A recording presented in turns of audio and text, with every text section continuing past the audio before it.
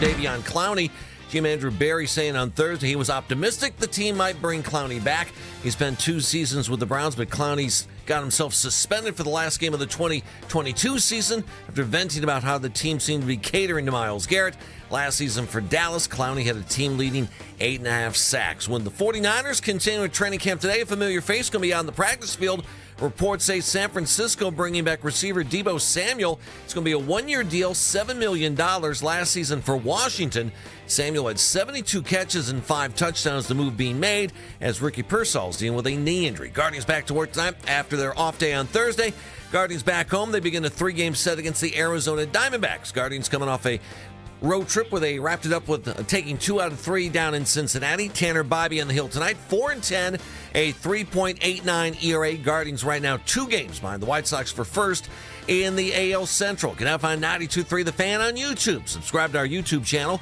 Get the best content from our shows each and every weekday. That's 92.3 The Fan on YouTube. Headline sports news every 20 minutes right here on 92.3 The Fan. From the University Hospital Sports Desk, I'm Jeff Thomas. Up next time for Baskin and Phelps here on 92.3 The Fan. We're the only station in Cleveland where you can talk defending division champion Guardians at 6 a.m. The Ken Carman Show with Anthony Lima on Cleveland's Sports Radio 92.3 The Fan. Talk sports with guys in the know. It's embarrassing. I mean, are they not embarrassed? It's time for Baskin and Phelps. Cleveland's Sports Radio 92.3 The Fan.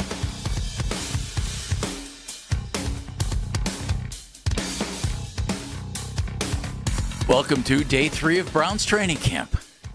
How about that? This thing's rolling, and before you know it, preseason games. Get ready. Welcome to Baskin and Phelps. I'm Jeff Phelps, in for Andy Baskin today. 3rd day in a row.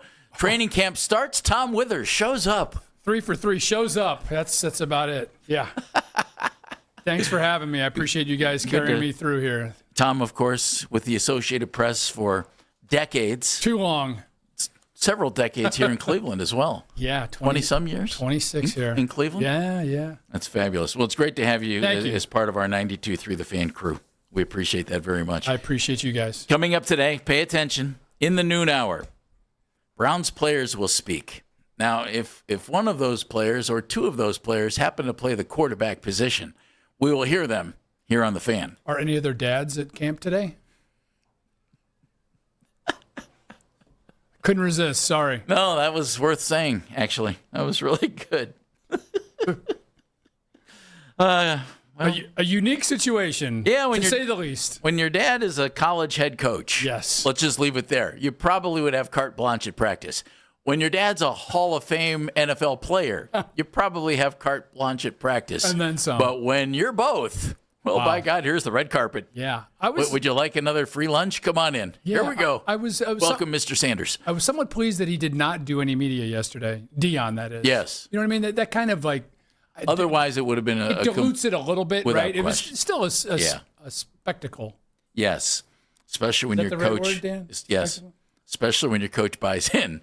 Oh my God, it's Dion. Yeah. Fanboying his way through camp. I know. That was cool, though. It was really cool. Nice moment. Yeah. We're going to cover a lot of different things today. And coming up in the 11 o'clock hour, we're going to talk some Guardians as they take on the Arizona Diamondbacks tonight, starting a series, and they're here in town.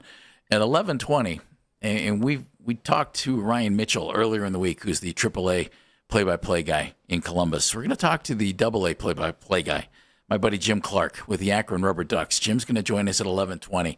They've moved some guys up who we've talked about this week that could lead to some things at the trade deadline, which is coming up Monday.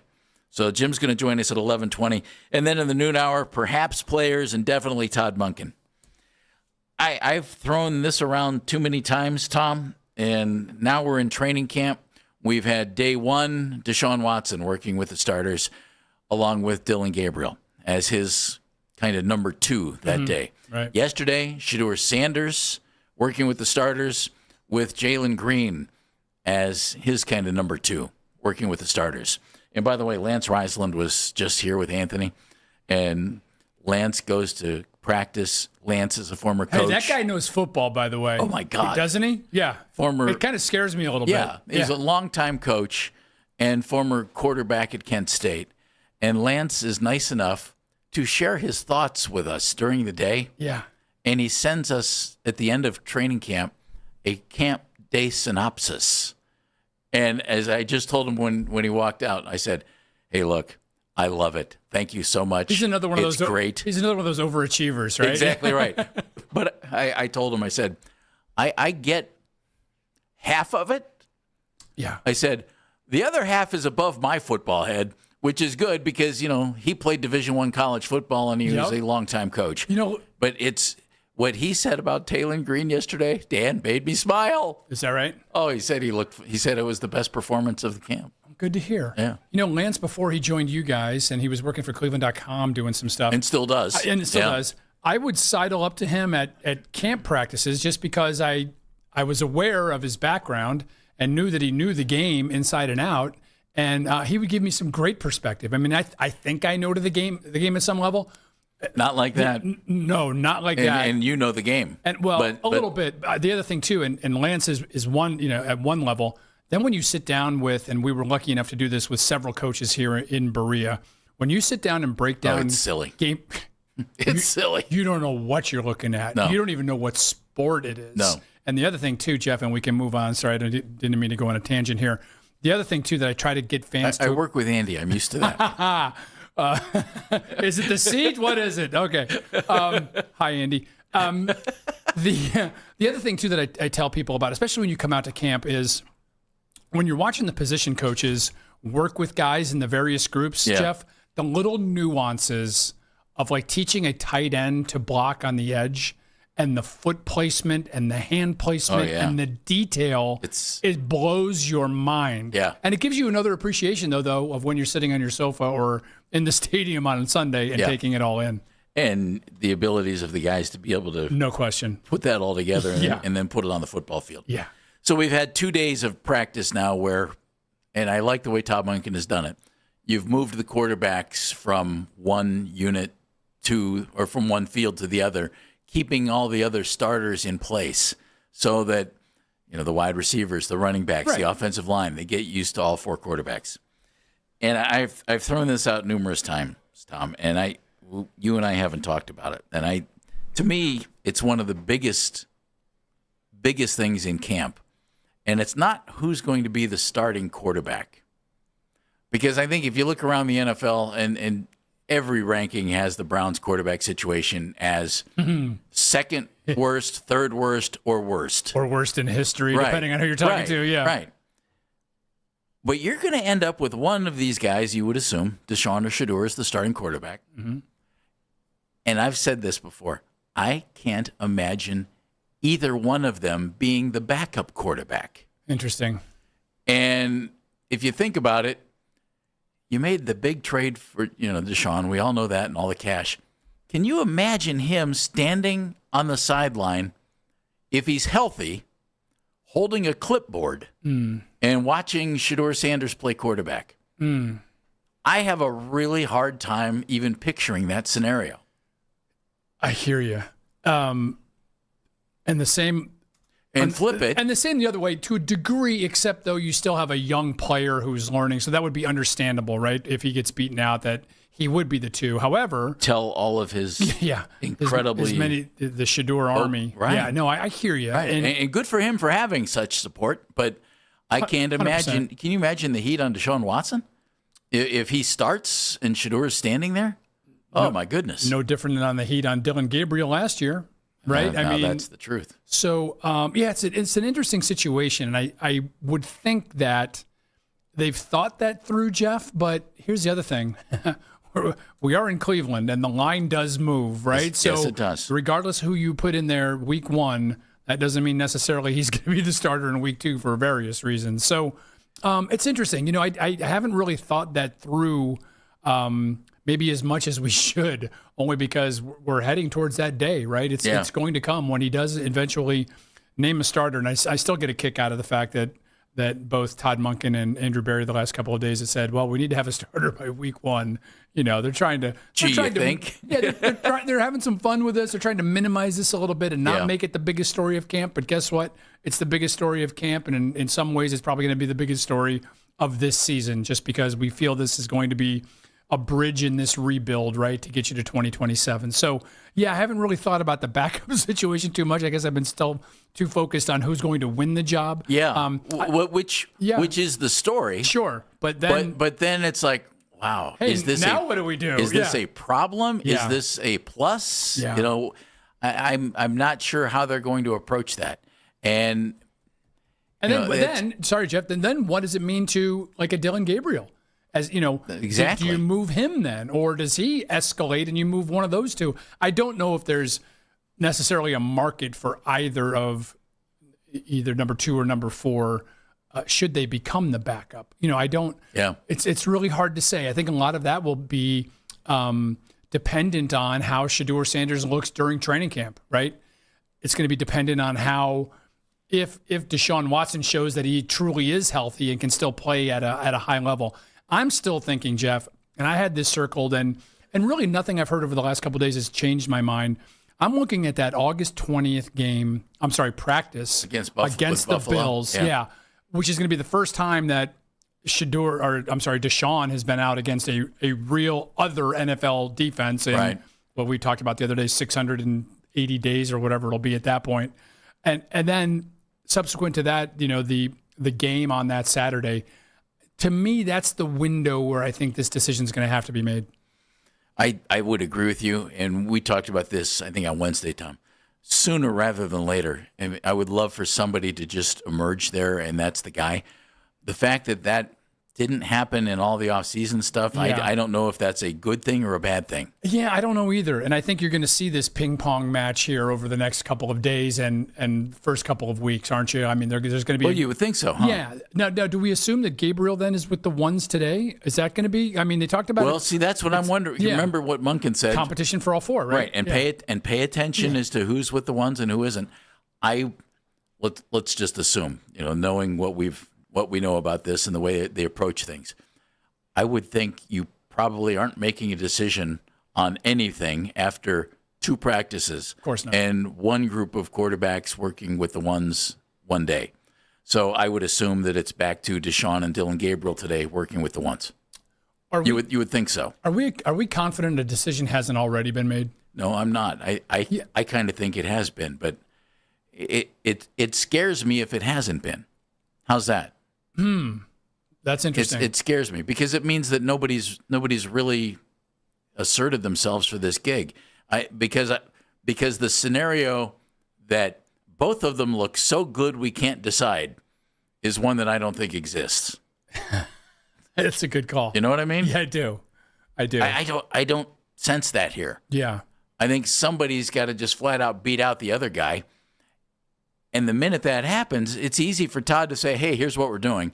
And then, as we talked about, and then all the first and second year guys can start to learn fill in the blanket quarterback, and the offensive line can figure out, okay, how do we have to hold our block here? Right. Because this guy's going to move this way. And there's a lot to be done. There is. And the sooner it can happen, the better it is for everybody. Yeah. But somebody's not going to win that job, folks. And what do you do with them? 216-474-0092, number to join us. Mennigan's behind the glass. Meredith is on the phones. Tom Withers is in the Andy seat. I'm Jeff Phelps, and we're on the Fan.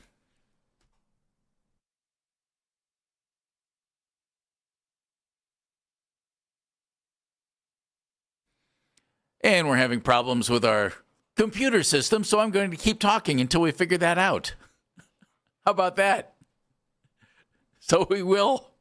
We're just going to keep on rolling, Technical Tom. difficulties? Technical difficulties beyond our control. This is when that thing pops up on your old television screen, right? Without question. Yeah. There's that. And stay tuned. I had that all teed up for the next segment. Didn't I? You did. Introduced everybody. Like boom, a pro. Away we go. I hit my off button and was ready to roll out of the room. We started having our conversation. No, it's all good. Hey, while we have a couple seconds here, if you don't mind, first of all, I want to give a shout out to a good friend and local softball legend, Jeep Joseph, who is recovering from a knee replacement surgery. Jeep is the man.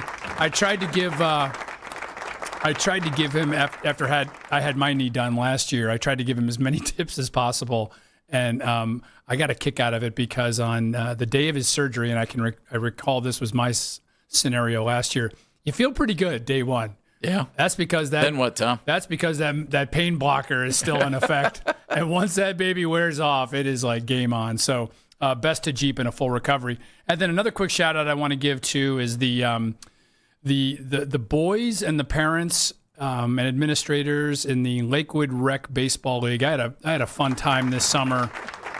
Very nice. Umping numerous games over at Lakewood Park and had a really good time. And it was it brought back some great memories of my time playing, Little League and youth ball. And it was just good and wholesome fun. And we had a couple of little incidents here and there, including of course you did, including e-bikes in the outfield, which they don't teach you in the umpiring manual. But otherwise, it was a lot of fun. So shout out to all them and the Dodgers who won the championship. Nice. Jeep, heal up. There you go. What do you do with the backup quarterback, the guy who doesn't win this job? Is he standing there holding a clipboard? I don't know that that's the case, and we'll discuss it next on Basket of Phelps.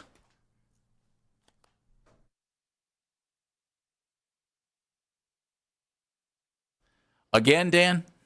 Again. Okay. We've given up playing commercials here at 92.3 The Fan. Congratulations. You're stuck with us. We'll just start singing all the jingles shortly. That's going to be great. Commercials are overrated. Well, that's what I've heard anyway, except we know that's not the case.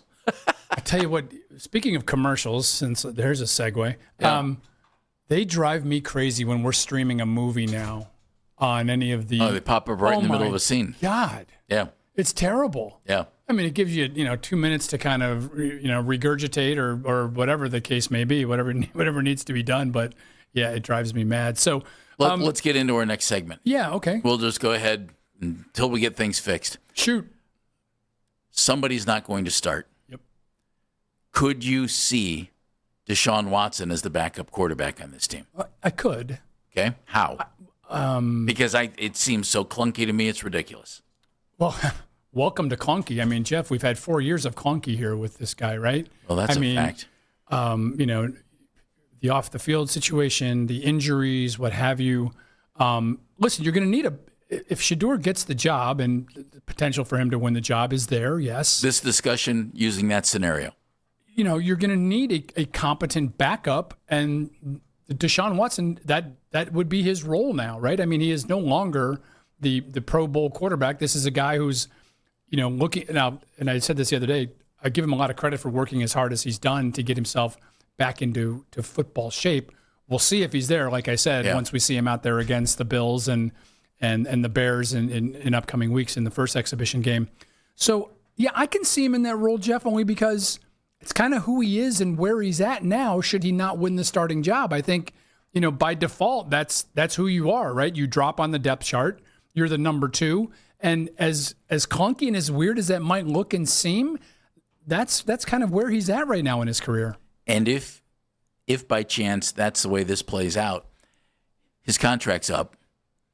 If he wants to stay in the league after this year, he might have to accept that kind of a role moving forward. Right. Is he standing there, or do you make the big move and cut him?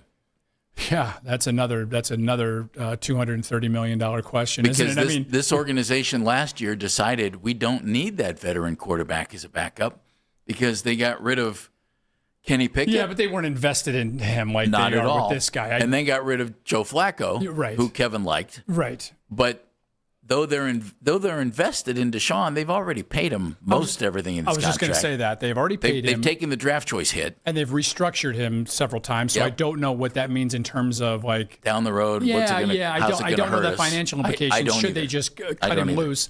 Now, listen, knock on wood, and today will be a day where I'm sure some quarterback is going to strain a calf in some camp. So they always do. Opportunities arise kind of out of nowhere, right? Maybe in this camp. I was just going to say, and you just mentioned the situation with Pickett last year, right? Kenny's starting, and then he's not on a routine Saturday morning, and then he's out. Kenny Pickett's got a hamstring, and he'll be back. We hope sooner than later, and it turns into we never see the guy again. We never see him again. So yeah, stranger things have happened. It is. It's clunky is the right word, Jeff. By the way, it's clunky all around still, right? And you got to hope that within the next few weeks, the clunkiness kind of comes out of the equation a little bit, right? To your point, that one of these guys really embraces the opportunity, takes the bull by the horns, excuse all the cliches, and is able to really grab a hold of this offense, become the leader that they need, and run with it.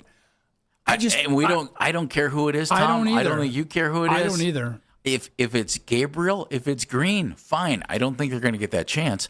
I don't care who it is. Somebody show that you should be the guy. Exactly. Not just that you're slightly better. I want somebody to kick everybody else's, you know what? Yeah, and I hope it doesn't get to the point too where, I mean, the fan base is not, well, I won't say divided. It's like the way the fan base reacts to this scenario is just strange to begin with, right? I mean, even the feedback I get from friends and neighbors and people I bump into around town, it's like everybody wants to know about it, but then everybody has like this uneasiness about it for a multitude of reasons, right? There's so many variables attached to this quarterback situation, which is why I still view it as you got to get through this year, and then you start thinking about 2027, then you find your guy, right? There are also other ways we've talked about a million times too, about finding your guy, whether it's the big Matthew Stafford type of trade. You know, a lot of things can still happen here. You do have a lot of assets with this team now. There are multiple ways in which you can maybe get to that end game and find the quarterback that you've been desperately needed for so long. So, I'm still racking my brain over your first premise here, which is which of these guys do you move? You know, one or do you move one of these guys? You know, depending on who wins the job. So. Nobody's going to trade for Deshaun, are they? You know, I would say no, except that we've seen strangeness in this league, and so that wouldn't shock me either. You know, if he shows, Jeff, over the first couple of weeks of camp that he's healthy, and that, you know, there's going to be a gazillion scouts at that Bears game anyway. Yeah. If they look at him and say, you know what, I think he can help us. Like we run an offense that is similar to maybe to what he did in Houston a couple years ago.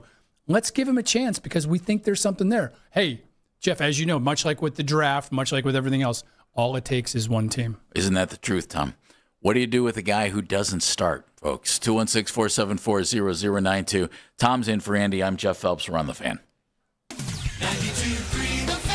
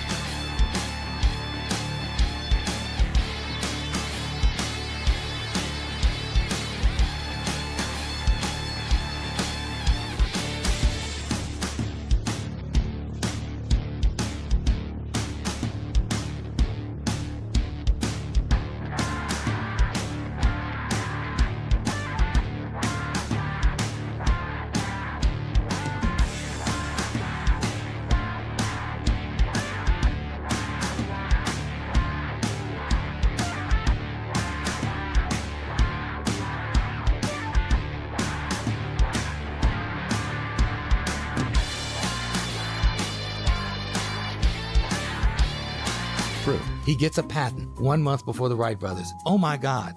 Please follow and listen to Family Lore, an Odyssey podcast, available now on Apple Podcasts, Spotify, or wherever you get your shows. Deshaun Watson, Shedeur Sanders. The Browns QB battle is back. We're your home for training camp and preseason coverage. The radio home of the Cleveland Browns. 92.3 The Fan.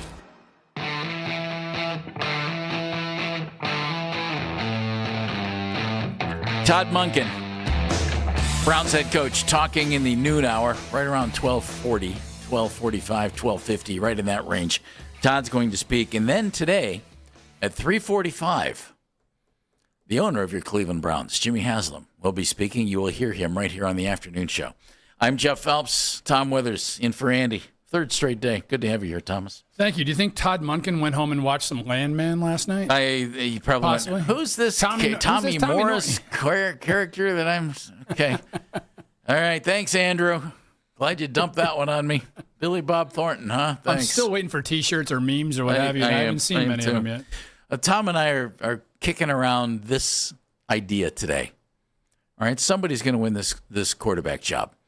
And no one seems crazy about any of the candidates at this point. If you're a Shedeur fan, you know who you want. If you want to see some kind of return on investment, then you know who you want. If you like left-handed guys, you know who you want. So there's that. But what happens with the backup guy? Does he stick? Is he holding the clipboard? Are you trying to move that guy? AJ is in Edgewater, and he's called 216-474-0092. What's up, AJ? Hey, how's it going? All right. What do you think? Good. So I'm not sure who's going to win the starting job, but I think whoever does, you got to keep the backup because history's shown that the Browns have used multiple quarterbacks in each year, and the backup wouldn't have too much trade value anyway, in my opinion. But I do think that a quarterback will get traded that's on the roster. If you look at the Falcons situation, Tua's out with the back injury. Michael Penix is out for a bit, and they got the undrafted kid Jack Strain, I think his name is. And they just brought in Cooper Rush. Yeah. So if Kevin Stefanski really loves Dillon Gabriel, then I could see the Browns finding some kind of trades to get him to Atlanta. All right, AJ, what about trading Shedeur? I hope he wins the starting job. And if Deshaun's the 3 on the roster, right? And then you'll put Green on the practice squad. But could you even get Green through waivers? Again, let's see how he looks in the preseason, right? Let's see how much they expose him in the preseason, right? And see if there is a building market for him. Do you think that if Shedeur is the backup, would it be a comfortable situation for the team if he's the backup with his incredibly diehard and good for you guys fan base? I do. Or the people who are so appalled at the over the top enthusiasm for a guy who you keep your fingers crossed becomes a really good quarterback, but struggled last year, and that's okay. He was a rookie. That's okay. But I find, man, I just think it would be as uncomfortable as any quarterback situation we've had here in a while. I don't disagree, except, though, I'll throw this out to you, Jeff, in that this year, in the minds of his supporters, at least he's gotten a fair crack at this, right? At least he's right. He's been working. What we talked about it. Working with the first teamers. There were no 1 reps last year in training camp, right? I mean, he was sent off to the side field to play with the 9th graders. It was right, and that became a huge issue, right? Why? In this town, with this quarterback situation, why didn't you have him prepared when he got thrown out there? Although, as it turns out, the idea of maybe redshirting him a year and letting him get used to pro football might have been a great idea, but they trade Pickett and they trade Flacco. So boom. True. So I don't think the team is necessarily, worried about the, whatever the undercurrent or backbeat would be if Deshaun is the starter and Shedeur is number 2. I don't think that's a concern whatsoever. I don't. I think they already withstood kind of this, storm / distraction / whatever you want to call it, with him being on the roster. They've gotten used to this. This is one of the reasons, though, I'll be honest with you, Jeff, that I was really perplexed. We talked about this a little bit yesterday. You know, taking the 2 quarterbacks in the same draft was a head scratcher to begin with, right? Especially where you took them. Well, It's not like you took one in the first and one in the fifth. Yeah, and then to me, especially because of you were just coming out from underneath this shadow of the Watson situation to take on a very different situation, don't get me wrong, but an equally potentially distracting situation in Shedeur and then all that comes with him. Now, you know, as I mentioned yesterday, I think if you're a true Browns fan, you should be hoping for one of these things to happen, which is to either have Deshaun Watson become the comeback player of the year or Shedeur to show that he is ready for the job. The breakout player of the year. And become the franchise quarterback going forward. Exactly. Yeah. What if Shedeur doesn't win the job, folks? Would you entertain trade offers? Would you shop him? What would you think if they moved on from a guy that so many people want to see succeed here in Cleveland? It's Baskin and Phelps on the Fan. The preseason storylines from Berea go beyond the quarterback competition. Rely on 92.3 The Fan's training camp coverage powered by Genesee Brewing Company. Beyond the practice field, we are the radio home of the Cleveland Browns. 92.3 The Fan. Attention, have you racked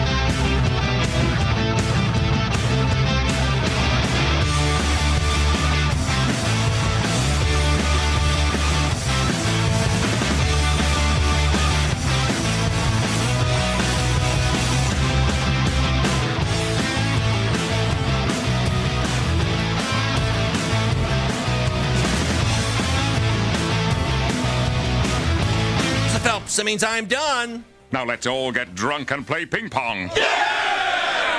Headline sports news every 20 minutes right here on 92.3 The Fan. From the University Hospital Sports Desk, I'm Jeff Thomas. Up next, more of Jeff and Tom. Tom, one great guy. And Jeff's okay, too. Here on 92.3 The Fan.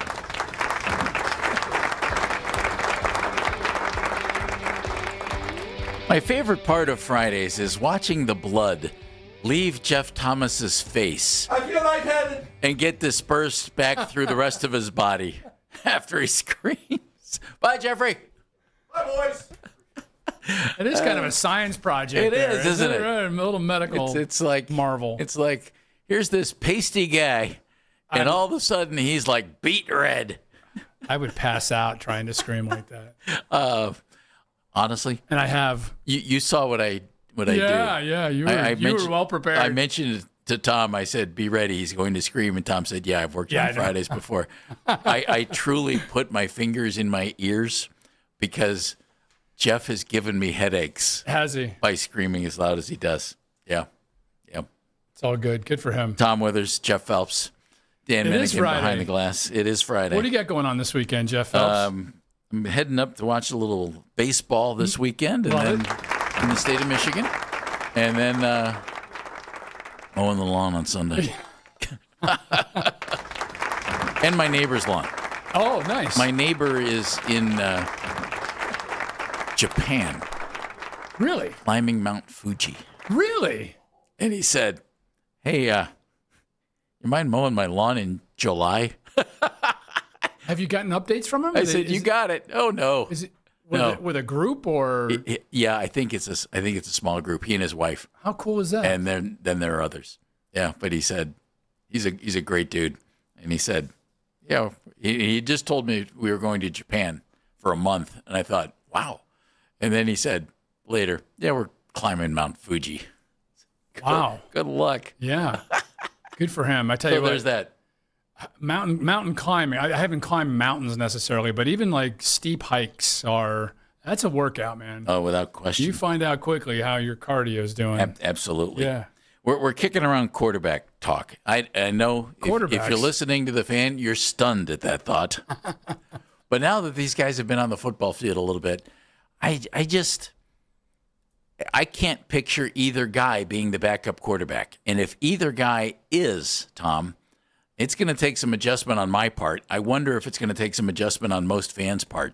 Yeah. And I wonder, like, if Shedeur looks pretty good but doesn't win the job, does another team come after him?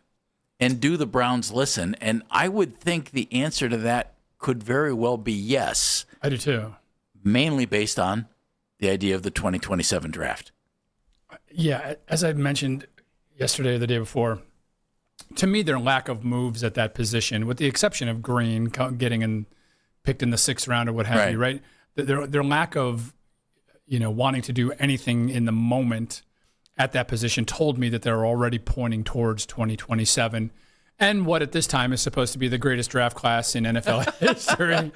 Ever since. No, but there's Todd Blackledge and there's Dan Marino.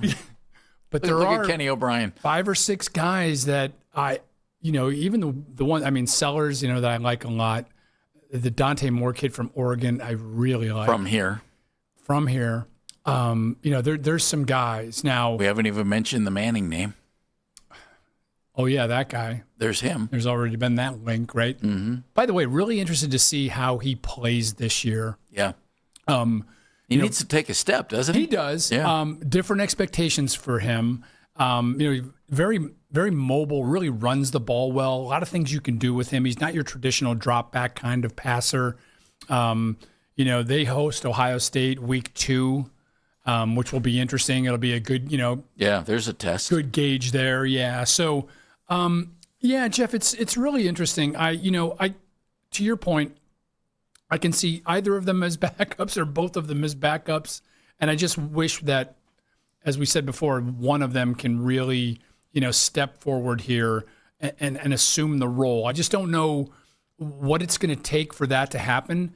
As we both talked about earlier, you would think it is, if there's not a clubhouse leader. There should be one, and I'm guessing that there is one. And by all they're just not telling us. Yeah, and by all indications, that was Deshaun Watson until Shedeur made some real good progress and strides in the final couple weeks of mini camps, OTAs, all the spring stuff. So what I think the Browns were hoping to see this summer was Shedeur to continue to make those strides. And I guess through 2 days, we've seen some good, we've seen some bad. Yeah. Much like spring training baseball, where pitching is usually ahead of the hitting, the defense is ahead of the offense at this point. And that can be expected. You've got essentially a brand new offense going in here again, right? I mean, a whole new packages, new plays. Obviously, a new offense. I think every time he steps on the field, Cleveland fans and non-Cleveland fans, I think the Boo Birds are going to get to him. So I think we're going to see Shedeur sooner rather than later. I think probably within the first 6 weeks, probably weeks 4 to 6. So I hope Shedeur wins it in camp outright, but I don't think it'll be long before he goes in. But my question is to you guys, I was intrigued by the quarterback Green. He's not one of the top 2 going for quarterback battles. He's not even he might get a rep or 2 with the ones, but I was looking at his combine and his comps in combine compared to Megatron's. And I want to know if they said he's a quarterback, but why wouldn't you try him out at receiver, given the fact that height, speed, agility, vertical was all compared to Megatron. And my worry is that they're going to convert him too late to receiver, a la Terrell Pryor. I was going to mention Pryor. All yeah. Right, let me mention somebody else, though. Lamar Jackson. When Lamar came out, and I'm not comparing the two guys like he's going to be Lamar Jackson, but remember when Lamar came out, teams didn't want him at quarterback. They wanted him at wide receiver. And they thought, would you change positions? And he said no. They just wanted the ball in his hands, yeah. And how's that worked out for Baltimore? So I think, Dan, when you have a quarterback, especially in this day and age, with the freakish athletic skills, I think they're going to give him a try. Now, the fact that he was a 6th-round pick should temper everybody's enthusiasm there. Yeah. Because, Josh Allen was a 1st-round pick. Lamar Jackson was still a 1st-round pick. Yeah. But, Dan, I think that's why. They're going to let Todd Monken take a look at him and see what they think. Hey, Dan, let me rewind you for a second. You mentioned that you think that Deshaun is going to mentally check out and be affected by the Boo Birds. What makes you say that? I think he's shown some mental strength here while enduring all of this stuff. I think in the past he's shown he likes to be liked. And I think when he hears those Boo Birds, I mean, the fact that Cleveland Browns fans cheered when he went down. Right, the last time we saw him, right? Mm-hmm. Yeah, I think that got him really rattled. I think, for someone who likes to be liked, to hear boos every time you step on the field, I mean, how does that not get to you? No, I agree. We're all humans. Yeah, I would think that would bother him. I just think he's shown some fortitude that way. I mean, there's been a lot of arrows being slung at him since the moment he got here, right? And unfortunately for him, and unfortunately for Browns fans, it's turned into a couple of years of injuries now, and just seeing him on the sideline. So I just want to get your thoughts on that. Thanks. Mike is in Orlando, Florida. Hello, Mike. Whoop. Mike, you with us? Hey, yeah, can you hear me? Yeah, I got you. Okay. Hey, you were talking about your friend, your neighbor climbing Mount Fuji. Well, I climbed Mount Fuji many, many years ago. It's still there. I know, and I still have my stick. But I wanted to tell you what the Japanese, there's an old saying in Japan. It says, a wise man climbs Mount Fuji once. A fool climbs Mount Fuji twice. Mike, that's funny. Thank you, Mike. Appreciate that. Yeah. There All it right, is. Guys. Thanks, Mike. Was that a metaphor for the Browns quarterbacking situation? I think we can combine the two.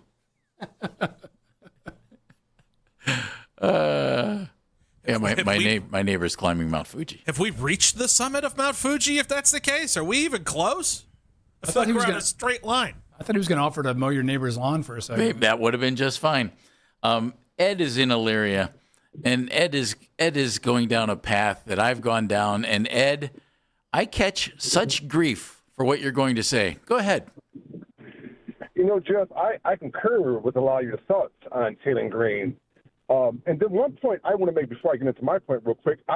Several interviews I've seen from him, even I think after he signed with the Browns, he made a comment like basically, well, they asked me, but I won't consider being a receiver.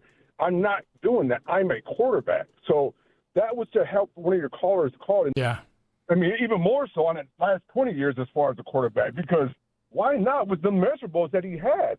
I mean, Tom Brady was drafted in the 6th round. Give me a break. Right. Well, have a great one. Ed, thank you. Hey, Ed, don't forget, I mean, that's part of why Todd Monken's here, right? I mean, he knows quarterback. So I guarantee you he will give this kid a long look. And knowing that it's the Browns, Jeff, you know that Taylor Green is going to go 9 for 9 for 175 yards and throw 2 touchdowns in the first exhibition game. And everybody's going to be screaming for Taylor Green. And I'll be leading the charge. You know it's coming. Even though, again, I'll say the same thing about Taylor that I said about Shedeur and Dillon. Go ahead. You don't draft the guy you think is your franchise quarterback in the 3rd, 5th, or 6th round. You don't do that. Doesn't mean that can't happen. It doesn't mean it can't happen. Yeah. But there's enough evidence on tape to make you think we might need to try and coach this guy up. Yeah. You know, I mean, he's a very different quarterback than Shedeur. He's a very different quarterback than Dillon. And coach him up, you know, see what you get. See what you get. I mean, he was kind of a forgotten guy. You know, I know he did really well at the Combine, right? And I think people were surprised that he slid as far as he did. I'm talking about Taylor Green here. Yeah. But yeah, the measurables are incredible. You know, yeah. Tom, the guy's got a very strong arm. Strong arm. And he runs, what was it, a 4.36? 4.36. I think he broke a bunch of the records at the Combine. So for quarterbacks. So there's talent there. And, you know, hey, maybe he'll be with the ones today. We'll get another look at him. Closer look at him, yeah. We'll see. At some point, you know, preseason, we're going to see him on the field. No question. And as you said, wouldn't it be great if he lit it up? I think it would just be so much fun. I want you to remember we've talked about this right now because it's going to happen. Can't wait. I'm talking it into existence. Can't wait. Speaking it into existence. Todd Monken is going to speak in the noon hour. We'll hear him right here on the Fan. We'll get back into some Browns conversation before Todd, right after Todd as well. Jimmy Haslam will be speaking today in Berea. You will hear him on the afternoon show.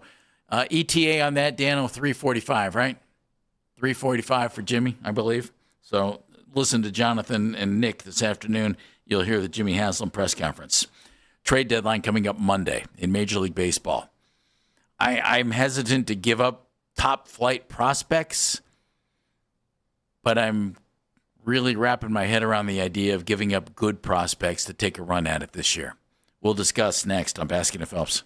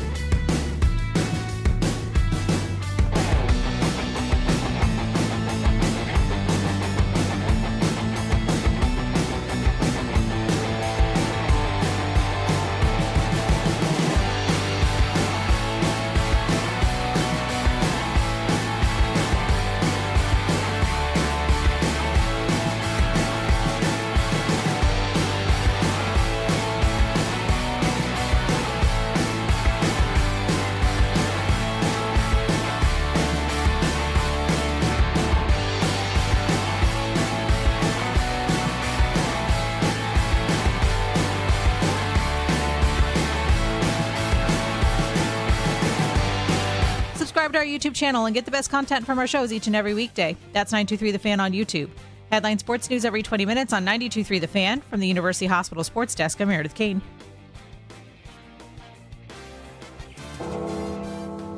No, the podcast isn't dead. It's just moved to the Ken Carman Show with Anthony Lima feed on the free Odyssey app. Of course, the emerging podcast scene is also brought to you by Extend Technologies. You can listen to The Fan anytime, anywhere on the free Odyssey app by telling your smart speaker to play 92.3 The Fan. And now you can find us all on YouTube. I've been sharing that news with you for some time. So you can see Ken and Anthony in the morning from 6 to 10, Andy and me 10 to 2, afternoon drive with Nick and Jonathan 2 to 7. It's live each and every weekday on the 92.3 The Fan YouTube channel. You can subscribe to that channel for free. You can watch all the best content from your favorite shows on The Fan live and on demand, and you can do that right now. Tom Withers is in for Andy today. Andy is going to be back next week, and maybe we'll be talking about a huge, huge Guardians trade, a big trade for the playoff push. Or maybe we'll be talking about picking up a bullpen arm.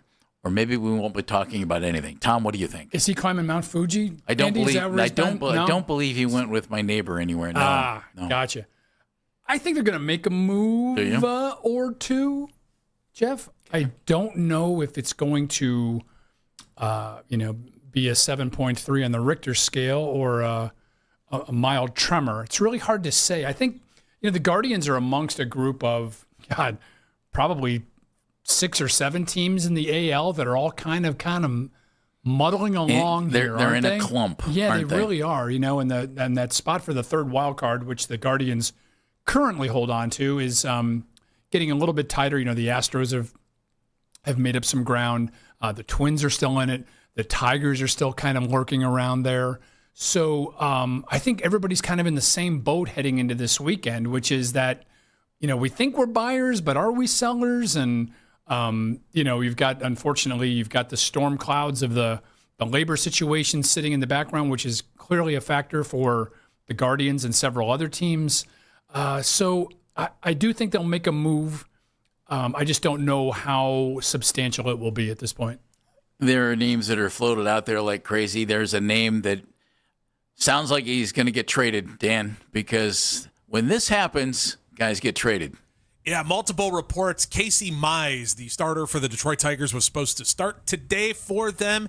He has been removed as a starter as a precaution. The Tigers will go bullpen game.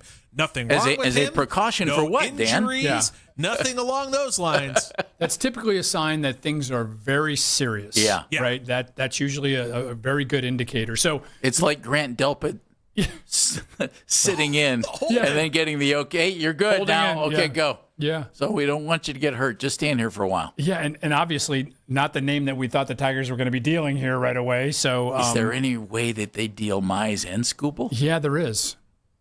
Who knows what they get in return? But it's funny. I saw speculation this morning that the Dodgers were going to be in play for Skubal, if for nothing else, to block the Dan's beloved Milwaukee Brewers for getting their hands on him. So bunch of jerk mouths. I'm a little surprised there hasn't been more activity. I'll be honest with you. Jerk face.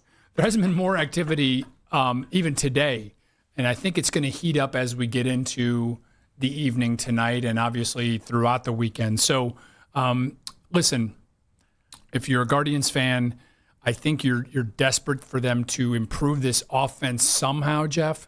If that means you have to package, some of your prospects, if it means you're going to have to maybe move one of your dependable arms in this bullpen, whatever it takes. I know a lot of people that are at the point of we can't continue to see what we've been seeing with this offense. It's just not working. It's not. And I know Ramirez is still getting his legs under him, what have you. You're getting the Stephen Kwan that you would hope you have gotten from day one, but he's clearly fixed things. You just have too many games like we've seen over the last week, which is either you hit 7 home runs or in one game, or you get 7 hits over 3 games. So it's been perplexing why they haven't been able to get it going. The Twins just picked up A.J. Minter from the Mets, and I don't know if people thought the Twins would be buyers at the trade deadline, even with a bullpen arm. I don't think the Twins thought they'd be buyers. No, yeah. they've won 6 of their last 8 games, and all of a sudden they're only 3 games out and 1 game behind the Guardians. Right. So all of a sudden they're in, and if you're sitting over here at the corner of Carnegie and Ontario, you're thinking, wait a minute, the Twins are making a move. If we're trying to get a wild card spot or win the division, maybe we can't stand pat. I mentioned a name that ESPN put out a thing. Jeff Passan wrote it. Perfect guy for every team. Mm-hmm. And he mentioned Elio Ramos of the Giants, who's an outfielder and a younger guy. He's 26, but he's been in the league for a while. Last year, 21 homers. The year before, 22 homers. They've talked trade with and picked up Patrick Bailey, obviously, from the Giants, so there's some familiarity there. I wonder, is that the kind of guy you go out and get? He doesn't, I wouldn't think, Tom, break the bank. What's the contract look like? In a trade? That's a good question. I'm on it. Oh, Dan's on it. There you go. I'm on it. I thought Dan was... GM Dan. I thought somebody stepped on his toe or something. All of a sudden I heard on it. That's my job. But this is a guy who, good young power hitter. Yeah. And... does he go somewhere else and maybe flourish a little bit? Yeah, that's quite possible. But, I followed him. I like him. He's an interesting guy.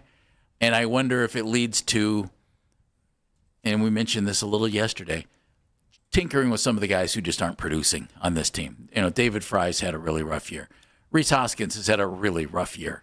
Contract-wise for Ramos. Ramos is under team control until 2030. He is arbitration eligible starting next year, so you would have him for 3 runs. See, so that's perfect. Or 4 postseason runs, I should say. Right. I mean, that's the type of guy you go get. Pull the trigger, Phelps. That's the kind of guy you go get. Yeah. You have an abundance of catchers. They don't need one because they just traded one to us, but because they were going with 2 young guys. Yeah. And Buster Posey is their GM, their former catcher. So I would think if you're thinking, well, you have Cooper Ingle and you have Cody Huff and you have Bo Naylor sitting there at AAA, Giants won't want one of those guys, I wouldn't think. And remember, tick those home runs up a little bit because he's playing in the cavernous, whatever they call Pac Bell Park. I don't know what they call it anymore. That's just a guy that I'd like. New Candlestick. We'll call it New Candlestick. New Candlestick. So keep an eye on guys like that. Yeah. No, that makes perfect sense. I mean, obviously, the greatest need for this team is a big right-handed bat. The unfortunate thing, Jeff, is that there's no real market for those guys. No. There's not a bunch of them out there. And oh, by the way, the Yankees are looking for that kind of guy as well. And so you're in competition with them for whoever you maybe identify as that guy. Not necessarily that the Guardians are shopping in the same aisle as the Yankees are, but it's a little bit sparse in terms of that being a real need that would fit the Guards. And the Giants are 22 games out in their division, 10 games out of the wild card, with about 7 teams to jump. So in other words, they're not thinking playoffs in San Francisco. Right. Now I'm still trying to get my head around, Jeff, and mind you, this is a Guardians team that a year ago, a little past this a year ago, was 11 games out heading into September and made up the ground and won the division. And so one of the most shocking comebacks in sports history. On top of a Tigers collapse. I think we've got to remember that as well, right? I mean, both things happen concurrently. So I'm just trying to, and it's been a weird year for them. Every time you think they're going to throw together a few wins, they go on a 3 or 4 game losing streak, right? They follow up a big game with a bad one. They've had games where they've manufactured runs with that tried and true guards ball, and then you don't see them execute. They've pitched extremely well, right? They've wasted some really good starts by Tanner Bybee all season. Gavin Williams over the last 2 weeks. I mean, he's been arguably he's been the best pitcher in baseball here for the last 2 or 3 weeks. 5 starts in a row. I think he's been incredible. So and the bullpen has been the bullpen. The bullpen has been something that Stephen Vogt has leaned on and done so again this year, and it's been great. I'm wondering if they might move one of the arms in the back of the bullpen, whether it's Hunter Gaddis. I brought up Cade Smith yesterday, and I only did so for conversation. Just from the standpoint though of sometimes it takes a big name to get something big in return, and so I know I can guarantee you that they've been fielding phone calls for Cade Smith just because that's who he is, much like the Padres are getting calls about Mason Miller. I mean, those are just those are two of the elite arms in baseball. And, you know, if you can get your hands on one or both of them, you do so. Nick is in Beechwood. Hey, Nick. Hey, how's it going, guys? All right, thank you. I was just listening in, and I figured I'd throw another name out there. Do it. From the Colorado Rockies, this Mickey Moniak kid, former number 1 overall pick. I know he doesn't hit well away from Mile High, but, I mean, you talk about young talent. I mean, it's off the charts with this guy. I think the Guardians should go for him.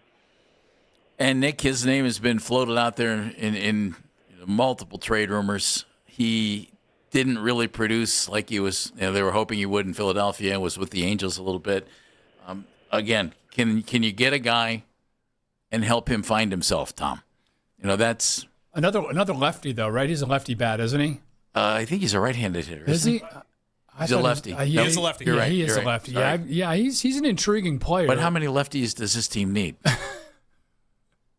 Well, I'm being serious. No, there. I know.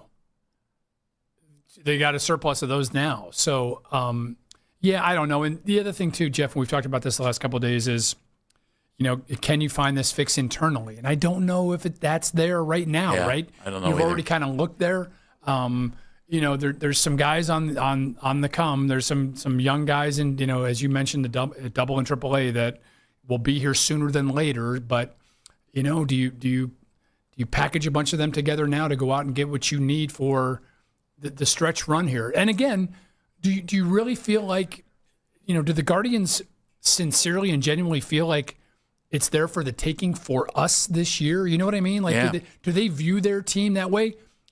I think they should, only because it seems like, other than the Rays, everybody's kind of bunched together. So you know, say for instance, the Yankees are going to make a move, of course, right? They're going to bring in pieces to help them, and it could be pieces that, you know, the Guardians might also have an interest in. I think the White Sox are going to make a move as well. Well, and the White Sox have been the surprise team in the division, but they have some good young talent, and, you know, they're not going away. You would think our team has to make a move to make this happen. Now, you know what that is, who knows? I don't like the idea of trading top prospects for a rental. If Ramos is under team control for a number of years, great. That's doable. Sure. Well, that's a different deal, you know, and then you hopefully help him really reach his full potential. But with that, I think we're starting to see some of the change in drafting philosophy may be paying off, and we're going to talk to the AA play-by-play man at the Akron Rubber Ducks, Jim Clark, coming up in our next segment.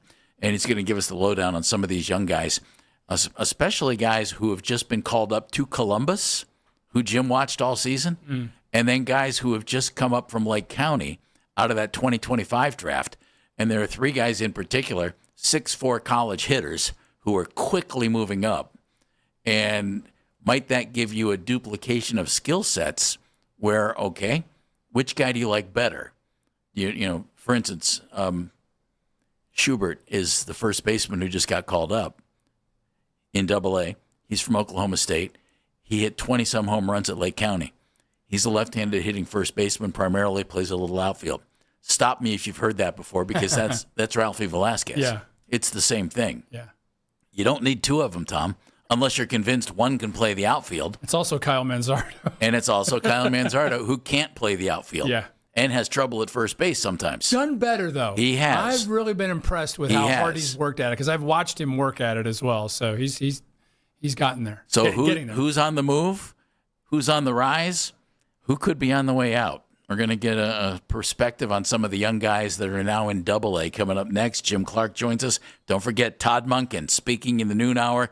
Latter part of the noon hour, we'll hear Todd's press conference, and then Jimmy Haslam in Berea today. You'll hear him on the afternoon show. It's Baskin and Phelps here on The Fan. Jim Clark from AA Akron next.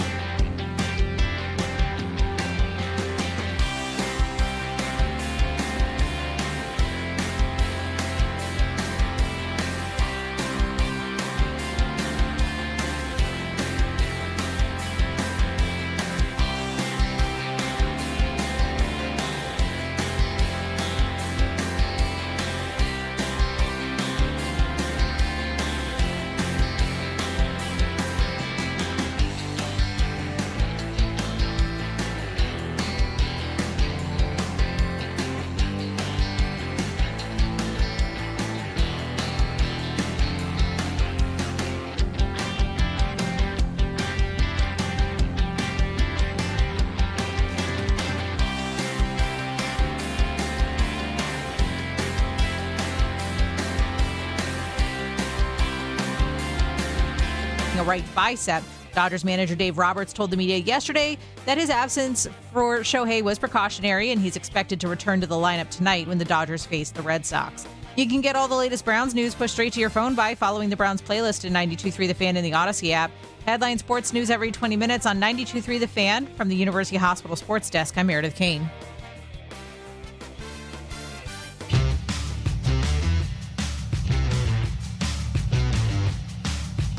Jim Clark from the Rubber Ducks coming up momentarily after Dan tells us this little update that just happened. Yeah, a little bit of news from CBS. Tony Romo is on leave from his role at CBS until further notice. Is that administrative leave or is that leave? All I can tell you is the statement that has been put out by CBS Sports, which reads, Tony Romo is on leave from his role at CBS Sports until further notice. Okay. We are gathering more information at this time, and we'll have no further comment. There you go. Trade deadline coming up on Monday. Monday in Major League Baseball. If the Guardians are going to make a trade, you would think it would involve somebody who is not wearing a Guardians uniform right now, but might be wearing a Columbus Clippers uniform or an Akron Rubber Ducks uniform. Yeah. They may trade with Akron? Is that what you're saying? I don't think they're trading with Akron, but there might be guys from Akron who aren't here as of Tuesday. For some great insight into that, we go to my buddy who's on the Wise Heart Right, We Make It Right, Call Kyle Wright hotline. He's the play-by-play voice of the Rubber Ducks, has been for decades. He does Akron women's basketball. He did St. Vincent St. Mary basketball back in 2003 on pay-per-view television. They've had a good team at times. Yeah. He's Mr. Jim Clark. Hello, Jim. Hello, Jeff. And I think you were with me on those games, if I am correct. Why, I actually was. How about that? Yeah, Jim and I had fun in 2003 watching that kid from St. V. Seems like decades ago. I guess because it was. Yeah, it's because it was. So here you sit. First of all, you've been with the Rubber Ducks a very long time. What's the feeling like around a Double-A team as the trade deadline approaches and some of these kids who are trying to make their careers know that they might be somewhere else in the next couple of days? I think they just try to stay focused on day-to-day activities. Greg DeCenzo, the manager, is very good about, forgetting the day before, managing what you do on a day-to-day basis. Forget about the scoreboard. No one cares about that. Just go play ball. And these guys seem to handle that well like that. Because, as you talked about it with Tom, they got prospects down here right now who have risen quickly from last year's hitting class. And I like these guys from what I've seen. You haven't seen much of them yet, but we've talked about them a little this week. One is Dean Curley, who plays shortstop and third. Aaron Walton is an outfielder. And then there's Nolan Schubert, who is a 6'4" first baseman and plays a little bit of outfield. First of all, you got 3 6'4" guys who are college hitters. I love that, and it seems like a little shift in organizational thinking, Jim. You think that's accurate? Well, I think you're right. And you finally found guys who, now when you play that long in your college careers, it's like being in the low minors. So they're ready for this when they get it. That's why they rise so fast now, I think. One great thing I like is, in all three of these guys, they are patient. Schubart right now has been on base in 53 consecutive games. Wow. That's pretty good. Unheard of. For a power hitter. Curley has 87 walks. Walton has had a streak snapped of 23 straight games on base. So, young guys who don't look like young guys. Now, they still are, of course. But to see them rise this quickly and to see the power of Schubart, each brings something different. Curley's a 6'4" shortstop. He moves well, has a great arm. And, it gives you hope. But at the same time, you wonder, one of these guys – and you guys are right. Somebody has to go if they're going to make a deal. And is it Velasquez? Is it one of these guys?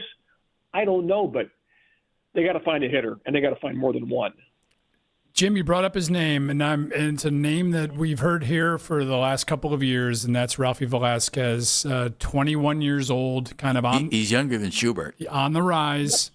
Give us a little snapshot, a little profile of what you've seen out of him so far.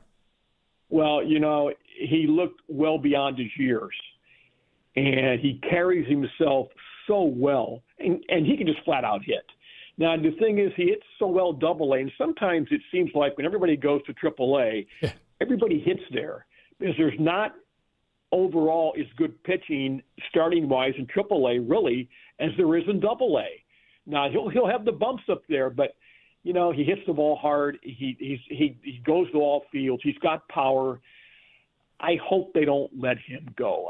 I think at some point, I thought he could be this year's September guy, like DeLauder was last year. Yeah. And now we'll see if they're still in the race by then, which I think they will be. Here's a team that, they're a game and a half out or 2 games out, and they've had one 5-game winning streak. They put nothing together big yet because they can't score runs. If they ever score runs, they could run away with this thing.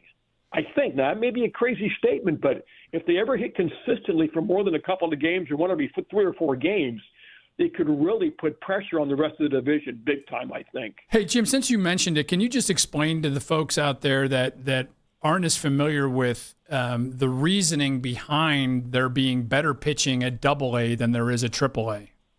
Well, it seems like there's no more worn-out veterans trying to hang on to the Triple-A level anymore. Gotcha.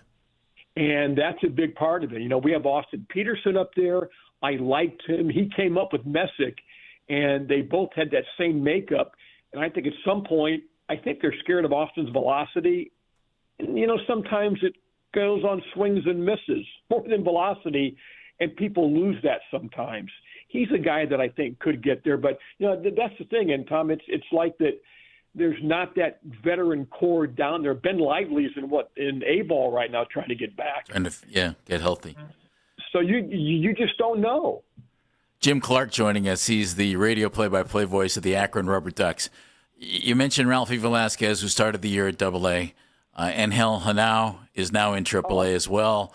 Cooper Ingles up there. You've seen all these guys. My question is, Jim, after those guys that just came up from Lake County, the big guys, the college bats, is Ralphie Velasquez a duplication of skill sets with Nolan Schubert? Can Curley play shortstop, making maybe Hanao a guy you might be able to move in a trade? I mean, how much duplication is there here? And because they're starting to stack up prospects, it looks like. They are. Schubert hit a homer 433 feet the other night, and they do share a lot. It seems like Nolan, he's older.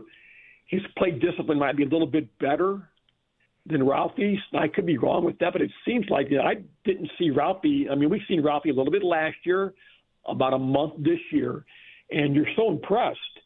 But, you know, there is a lot of similarities. Now, Schubert's just bigger, and there's no question about that. And he's not bad in the outfield. He played left the other night. I thought, well, he's been out there a lot. He had been out there a lot. And so he's comfortable at first and in the outfield. Hanao, I really like Hanao. He can play anywhere in the infield. We have a guy like that down here now, Jose Devers, who's hurt right now, who has had a great 3-month period for the Ducks, but he's on the injured list. And Engel, I think it was so unfair to him to put him in the outfield when you're coming up to the big leagues for the first time. You've been a catcher. You're hitting off the charts at AAA. And what do? We're going to stick you in left field. We have so much to worry about. And they normally don't make those mistakes up there like that, but I really think they did with him. Jim, I'm curious. You've watched a lot of baseball. You've seen a lot of players come and go. What is the eye test for you? Where does your eye go first when you're assessing a guy? Especially with a hitter? Are you looking at the quality of their at bats, their swing plane? What is it to you that separates the good from the really good? I'm starting to watch more of the quality at bats. Guys who don't chase, guys who are not afraid to take pitches, and they look like they have a plan up there, which they all do. But, you know, I guess the older I get, the more I just don't look for a guy that bangs a double once in a while. You want to see. I hear you. Yeah. Can he get on base? Right.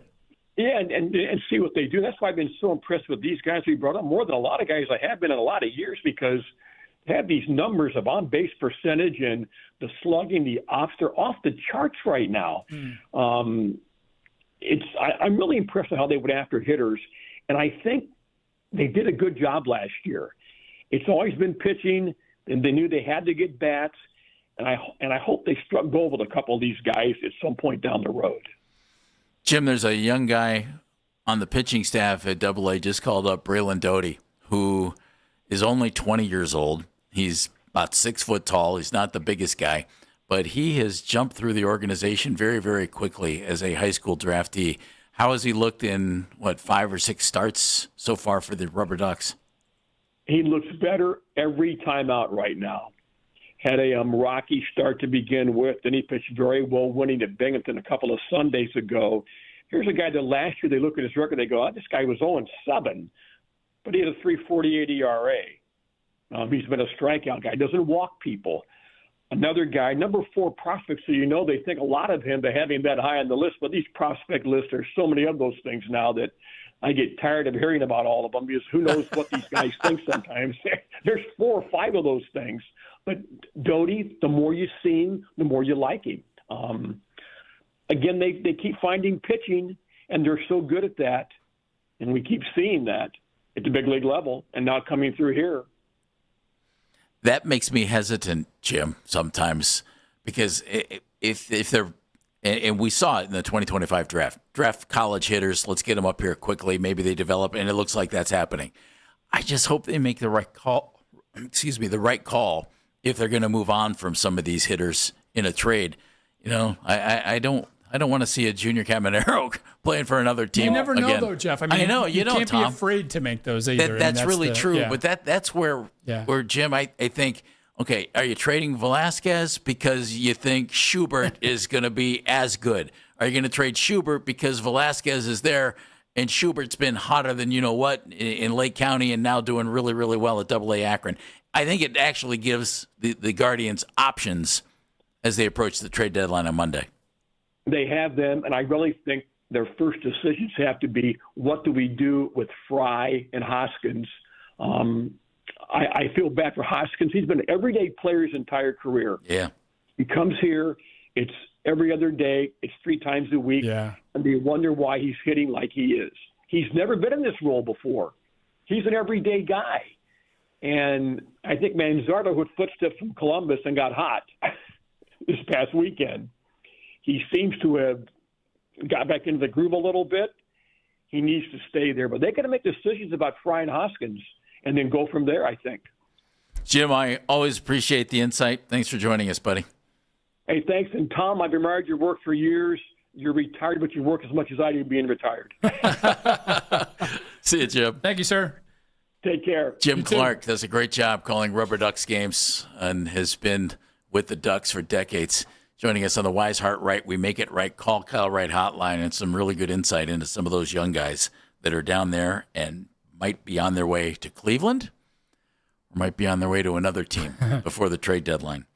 It's interesting, though, Tom, for me to see the organization at least on the passing the eye chart test, developing some young hitters who are coming up quickly through the organization. It's kind of a blind spot there for a few years, wasn't it? Yeah. We're seeing now guys at AAA who were at Akron earlier this year, guys who were at Lake County who are at Akron now. I mean, that means guys are moving up and hurry up and moving get here, fast. right? Absolutely. And what does that mean for Monday and the trade deadline?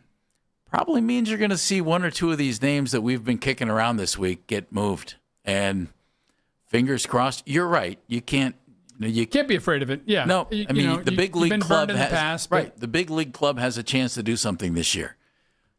If you only had one power hitting first baseman in the minor leagues right now in the top 2 levels, I would say, well, you're not trading that guy. Well, but you have 2. Yeah. So it is hard watching the Rays though, and watching Diaz and Caminero do damage every time they're up, right? Well, and every team makes a mistake. Yeah. And you wanted a pitcher. Caminero was 17 years old when they traded. I mean, who knows? Who knows? Right, but better to make a mistake in a trade than in a free agent signing in many ways, right? And really saddle yourself with a bad contract. We're going to hear from Todd Monken coming up in the noon hour. Head coach of the Browns will speak somewhere around 12:40, 12:45. We'll have that for you here on The Fan. Jimmy Haslam speaking this afternoon in Berea about 3:45. That's believed to be the time. You'll hear that here on the afternoon show. Headlines next on Baskin and Phelps.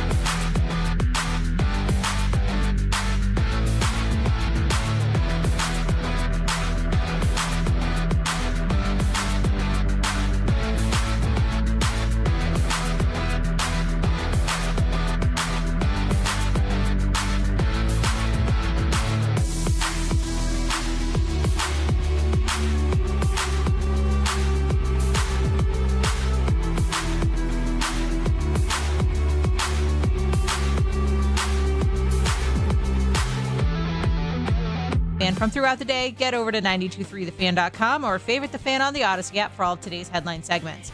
Headline sports news every 20 minutes on 92.3 The Fan. From the University Hospital Sports Desk, I'm Meredith Kane.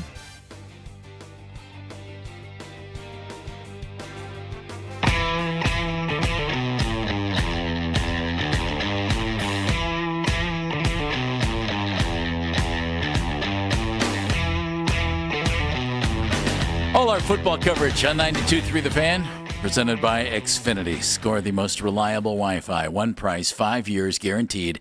Xfinity. Imagine that. We'll be talking football coming up in the noon hour, talking basketball coming up in the noon hour as well. Tom and I are going to talk basketball. Haven't had to do that. What? Haven't had the chance to do that the last couple of days. Basketball? And Todd, you remember that sport. I do. Todd Monken will speak in Berea in the noon hour, about 12:45. Stay tuned. Might be a little early, might be a little late, but we'll hear it all right here on The Fan. Ladies and gentlemen, with headlines, it's Mr. Dan Mennigan. All right, gentlemen, so a little bit of news that is just coming down here. So in the beginning of the last segment, we had the news that Tony Romo has been placed on leave. According to Sports Illustrated, J.J. Watt will join Jim Nantz and Tracy Wolfson as the lead NFL team while Romo is on leave. Oh, while he's on leave. On leave, yes. Okay. While Romo is on leave, J.J. Watt will be the one filling it. Okay. So this is going to be lengthy leave then. If they've already named a fill-in, maybe they'll do some preseason games. So maybe Tony's back for the regular season. Stay tuned, as they say. Yeah. Definitely, who knows? It's definitely a precarious position everything is in. LeBron James and ESPN closing in on an agreement for a behind-the-scenes documentary series that will be similar to Jordan's The Last Dance. Is that what the film crew's all about that's been following LeBron around? Yep. You got a title?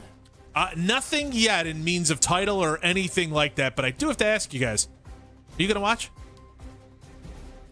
Yeah. Yeah, sure. I would. Yeah. Why not? Well, let's be honest. One of the greatest athletes of my lifetime lives near me. Yeah. And I've known him since he was in high school. Guy. Yeah. That's really cool. You're darn right I'll watch. We grew old with him, right? Yeah. No, it's that'll be, I'm sure it'll be really well done. Oh, it'll be outstanding. So I'll definitely watch. And can you look at LeBron's career any way other than one of the greatest athletes of our generation, one of the greatest basketball players of all time, and he didn't screw it up. Let's be blunt. So many guys with that kind of talent never capitalized like he's capitalized. He's done it the right way. Good for him. We got to come up with the title, Dan. Last Waltz is taken. Last Dance is taken. It's got to have some kind of a royal. The Chosen Path. Chosen Path. Final Path. Final Path. It's got to have some. It's got to be royal or reign, or there's got to be a king. There's something there. All right. No, I don't. I've never liked the king. End of the reign. I will say End of that. the reign. That could be. All right. I don't know. We'll keep working on it. We'll get there. Yeah. We're just, if we come up with it and they take it, we're just here to help. That's what I'm looking to do. Capitalize here. Exactly. Monetize. Just here to help. We are available for a minor consulting fee. Very minor. Very minor consulting fee in the grand scheme of it all.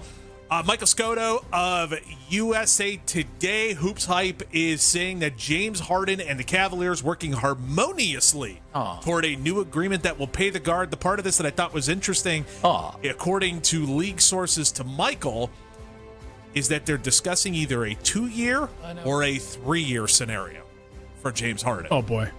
It doesn't necessarily mean you're a Cavalier for 3 years, though, right? Well, yeah, it's James Harden. Did you like the way I teed you up for that, Dan? Yeah, it's you don't know if James Harden's going to be a Cavalier in 2 months or if he's just going to go MIA again to tick you off. And you hit so it that deep. He can get traded.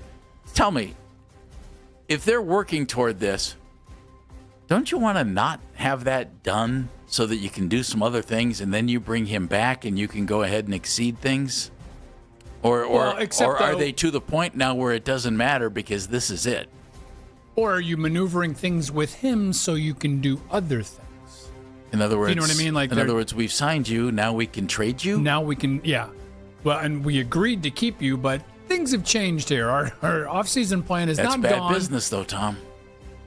I don't think they really care that much about it, especially if he, we don't know, again, we don't know what kind of a, agreement was made between the parties before he got here, right? There's been a lot of assuming on that. And there's been some major shifts within the Eastern Conference, never mind the NBA, since his arrival. We assume that he's happy here, Jeff, but we really don't know. I mean, he's said all the right things. I'll be honest with you, and I'm not sure if you agree. I don't know if we've had this conversation or not. I was pleasantly surprised by the way that James was interacting with the team, interacting was with really the good. media. I do too. Yeah, I think thought he was really good. I think he really embraced the opportunity, here in Cleveland that he was given. Sadly for them and for him, they didn't have enough time to kind of work out the kinks, did they? It didn't help, obviously, that Donovan Mitchell was out for an extended period when James got here. And, we saw a couple flashes here and there in the playoffs. There was some good, there was some bad, there was some, sometimes I was wondering, like, why would the Cavs paint themselves into a corner like they did with James? Because I really think it affected, obviously, I think LeBron's decision. I think there are a lot of things that came with James Harden coming here. I just think they have work to do because other teams in the East did some work. We're going to talk about this coming up. Gotcha. Absolutely. That's a little tease. ESPN's Baxter Holmes saying that the NBA's investigation into the Clippers and the Kawhi Leonard situation could go into 2027. Which means if that's the case, the Toronto Raptors are probably not going to be giving the two thumbs up on making that trade because they would assume the penalties of having Kawhi Leonard on their team. So what do we think we know there? What do we think is what's going on there, Dan? Well, I'm not going to lie. I haven't listened to the latest episode of Pablo Torre Finds Out, where I guess he goes even farther into where the money is going and where it was coming from of them trying to circumvent the salary cap. Right. So I think this is off of the initial circumvention of the salary cap by going through the nonprofit organization and finding its way into Kawhi Leonard's pockets, or so it's been reported by Pablo Torre Finds Out, and the league is looking into at this point. That he got this massive endorsement deal, right, when he was with the Clippers, and that was their way of, it wasn't reflected in his salary, it was all this outside money. Right, according to reporting. Some side hustles going on, allegedly. Exactly. We are going to use all these terminologies because the last thing the three of us need are billable hours. No. Correct. That is a rule of this show. We avoid billable hours unless we're the ones doing the billing. Wouldn't it be weird, though, for this to go into 2027? Because then, obviously, the trade doesn't happen. Then what happens with Kawhi?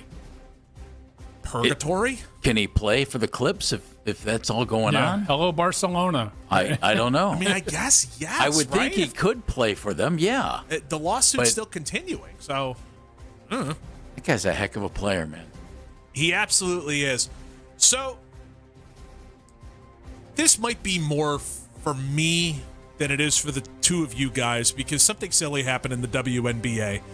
The WNBA's Twitter feed posted a video of star players Paige Beckers and Angel Reese from All-Star Weekend. Oh, this was bad. Both of them making a personal $400 wager between the two of them on whose team would win a game between them, and the league then retweeted it. And so I'll let you guys give your thoughts and then advice from a millennial to the Gen Xers, or the Gen Zers, I should say. The bad thing is the WNBA put that out. Uh-huh. It's like, can we have another bad PR move by the WNBA? Yeah, and then they yanked it down, but it's social get out media. Of their own way, yeah. can they? Then since deleted social media post, I love that. Which is hung on to by everybody forever. Yeah.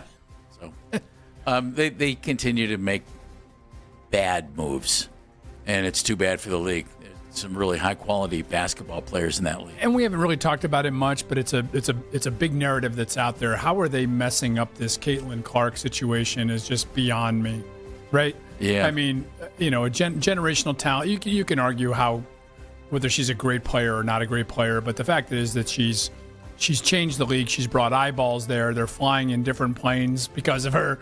they're playing in front of packed arenas because of her, and they're messing that up. So another misstep. So this is not just your story, Dan. The WNBA has been tripping over its own sneakers here this summer. All right. A little bit of advice from a millennial to the Gen Zers. Go ahead. Okay. Feel free to blow this off as you see fit. I'm not trying to preach from the mount or anything else like that. Just a bit of advice from someone else who has dealt with the digital age and is a little bit older. Just because you put it on video doesn't mean you need to send it out on social media. That could easily just be between two friends and end right there. And no Or video. The even better advice, don't have a video. Do you think this is the first time that players have ever made a friendly wager against each other on the outcome of a game? I'll bet it happens. As my generation would say, and maybe the generation before me, you don't need to put that on wax. No. Yeah, just have the bet, solve the bet, and be done. And you're done. Don't have the evidence. There are a lot of dumb things that I have done in my life that are on video that have never found their way to social media. Congratulations. I've seen some. I've seen some of them. Some of those? Yeah, You've stolen his phone? You've just paid the right people.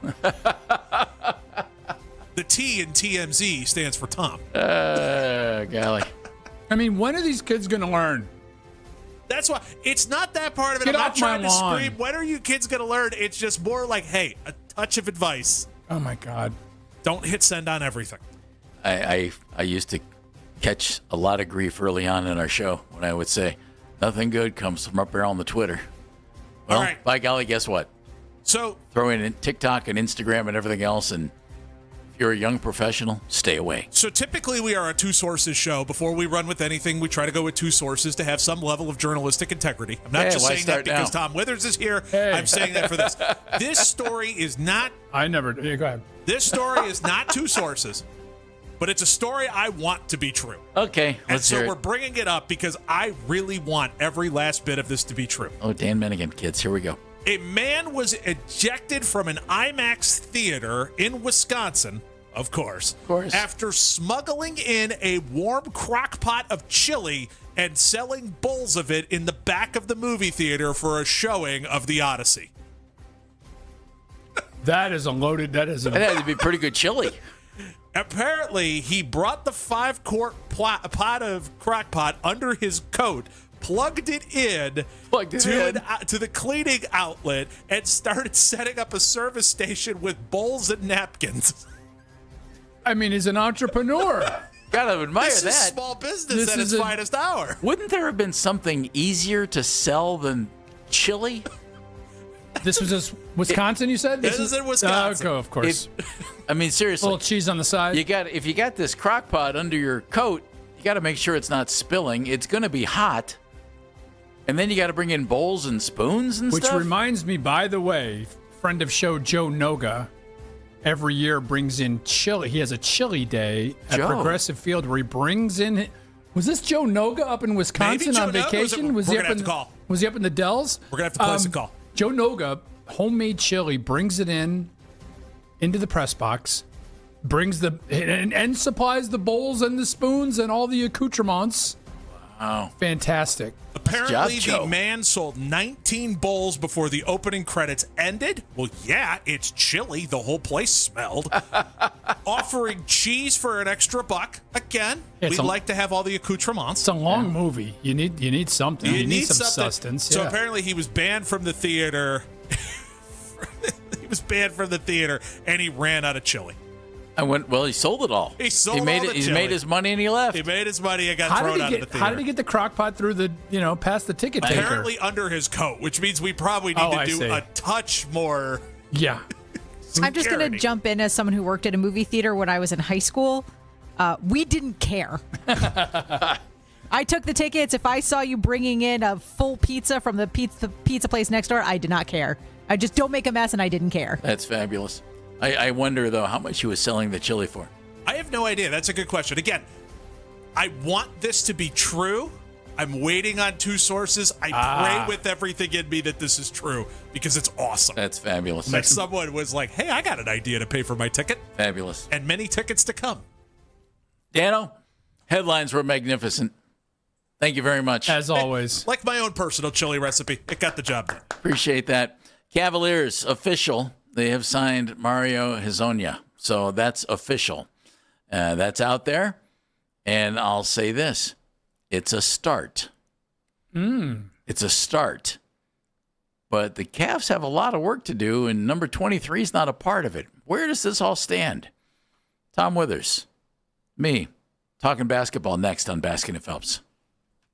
This is an Odyssey Sports Minute. Sponsored by Metal Supermarkets, the convenience store for metal. Find a store at metalsupermarkets.com.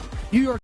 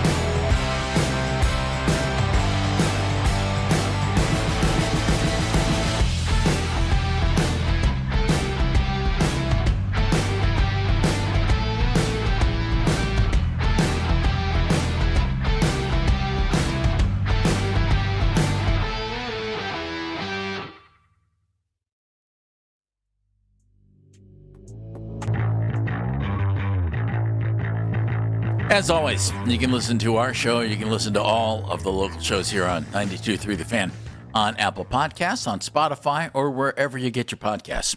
Jeff Phelps along with Tom Withers in for Andy today. Meredith doing 2020s, taking your phone calls, 216-474-0092. Dan Mennigan behind the glass. You've been here 3 days. We haven't had a chance yet, because the Browns starting training camp, to talk about something that's just huge, something that I know is near and dear to your heart. Yeah. And that was yet another LeBron James free agent saga. Yeah. And LeBron took his time. You say whatever you want about that. Yeah. Certainly his right. Ended up with the Philadelphia 76ers.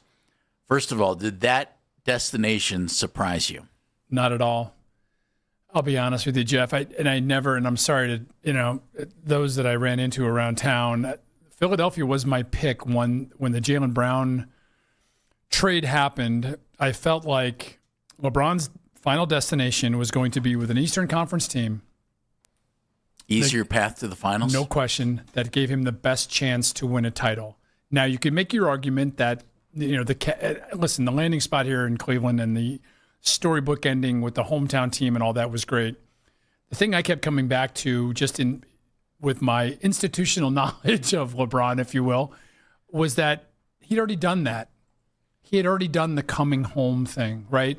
And 4 straight trips to the finals and a championship. And it was so... He accomplished what he came back for. And it was celebrated, and he delivered, and he was never going to top that, in my mind, right? And the 52-year drought, if they'd have won a championship with LeBron here, it would not have been as impactful as the 2016. Unquestionably. Yeah, in my mind, anyway. My mind, too. Yeah. So I felt like that it was going to be an Eastern Conference team. I did feel like last season, had the Knicks not won it, I thought that was a legitimate landing spot. We talked about that on this show.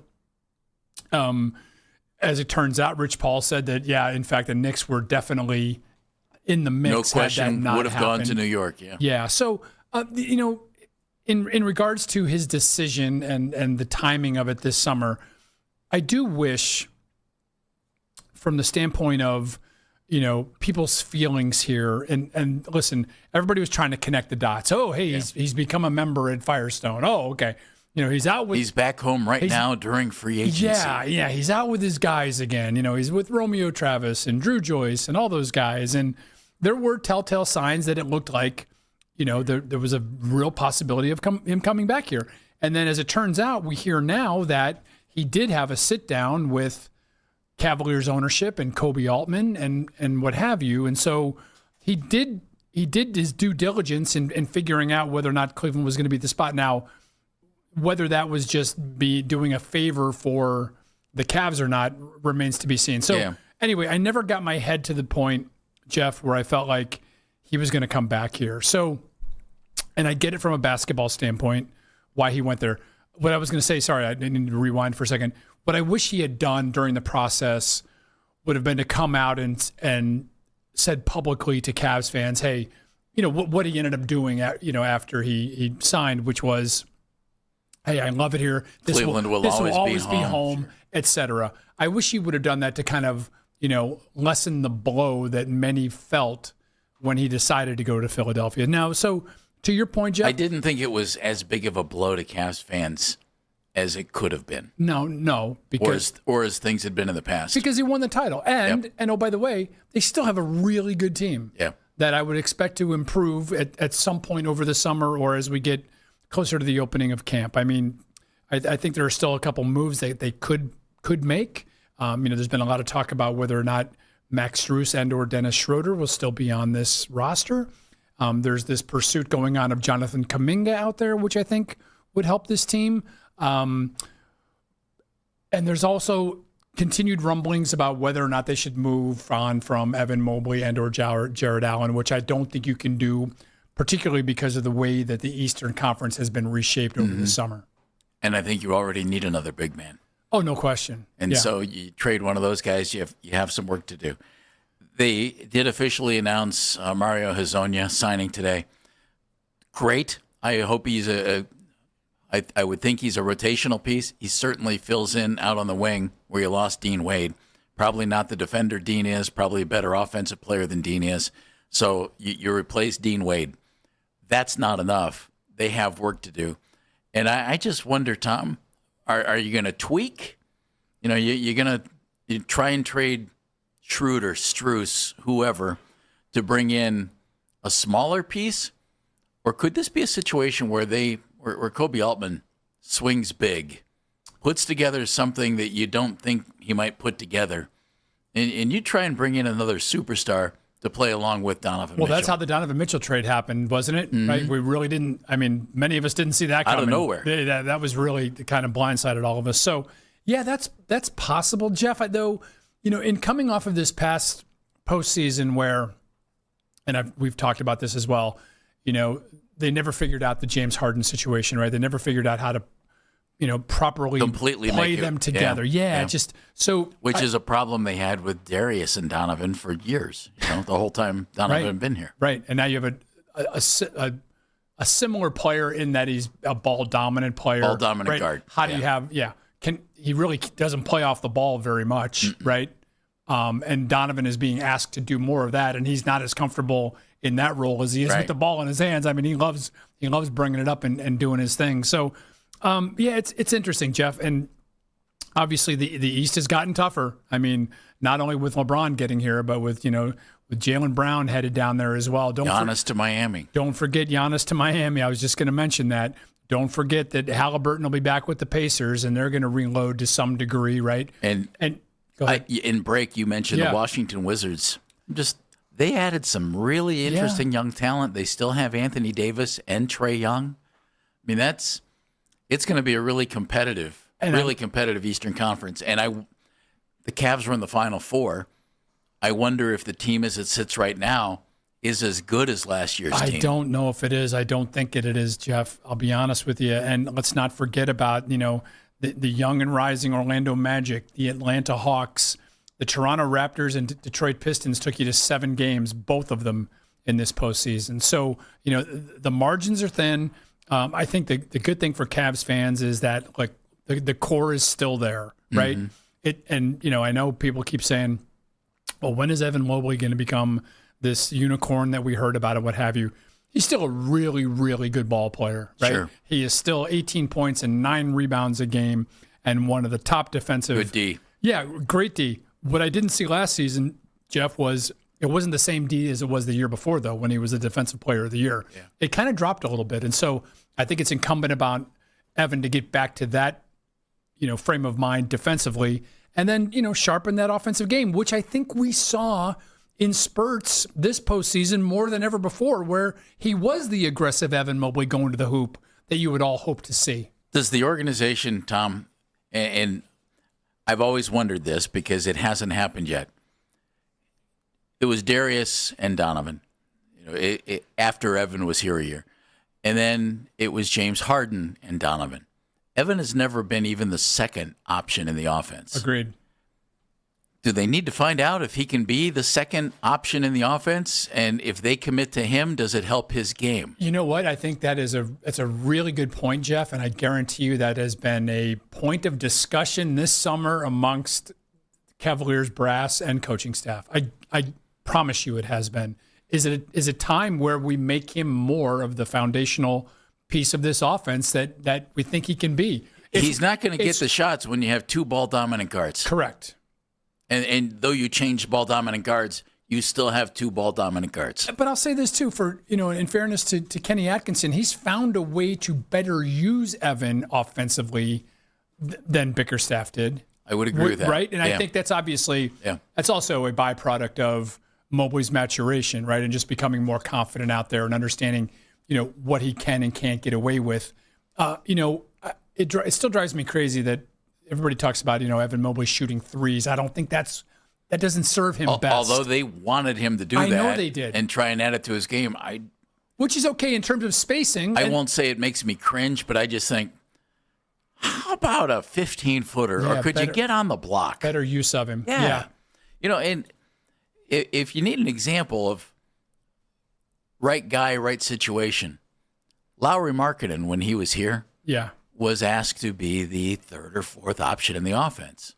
Well, he gets traded to Utah, hey, you're the number 1 or 2 option. Boom, all-star. He's been great. And, scoring big-time points. Yeah. And I'm not. No, it's that, you that can't. just, Right. But that's the where. Circumstance. Right. Yeah. I'm in a different situation, and they want me to do this. Yeah. So look what I actually can do. And I wonder in that situation, can Evan do that if the Cavaliers decide they want to try that? And could Donovan tweak his game a little bit to help that happen? Could James Harden tweak his game a little bit? That's the biggest one, is James Harden tweaking his game to better serve both. He's done it before. He has, and there were times last year where he did it, but there were also times where they were leaning on him and relying on him to be, the main part of the offense. That was the thing that I worried about heading into the postseason last year, Jeff, and it came true, which was that those two in particular, Donovan and James, didn't have enough time to kind of figure out how to play best together, right? Mm-hmm. And they never had games down the stretch where they were in tight games where it was like, okay, I'm going to take over, or here's what we're going to run when, it's deep in a game and we really need a basket. Like, what's our go-to there? The Cavs, in many ways, never really found their identity, right, with James Harden. And again, I would agree with that, but they didn't have a lot of time. I was just going to say, again, in fairness to the coaching staff, they were building the plane while flying it. That was a really difficult thing for them to do. Now, let's, props to the Cavs, though. They had a really good season, didn't they? It was really good. Despite some injuries, and Final Four should be commended. They took a step, et cetera. I still go back, though, to Dan Gilbert's statement when the season ended, which was that we took a step. We're going to take another big one. We know we need to take another big one. So to your point, is there something kind of brewing under the surface here? Because right now, Tom, it doesn't feel like it. If you roll this team back right now, all right, well, good luck. Hopefully you can get home court in the first round and then keep your fingers crossed. But if the way the East has changed, and I threw this out a week or two ago, maybe you work out something with James Harden, and James isn't back here next year. And if some other team wants fill in the blank, whatever, maybe you move Jarrett Allen. And I don't want to do that. No. I don't. But maybe you move Jarrett in a deal with Strus, Schroeder. You bring some other big piece in here. Well, it has to be a big piece. Exactly, yeah. And because I think the competition in the East is tougher than it was. And another aspect of this, that the way the NBA has evolved, you talk about team ball. You don't want ball dominance. You don't want guys pound until you do. Mm-hmm. Late in the game. Hey, we need somebody. And then if it doesn't work for that guy, for instance, Jalen Brunson made it work. We need a bucket. Jalen, go. We saw it here. LeBron, we need a bucket. Go. Mm-hmm. If it doesn't work, people always scream, play team ball. Well, but sometimes you need that bucket. And Donovan can be that guy. Yeah. But there have been times where yeah. I mean, look at how the Knicks leaned on Brunson. I mean, without question, he's getting 40 points a game in the finals. I mean, that was something we have rarely seen before. I mean, other than obviously we had LeBron and Kyrie do it a couple times. Michael would do that consistently. And not faltering. And making the big shot time after time. I mean, I think it's going to be interesting to see, Jeff, how the Knicks follow up on that. Like, are they hungry again now to do it again, or was it a one-off? I mean, we've had 8 different champions in the last 8 years, so maybe it's somebody else's turn. But at some point, I mean, the other thing too, and we've talked about the East primarily. You look at that Western Conference, man. I mean, you looked at Wemby, and you got to think that he's going to get back there, if not this year, then next year. And they're going to only add some more talent around him, right? And their team looks better than Oklahoma City's right now, after Oklahoma City having to unload some salary. Right. And I think Oklahoma City would still be amongst the top 3 favorites at this point, right? Without question. So. LeBron's in Philly. And Tom, I want to ask you a question about that and the emphasis that might have been placed on making LeBron happy by certain teams. Mm-hmm. Next on Baskin and Phelps.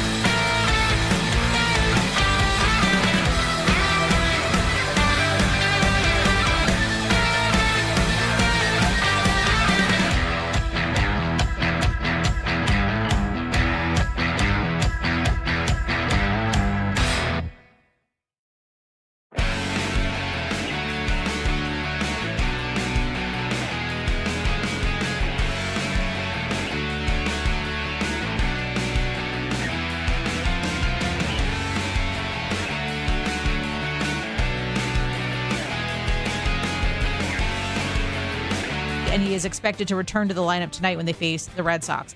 And some Cavs news, the team has officially announced the signing of Mario Hezonja. You can now get all the latest Browns news pushed straight to your phone by following the Browns playlist at 92.3 The Fan in the Odyssey app. Headline sports news every 20 minutes on 92.3 The Fan.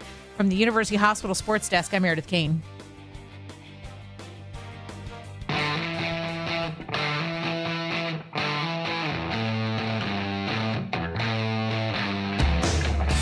Todd Monken's press conference daily in Berea. Be about 12:45. So coming up here in about 25 minutes or so. And we'll have it for you right here on The Fan. You can catch Daryl Ryder, Lance Reisland's Daily Browns training camp recaps on the 92.3 The Fan YouTube page. Told you about the YouTube page earlier. Daryl and Lance are there. Daryl and the coach break down the storylines from each day's practice. And, of course, your daily quarterback competition updates. Have to have those. And you can catch the recap each night on Overtime with Jake Fulnick at 8:40. Subscribe to the 92.3 The Fan YouTube page right now. Tom Withers is in for Andy. I'm Jeff Phelps. We've had and I'll call it a privilege, Tom, both of us, covering LeBron James for a very, very, very long time. Jim Clark was with us earlier. Jim and I did his high school games in his senior year on pay-per-view TV. You're right. You knew him back then. We followed him all the way through. Every season he was here, you and I were covering him. Yeah, I'm proud of him for what he's accomplished and what he's put together and how he's done it. And it drove me absolutely nuts this last go-around where you'd hear Rich, and I love Rich Paul. Congratulations, Rich. You've made a fine career for yourself. You're one of the top agents in sports. When they were talking about, roster makeup and stuff and Cavs situation, if Garland had been there, it's better. Nothing against Harden, and I kept going, LeBron's still a great player. You're 42. Teams shouldn't cater your roster to fit a 42-year-old player. Philly didn't. He went to the team with a roster. Yeah. As it turns out. Yeah. He looked at for the best fit for him. It was interesting, too, Jeff, to your point, how they framed it as he was seeking what made him the most happy, right? Which is such a kind of a vague term, right? It was how can we not define this? Happy. Yeah. And so then and I get why people got caught up in it. You wanted to connect the dots. You thought about, the lure of family. And when they didn't say money, all of a sudden it was like, Cavs have a chance. Yeah. Well, everybody's got a chance. Exactly. That really made it wide open. But we all knew the Cavs weren't going to be able to pay him. Yeah. Or at least assumed that. Now, the one reason that I was a little bit hesitant on Philadelphia initially with Jaylen Brown there was only because he was the one that got caught on the sideline whispering about Bronny James that I don't think he's an NBA player, right? Yeah.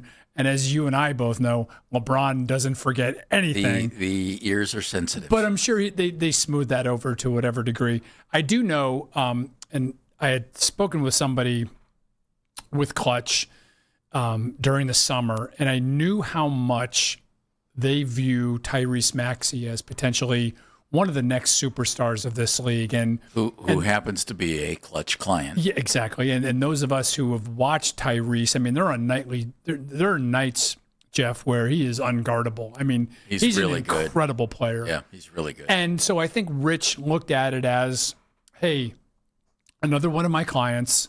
Having LeBron here with him, and they had already had Tyrese and LeBron already have a relationship, but the idea that LeBron could come and mentor Tyrese and maybe help him get to that next level, it might have been a little bit of a part of this. But in the end, it's about LeBron and I laugh.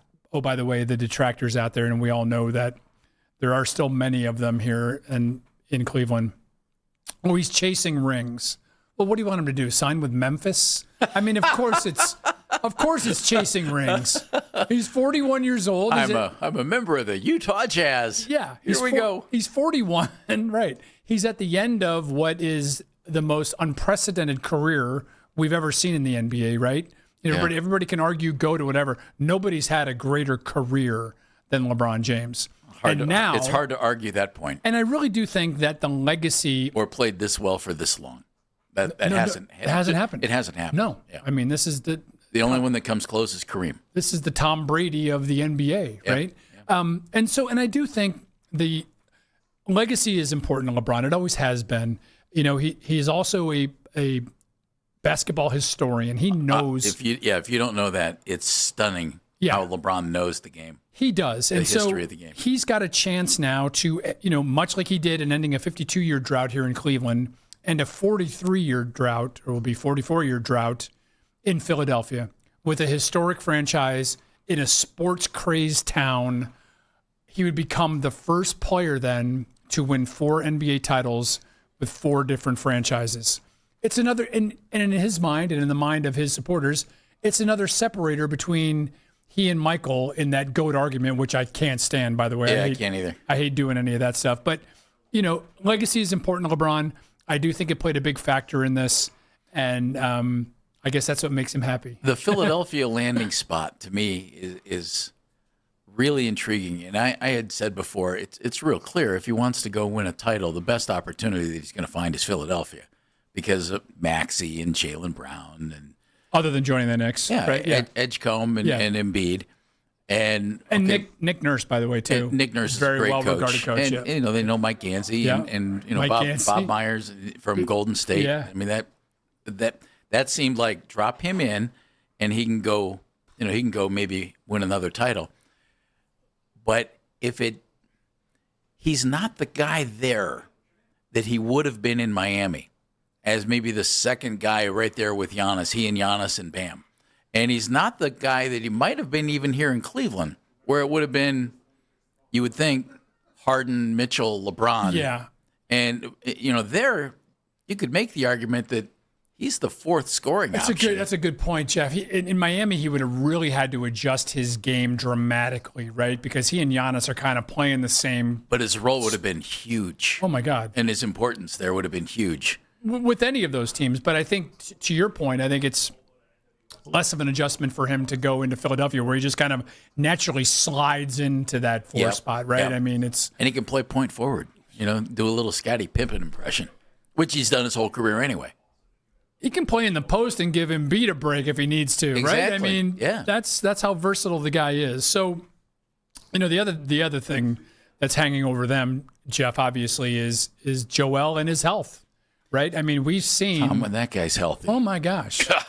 I know, it's frightening, isn't it? It's so fun. Yeah, and and which is why anytime he's been hurt, and I know there's been a couple times when the Sixers have come to Cleveland and he's sat out because he's hurt, and it always disappointed me because I love watching the guy play. I do too. I love watching the greats play, and I hate it when they have to sit out because of injury, and obviously his injury situation is well documented over the last couple of years. So, yeah, it's going to be interesting to see how he fits in. I think it's going to be pretty natural and pretty easy for him to do.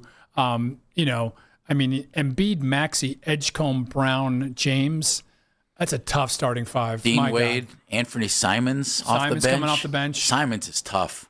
Yeah. He's not even a main thought here. Right. And yet he's going to be coming off your bench as some instant offense. So I think they're loaded. And if Embiid can just be healthy in March and April and May and June, and that's the other thing. Look out, man. The other thing, too, about LeBron, it's not about 82 games. It's about 28. Yeah. Right? It's having enough in the tank to make a real strong postseason run. That's what this is all about. Play 40 to 60 regular season games and be healthy for the playoffs. I couldn't agree more. BP's in Pepper Pike. BP. Hey, guys. It's good to be on with you both. It's good to have you. Good discussion here in July about basketball, but I'm still, it's been a week since LeBron's decision. I'm still not over it. And, for selfish reasons, I understand what he did, but, this Cleveland team is not that far from what Philadelphia was offering. And I just feel a little bit tainted by Rich Paul. I mean, to me, this feels a lot like this Clutch Sports was all over this decision. And that's the part that I really don't like. Well, but he's supposed to be, BP. It's his agent and it's his friend. Yeah, but I'm saying, but Nick Nurse, the coach of the Sixers, is with Clutch Sports. Tyrese Maxey is with Clutch Sports. There's no Clutch Sports athletes on the Cavs right now. They were complaining that Darius Garland is no longer on the Cavs. That was a little bit of a problem for them. Meanwhile, Rich Paul said, well, we think this is going to be Darius Garland's last year in Cleveland. And, I just don't like the fact that an agency kind of swayed LeBron's decision. I don't know how, again, that's just my opinion, but I still feel LeBron should have ended his career here with Cleveland. And, if he wants to come here in 2 or 3 years, I'm not really in for that either. I'm not all in, because I really think that's just going to be he's going to be washed up at that point. I really wanted to see LeBron come here now, and I think I speak for a lot of the fans. It's disappointing that he's not going to be finishing these next 2 years with Cleveland. All right, BP. I get it. I think we have to keep in mind and not forget the fact, Jeff, that you had him for 11 years, and he was homegrown. Most of his career spent in more years in Cleveland than anywhere else. And everybody talks about LA was next. Everybody talks about the loyalty thing and that he's not loyal. First of all, he owes Cleveland nothing, right? That's a fact. I think people also forget how lucky this franchise was to get him at all. The hometown kid, right? And I honestly never thought he wanted to come here. Let me tell you something. At that Hilton in Akron that night, since I was there was as much, I won't say booing, but there was as many people cheering as there were those who said, "Oh no, he's staying here." Yeah. Only because of where the Cavs were at the time. That's no knock on anybody or the city or anything else. And then that's the reason why LeBron left then to go to Miami, because he didn't have those college years. He's talked about all that. And then people bring up the loyalty thing. And I'm not defending LeBron or the decision, because he'd be the first to admit that was maybe the bad way to do it the biggest misstep of his career, right? Bad way to do it. So then what did he do? He came back and he won a title. This is for you, Cleveland. So, there are bashers out there, and I understand BP, and I understand why fans are disappointed in the way this thing went. I got news for you. Clutch Sports runs the NBA. Well, they are the agency in the NBA. There's no question. And BP said, I don't want him in 2 or 3 years. Well, in 2 or 3 years? Yes, Tom, thank you. There are 2 or 3 more years. And you know LeBron. I know LeBron at least as well as guys in our position can know a player. You don't have to be buddy and everything else. We've seen how he operates. He will never let himself go on a basketball floor and not be good. No, of course not. And so the minute that he knows that he's not the guy he used to be, or at least close enough that he can do what he did last year in L.A., Tom, I think he's going to retire. Jeff, he's still one of the top 20 players in the league. I can't argue that point. At the age of, 41 last year. 42 in December, yep. Ryan's in Vegas. Hey, Reno. Gentlemen, actually, North Ridgeville today. Hey, I want to chime in. I disagree a little bit on you guys. I think his name is Nate Harvey or Nate something back in the 45, the ridiculous oldest player ever to play in the NBA. His name was Nat Hickey. He was a player coach, and he put himself in the lineup. So don't think he played. He played like 2 games in about 2 minutes. Exactly, and I think Andy would punch me for saying this is similar to Gordie Howe when he played in his latter career. I mean, these elderly players, some of these are just, put a asterisk next to the name of obviously Vince Carter's legit, Robert Parish legit, et cetera. I want to digress on that. But they were all role players at that time. You nailed it, right? I mean, LeBron is just a different altogether. I digress. Nostalgia, man. It just you alluded to obviously all the accolades, obviously with LeBron, even the guy from AA, the Indians. You guys talking about how you were commentating his 2001, 2002 or 3, whatever it was, high school. I mean, this dude grew up with us, man. He just he like you alluded to, we got old with him. He is the prodigal child of Northeast Ohio. The name, again, him not riding off in the sunset like the previous caller BP said. I'm right on the bandwagon with that. I'm not as angry in animosity as much as BP was, but I do. I just want to say that, obviously his storybook ending with just an amazing story would have ended phenomenally with riding off in the sunset. Like John Elway, not a Muhammad Ali, like some of the greats of years past. He would have ridden off the sunset. It was the greatest ending to a career. I'm not being biased ever on any sport. If he would have won it all with us, obviously, with our nucleus. We have a great nucleus still. And there's still time for us. But, again, I digress on that. LeBron just hats off to him, man. He picked a team that has a better chance, yeah. But, man, I know deep down he's going to be like, man, Holy, maybe I should have stayed at home in Cleveland. Again, he will go deep down, especially a 2 or 3 game losing streak that they might get in Philadelphia fans booing Santa Claus and booing everyone else, man. He's going to get booed once or twice. But, hey, guys, great show as always. Hey, you're a great guest, Mr. Withers. Hope you're on more. But, again, great show as always, guys. Thanks for taking my call. Thanks, Ryan. Thank you, Ryan. There's Ryan in Vegas. There you go. There, we got our basketball conversation in for the week. Ryan gets with Browns training camp. Ryan strings the syllables together like Jared Verse. Oh doesn't yeah, he he gets going, man. Gotta moving on. He doesn't come up for air like the V8. He does his thing, but Ryan knows when to get off. That's it, guys. Thank you very much. Yeah. And, so he does a great job. That was nice. Todd Monken's press conference is coming up in a few minutes, and we'll have it for you right here on 92.3 The Fan.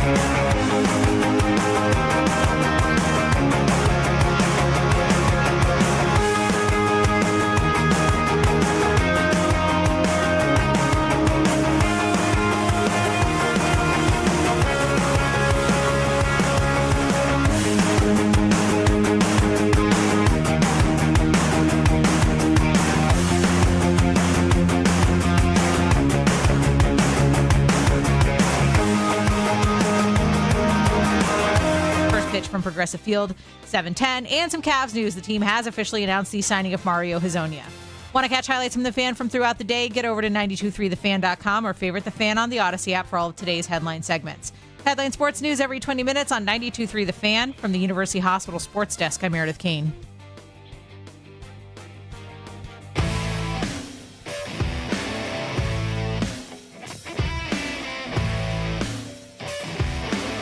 So after one day of training camp, Todd Monken's voice sounded okay. We'll see what it sounds like after 2 days as he speaks here in just a few minutes, and we'll have his press conference for you on 92.3 The Fan. And so he's been yelling for 2 days. He may have to resort to flashcards and sign language at some point. Yeah, he might have to. Yeah. Sometimes guys just lose that thing, and it's gone. He's kind of raspy to begin with, too. Yeah. And good luck getting it back. Right. So just get him a bullhorn at this point. That's not a bad walk idea. Around with that. I know. That'll solve the problem. Don't make him have to raise that voice and elevate that at all. They make those like little speaker systems where you actually have a microphone in front. There's a little speaker off of your. Yeah. Do that for him, so then that way you don't have to. It's actually not a bad idea. Might be the best thing for him. Just have it that he can speak and then just turn it up when he really needs to make a point and turn it back down. Yeah, we'll hear what he sounds like coming up. Old school discipline. Kenny Atkinson had Kenny's voice would kind of go from time to time, Bickers, JB would be. JB was. He couldn't even talk after the games. He was done. Yeah. Of course, the referee's ears were bleeding too. During pregame warm-ups. Yeah. JB gets after him. It's so early, but I like the way Todd Monken handles himself. Same. I do too. He's not messing around. He's direct, but he'll give you. He's not rude to anybody.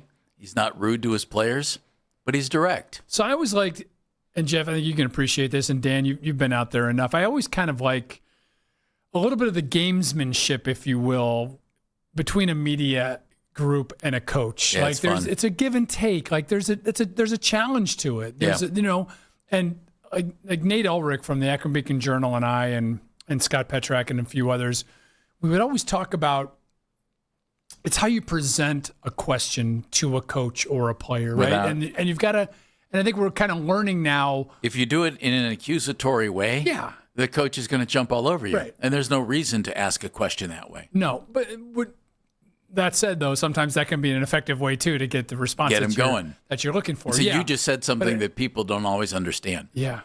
Asking questions in a press conference to a coach or a general manager or a player, questions aren't designed to make you look or sound smart. Right. They're designed to get a response. Correct. And people seem to think, well, that was a stupid thing to say. It's like, well, no, what we were trying to do is get a response. There were times where I would just kind of cut to the quick and absolutely just blast a question out at them because we knew that would get the response that we needed. Right. Or, you're never going to get a response to, hey, why does the quarterback suck? Like, that's not going to get you what you're looking for. No. Yeah. And then there are coaches that are really good at, disarming everybody before you get started. It's almost like the interview, right? There's the one. Yeah.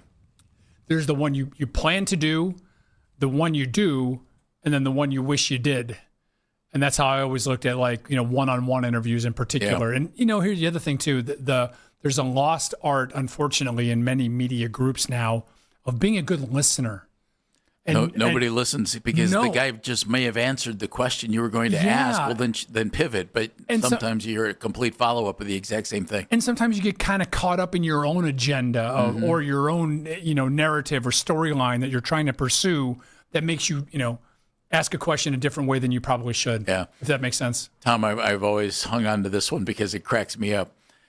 Sometimes, especially in a casual setting, you just might say something to a guy just to real quick icebreaker. Yeah. When I was at 43 many years ago, John McNamara, manager of the Indians, were on the winter tour at Tangiers in Akron, their winter press tour. And John comes over, and John was a guy, you wanted to ask him a good question because he'd been around, you don't want to mess with him, right? But he was smiling, he was nice, and we're ready to go. And I was expecting Hey, you know what? This is a good event. I'm having a good time. Dinner was pretty good. That's what I was thinking. Just to really break the ice. Right. And I said to him, John, what do you think? How do you feel? And I was thinking he was going to say, man, that dinner was good. He went for a minute and 50 seconds, wrapped up everything I was going to ask him about the team, what he thought. He just went, and I went, thank you. Thanks very much. So Good I night, got everyone. everything I needed out of, what do you think? How do you feel? Which is a stupid thing for me to do, but it gave me everything. It was like, well, I don't need to ask you anything else or take up any more of your time. I didn't know Mac. By the way, I've heard he was a master at weaving in swear words. Oh. Hoynesy talks all the time about it's just his ability. Yeah. He did a thing in spring training, and Todd Monken might interrupt this story, so I might get to it later. He thought, let me do this and get the players going and just kind of do that. He went to a pawn shop, I believe it was in Tucson, and got a stopwatch or a pocket watch, and then made sure that players saw it. He'd walk up to him and go, guys, see my grandfather's pocket watch? See, my grandfather used this when he worked on the railroad. And he just kept going and going and going, and everybody had seen this pocket watch. Last day, he starts chewing. Jeff, I hate to cut you off. I knew it. We now head to Berea for Browns head coach Todd Monken. Press conference brought to you by Expert Renovations, expertrenovationsllc.com. Cool, because you go a couple of days, and the vibe's already there because of the start of camp. So I think it's awesome that after a couple days, 3 days, you get the crowd here, kind of pumps it up. It just does. A little bit like when you're in college and you're in spring ball a little bit, goes a few days, and then you get a few NFL scouts, kind of picks it up a little bit, or you got to put guys in NFL shirts so it looks like you have scouts there, something like that. Get the juice going a little bit. Todd, that sequence yesterday of false starts and operational problems with the one offense, is that your definition of crappy football? 100%. That's a direct reflection on the head coach and us on offense. We had 9 penalties on offense, and they were all pre-snap. Now, what does that mean? It means we're not there yet. We don't play yet. We're not going to stop trying to be elite at cadence. You can't say you're elite on offense unless you're elite at cadence. You can't go on the same snap count. You do a disservice to your O-line, so we're going to keep doing it until we get it right. It looked like at the end when you're trying to do that, half-speed thing right at the end of practice, you called everybody, or you went up to the offense and said something to them. Was there something, a message you were trying to relay or something you were unhappy with? When was that? That last period of practice. Where we were shadowing? Yes. Well, it was really, we were doing situational stuff where you got to have the defense shadow because we got to get a completion. We got to get it to the next down and distance. If it's full speed, like the one time Shedeur didn't throw it. That's where I stepped there like, they're going to let us catch it, for God's sakes, throw the damn thing. I obviously did a poor job explaining it. I'm like, they're going to let us catch it. We want to get to the next scenario of getting up to the line of scrimmage. We were doing some no-huddle stuff. So will Deshaun take all the first-team reps? He will. And then what are you guys kind of trying to emphasize today in your practice? Well, today is third and extra long. So first day was third medium, third and long. Today's third and extra long. We'll still work no huddle. What else? We obviously have the shells on it. It's a little longer practice. You go from an hour and a half to an hour and 45 to 2 hours. So we'll work at the end some of our plays on third and extra long. Our third day install includes our 3-level routes. So first day was quick game. Yesterday was triangle reads. Today is 3-level routes. So it goes in that order. So each day you're only doing pieces of your passing game. And then we have 8 installs. By the time you get to 9, then we really focus on who we want to be. How much do you see? Are you looking for carryover from what you from the install in the off season minicamp, or do you sort of expect a certain having to come starting back, over? No, both. You're exactly right. There's both of that. You're going to have some guys that have been super diligent, whether it be in the spring or then in the last few days, and it'll come back easily for them. Or guys that have gotten more reps. Because not everybody's gotten equal reps. Some of the other guys, it doesn't come as easily for them, and that's why you reinstall. That's why you go back out there and practice the fundamentals, which is really what matters. We're installing, so there's a large part of scheme, but none of it matters if we're not fundamentally sound in our footwork, our IDs, our communication, all of that. Todd, you just kind of like laid out the day-by-day plan. How much time did you spend heading into training camp designing that? You probably haven't plotted out all the way through camp. I think next year will be easier. I'll say that. The first year where you take where you've been before, just in terms of, say, a practice face or a schedule, right? And then you see, we can always change. I mean, we'll practice tomorrow, and if I don't like it, hell, we can change Monday. I mean, it's okay. But you have to come up with the way you're going to go about it, how you're going to install. And I've been calling it for a while now, so we really stay on the same schedule of where we've been with a little bit of tweaks. So it's not hard, it's just tedious. There's just a lot of stuff that falls on your plate the first year that at times I've been before, and they just give you the schedule, right? Well, now I decided, so it takes a little bit more time, but not hard. When is your first day in pads? And then Monday. Monday, okay. And then my second question is, obviously we did not see Denzel and Grant practicing throughout OTAs, throughout minicamp. How much different is it to have those two caliber of guys out there for your offense to be working against? Oh, it's awesome. I mean, you're talking about two elite football players. It's great for us as a team. They're two of our team leaders, make a ton of plays on defense. Obviously, as a safety, Grant gets us, lined up. And then obviously Denzel showed up the first day we went out there, making plays like that changes a game. You never asked about Dylan Gabriel, so I'm going to ask you. After 2 days, what do you think? I thought he looked really good yesterday. I mean, he did some really good things. The guy's a good quarterback. I mean, you don't get to this level. Same with Tay. You don't get here without being elite. I don't care if you're a coach. I don't care if you're in this building, you're at the top of your profession, coaching and playing, and everybody else in this building. So they are talented players. We just don't have enough reps to go around. So how does that have the ability to change with any player on the roster? Keep doing what you did yesterday, right? Whether it's him or anybody else that isn't getting the same amount of reps. But I thought he really functioned at a high level, had a really nice bench route where he anticipated the throw. But he prepares like he's going to get first team reps, which is awesome. We had a chance to talk to Jared yesterday, and he was talking about just how vocal he's been in this defense. I guess how impactful do you think that's been for that unit in these early practices? Well, we talked about it a little bit yesterday, just the way he carries himself.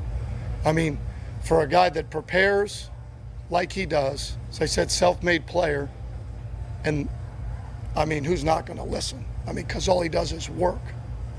Pretty serious dude, to me he is. He's serious about football. Off the field, I don't know, but as football, he's serious. And it shows up on tape. I think anybody that plays as hard as he does and works as hard as he does, it's easy to listen to and follow. Can you talk about the concepts a little bit, or the players a little bit, and changing some things from what you saw from the spring, but concept-wise, things that you are working to install, have you tweaked any of that from what you've seen your players be able to do and the skill sets that they've shown you so far? Some of that. I think there's some of that, but we are who we are, what we believe in. So you're right in some ways, like where are you going to go with this? Are you going to make the players fit what we believe in, or are you going to fit that to the players you have? Well, that's still a work in progress. Till we get the pads on, there's a lot of that comes into play that you may have to lean on one way or the other, especially at the quarterback position, in terms of what they like, what they dislike, what you're able to do consistently well. That's a great question because they both come into play. What we do, what we like, what they do well, and then that's our job to streamline that to give us the best chance to score on Sunday. Todd, when Carson mentioned that he had to have a phone conversation with Luke Kuechly this offseason, and that's a guy who he even compares games to coming in, and others have kind of mentioned he compares his games to.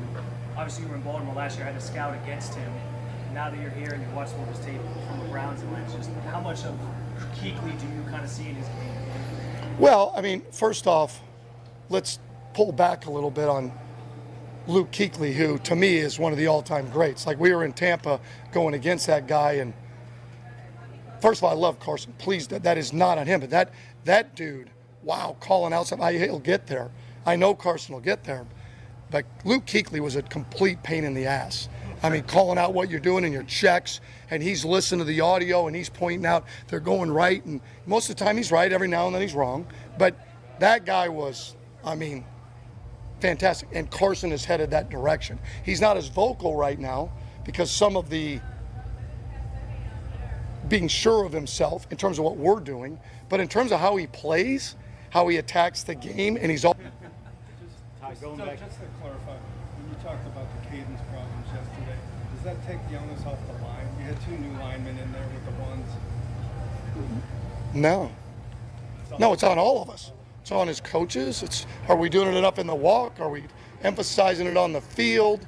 But we added. So yesterday we added 3 cadences. Today we'll add 2.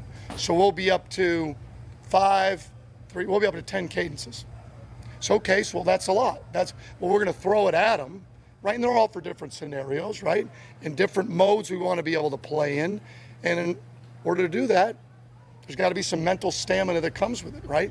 And that's hard when especially with the O-line and the quarterback. You're up there communicating, right? The epicenter of what makes an offense go, and all of a sudden you lose track a little bit of what the cadence was a change of cadence, right? So there's communications. Quarterback can help that. We can do a better job, and certainly up front we can. How many different cadences would you typically use in a game? Kind of hope we carry all of them. I mean, I would hope so. Right now we can carry 1. So let's hope we get to 2. Todd, going back to this schedule and pace of practice when you're coming up with all that, like sports science is big in all pro sports now. Like, what is your philosophy as a head coach on using that information? Well, I think, first of all, analytics, great point or great question about it, but whether it's a medical field or whether it's from injury status or reps that we get or the way you attack a defense or vice versa, all of those things have come into play. And I think information is super important. But it is a 20,000 foot view. Every player is different. You can't just say, well, this receiver can only go this many yards, where it's different per player. I can't judge that, if that makes sense. So we're going to practice the way we practice. And if they believe that we need to pull back on some of the players, then we pull back on them. That's what we'll do. Because not every player is built the same. Not everybody's on special teams. Not everybody's involved in that. It's the same when you talk about analytics offensively. Some of that pertains, hey, you ought to do this. You ought to go for it then. You ought to be this. You ought to go for it. Well, who are you comparing that to? Where does the statistics come from? Right? Hey, go for it on 4th and 5. You're getting it 60% of the time. Well, who is that? Tom Brady, Peyton Manning? I mean, holy cow.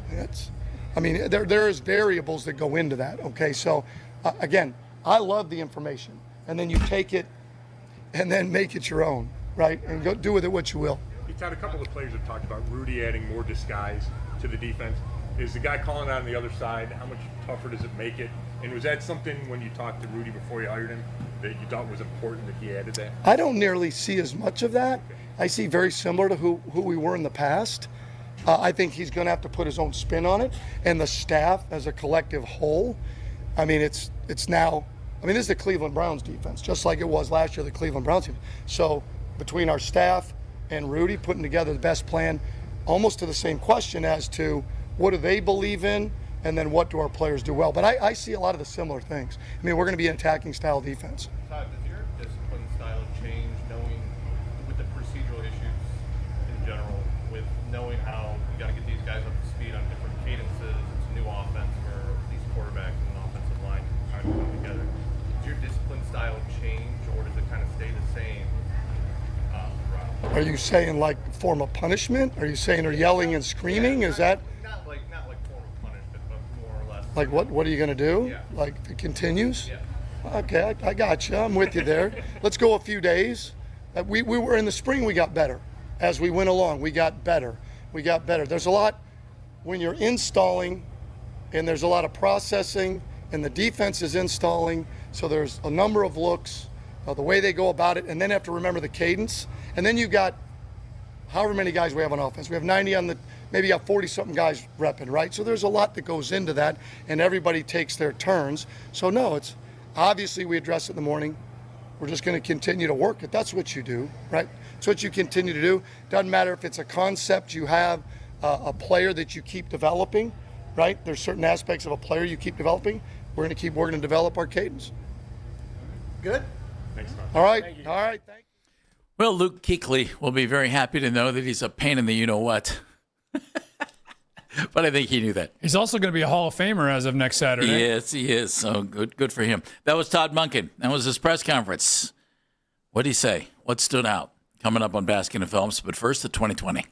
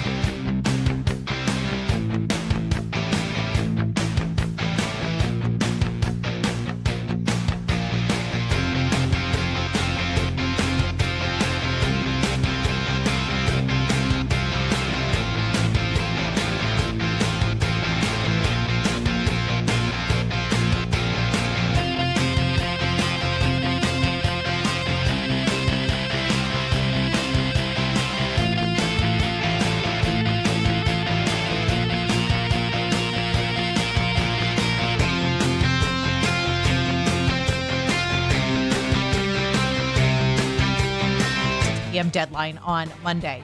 And some Cavs news. The team has officially announced the signing of Mario Hezonja. You can now find 92.3 The Fan on YouTube. Subscribe to our YouTube channel and get the best content from our shows each and every weekday. That's 92.3 The Fan on YouTube. Headline sports news every 20 minutes on 92.3 The Fan. From the University Hospital Sports Desk, I'm Meredith Kane. Listen to 92.3 The Fan on the Odyssey, iHeartRadio, and TuneIn app.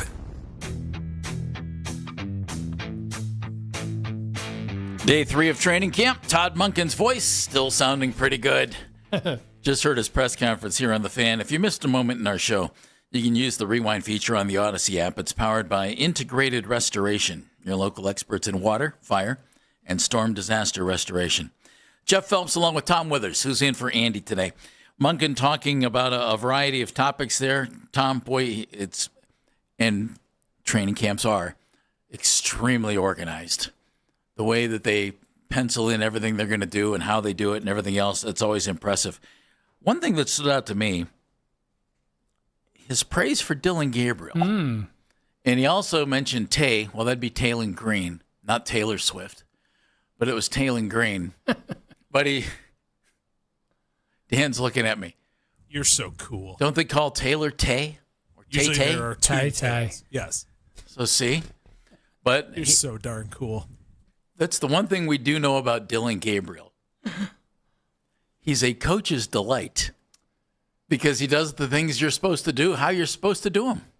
Yeah, I was told last year, Jeff, just along those lines, how kind of blown away they were by how well prepared he was before practices. How he would, not only, break his own tape down, but, be as prepared as a rookie could possibly be, which I think goes a long way to explaining maybe why he got the first crack last year. Yeah. I think he was just that far ahead of Shedeur and or any other, rookie quarterback you might have had on the roster last year. His preparation was second to none, and it was really it kind of took everybody didn't take him by surprise because he played more games in college than I think just about any quarterback in history. But a real student of the game, so to speak, and to your point, a coach's delight for that very reason. When you listen to Todd talk about offense and quarterbacks and the way the way it's broken down and the way they're looking at things, and today it's Deshaun Watson with the ones and Dylan Gabriel will be there with him. Tom, the more I hear him talk, the more I think he's going to have a starting quarterback sooner rather than later. Yeah, I thought it was interesting too that he, went out of his way to talk about being elite at cadence, which is obviously something that a young quarterback is going to struggle with only because they just lack the experience. I was a little surprised to hear that they have 10 different cadences, which this kind of underscores what we talked about earlier, the nuance of this game that you can't appreciate while you're sitting on your couch. And as he said, we hope to get to 2. Yeah. We're at 1 now, barely. But apparently they had several false starts yesterday. And he pointed out 9 pre-snap penalties in practice yesterday. Yeah. Which that's a sign of, week 1. And a lot of young guys. A lot of young guys. Another number that jumped out to me was that they have and a new offensive line. 8 installations that they're doing. Yeah. He praised Ashley Bastock for her question regarding, can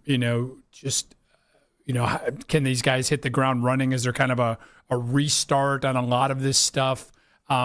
Yes and yes, right? Because to your point, and he talked about mental stamina, you got to be able to retain this stuff if you're a young player, and that's difficult for some of them. And it gets back to what we talked about with Dylan Gabriel. You've got to do your homework. You've got to, it's one thing to go out there and perform on the field, but then you got to go inside in the classroom and then later on at night and go over your mental reps and what you had to do that day. There's a lot that goes into this, a lot more than meets the eye, that's for sure. I love that he said next year. Yeah.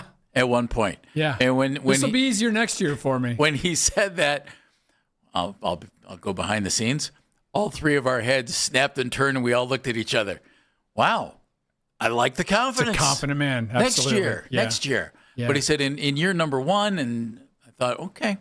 It was funny yesterday, you and I talked about this and with Dan as well, just the fact that he's a 60-year-old coach, that he's seen a lot. And I ran into somebody yesterday, and they talked about how kind of refreshing he sounds and how different that he sounds from Kevin Stefanski. And that's pretty, and not that Kevin did anything wrong. They're just different guys. And that's pretty obvious. Kevin Stefanski will sound very different at 60 than he does at 45 or whatever he is now. He's even younger than that. So this is a guy who's, he's been around the league. He's seen it all. In Andrew Berry describing him yesterday with the old school discipline and the kind of the new school relationships, it's easy for him to say, that's a tough dude, or talk about when he needs to kind of crack the whip, if you will, out there and bring down some discipline on guys. And he has no need for your BS. Whoever you is in the your, there's just no need for it. No, and his BS meter is running hot. He knows exactly when it's coming and when it's not. And I like the way that he's been engaging, with the reporters. If he's not sure about a question, he'll ask a follow just to make sure he's getting his point across clearly. And we flat out heard him say, "Can you repeat that?" Yeah, no. Or do you mean this? Yeah, which is good. It's all been refreshing. So we did hear that Deshaun Watson will be with the first team today. I did kind of get a chuckle out of the fact that the Browns will be working on 3rd and extra longs. That seems to have been a recurring theme here over the last few years. He did say we worked on 3rd and mediums. Yeah. It's like, well, okay, that's optimistic. So 3rd and extra long, though, will be a chance for then, Deshaun Watson to showcase kind of what he does best. How's that Achilles? How's that shoulder? How's the Achilles? How's the shoulder? But as you know, he works really well off schedule. So does Shedeur, right? So there'll be those kinds of plays where you're counting on your quarterback to, first of all, you're counting on your line to give him some time. You're counting on your quarterback's mobility, right, to buy himself some extra time. And then you're counting on those pass receivers to, break off routes, to come back to the ball, all those kinds of things, because that's what happens when it's 3rd and 18. I just keep listening to Todd, and the longer I listen, the more I hear from him, the more I just think this quarterback decision is not going to drag out. No. Unless and as he said, Tom, the players will decide who starts. One of them has to go ahead and make that, make that stand. And if they don't name a quarterback and they keep dragging out, to me, it means nothing except neither guy has shown enough to win the job. No, and as we touched upon earlier, the decision could already be made. Yep. And he's just waiting for, affirmation or reaffirmation or however you want to characterize that. Or at least maybe give it a little time just so that everybody has the best attitude they could have. Correct. We all seen what we've seen. Mm-hmm. The players recognize who won and who 1A or number 2 is, and you go from there. Because if the players, if somebody's in this situation, if somebody's named and the players have only seen them in 2 or 3 practices or whatever, they might think, Well, that decision wasn't made in practice. No, exactly. So if somebody emerges, then it's all over. And as a new coach and a new staff, you can't afford to have that, right? No. You want to. You have to have complete credibility You're building with your trust. players. Yep. Exactly. You have to have credibility. And certainly the way Todd handles himself, he's easy for players to buy into. He came in with credibility. Well, he did. Right. And, you don't, and this isn't about Kevin. This is about all kinds of different coaches. You hear coach speak. You don't hear a lot of coach speak with Todd. No, you hear little snippets, but then he kind of he'll change it a bit because I think he recognizes that he doesn't need to sound that way. He doesn't need to get caught up in the cliches and what have you. I've been at this way too long to go ahead and sound like everybody else. We're doing this my way, and if it doesn't work, I'm out of here.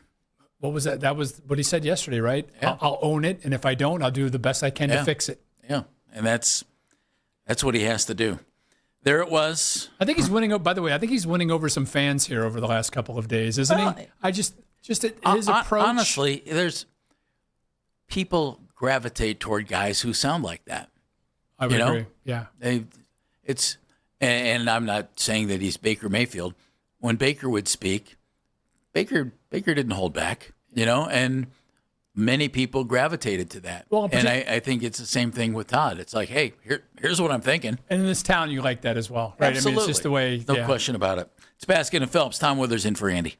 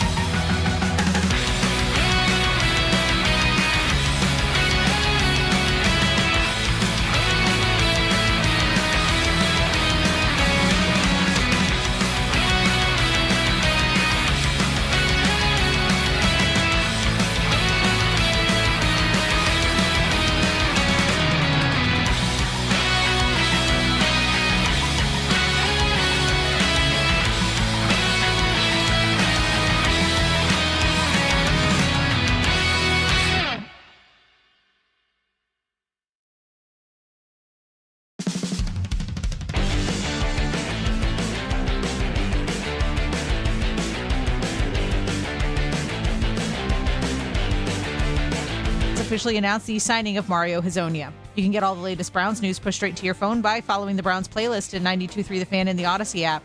Headline sports news every 20 minutes on 92.3 The Fan. From the University Hospital Sports Desk, I'm Meredith Kane.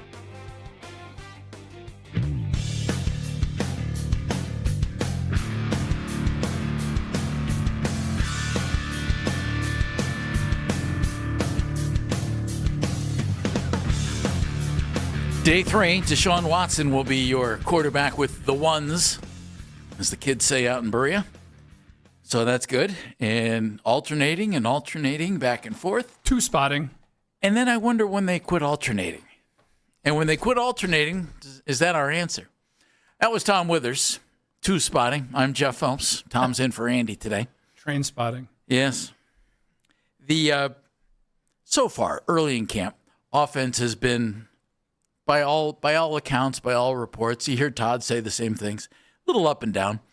And I think that's completely to be expected, given the circumstances that we've chatted about in the past and the reality of the roster. New offensive line trying to come together. Well, they're trying to learn how to play next to each other. Right. Trying to learn what quarterback is doing. We all know that everything they're trying to learn. And then you have so many young skill position guys, Tom. It's going to be, I think, a crash course that they need to get right, and they need to get right fast. Yeah, there's kids all over the place, right? It's like a school playground out there. There's a lot of youth on this team. The offensive line, every group. But you did hear Andrew Berry say yesterday that they're not, youth is not going to be an excuse, and he went out of his way to point out that the Seattle Seahawks were really young. And so were the Philadelphia Eagles and Green Bay Packers. And you can excuse some of the mistakes because of inexperience in youth, but not all of them. And it sounds like Todd Monken is not going to tolerate too many of them. Like I said, he made a big point about mental stamina and making sure that these guys, like you said, get it right and get it right fast. There is no time to waste, which is why every rep, and as cliche as some of that stuff counts, every rep and every moment on the field is important for this team, and important for each of these players as well. Putting down good tape, all that kind of thing, but showing that you are a professional. That's a big component. Shuffling players in and out of the offensive line. We heard a little bit about that today, but Tom, this goes back to the quarterback spot with all the inexperience at the skill position, the line coming together. As soon as they can solidify that spot, I think you'll see huge progress out of the entire offense, because they'll know, okay, this is what we're doing moving forward, and then the line will know how to block for whoever it is at quarterback. Right. The wide receivers will know how the ball is going to come. Everything will start to, I would think, calm down a little bit, and then the learning should grow exponentially. So I totally agree, Jeff. And along those lines, it's why I give Deshaun Watson, the lead at this point, because of the fact that he knows all this stuff. Shedeur is still a work in progress, and I think Todd Monken sees that. I mean, he talked about those false starts yesterday was when Shedeur was at quarterback. Yeah. Those cadence problems were when he was out there, and so how much patience and how much time does Todd have to teach that stuff up with a young quarterback, as opposed to putting in the guy that's got, obviously there's other issues there with his health and what have you, but has so much more experience behind the line of scrimmage, has been in, many more games than the second year guy. So I think that plays a role in this decision as well. I mentioned Lance Reisland, who works with us here at the Fan. Lance was on the morning show today, and Lance, with his coaching and playing background, puts together notes after training camp, and he sends them out to us. And his insight into it I have found very helpful so far. But yesterday, about Shedeur and his closing thoughts that he sent to everybody here at the station, he said, Sanders handled a difficult assignment against the starting defense with poise, protected the football, made several quality throws that did not become completions because receivers didn't bring them on. Said Watson operated efficiently against the second group And see, when you're operating against the second group, there's not much you can say. It's like, well, okay, well, he was up against the second group. Right, I very get different. that. Yep. He thought Taylen Green showed real improvement, and Gabriel continued to throw with timing. So he had something solid to say about every quarterback. Everybody. Yeah. And you know, you don't root for injury on anything. We don't want to see anybody get injured. But I wonder, you know, what happens if somebody does, and then, you know, does the guy who's not injured, whoever that is, really make a jump? Is that the opportunity? It was last year, you know, when Kenny Pickett got hurt. Well, okay, here we go. Joe, you're in. Joe, you're the man. Well, and he was the starter for a while, and then all of a sudden, here's Dylan, and things moved along very, very quickly. And I wonder if what happens if something like that happens this year. Just curious, who does Lance have as the front runner of the quarterback position right now? Has he said? Are you allowed to disclose? He hasn't put that in his notes. Okay. He hasn't put that in his notes. Right. I know he likes Dylan Gabriel a lot. Yeah. And just from what we talked about, you know, just with his ability to process and know what's going on out there. On the other hand, a coach's player. Yeah. Well, I mean, Lance being the coach. Yeah. Lance is 6'4", 6'3". I think he likes 6'4", 6'3" quarterbacks like the rest of us. Yeah. You know? Yeah. If Dylan were 6'3", this would be probably an entirely different situation. And the Browns wouldn't have been able to get him in the third round last year. And Coach, since we didn't mention it, or maybe you did, and I wasn't listening or blanked out. Thanks, Tom. The pads go on Monday, so that's How about that? So that's a whole different evaluation process, though, Jeff. But there's still not going to be tackling. No. But still, all of a sudden, offensive linemen are going to be able to hit. You know, you're going to be able to do some things, and that you can't evaluate if you're not in pads. No, and it's also an area where I want to see a guy like, you know, Casey Concepcion, see what he can do. Yeah. You know, when he's got pads on, like how tough is this guy to get down? Yeah. When you got to get him down. Can I, Dan? Can you cue up the ding real quick, please? Are you ready? The ding has been cued according. Ding. And Dan said you cannot evaluate that. Mike said you can't evaluate guys in 7-on-7s. If the ball hits the ground, something's not going right. Right. And so that's where they are right now. Yeah. They're installing things, they're doing things. You can't draw real conclusions. No, the rubber's... Dan, that's fair to say, right? You just can't draw real conclusions from a lot of things. No, it's not until we get to those exhibition games. And as I mentioned earlier, that August 20 date to me against the Bills, that practice, I don't know. I just have a feeling like, to me, that's the time frame for all this. So you think it's going to be a little more expedited than that? You get the sense that I hope so. Yeah, I hope so. I think for everybody's sake. Yeah. And one thing that Lance has said throughout the early parts of training camp, he said, this is all well and good until they put pads on. You can't do anything. And so we'll find out on Monday. Well, things will start to change a little bit, and especially pick things up and go. Especially with this offensive line, right? Yeah. You're going to learn real quick who belongs out there and who shouldn't, and whether there should be a rotation at left tackle and other spots. One thing I thought that Lance said in his notes that I thought was very interesting, he thought Mason Graham was the player of practice yesterday. Interesting. We brought him up yesterday. Yeah. And that I expect a jump from him as well. If he can be a disruptive force on that defensive line, even more than he was last year, you know, and he was a rookie last year, and you get all that.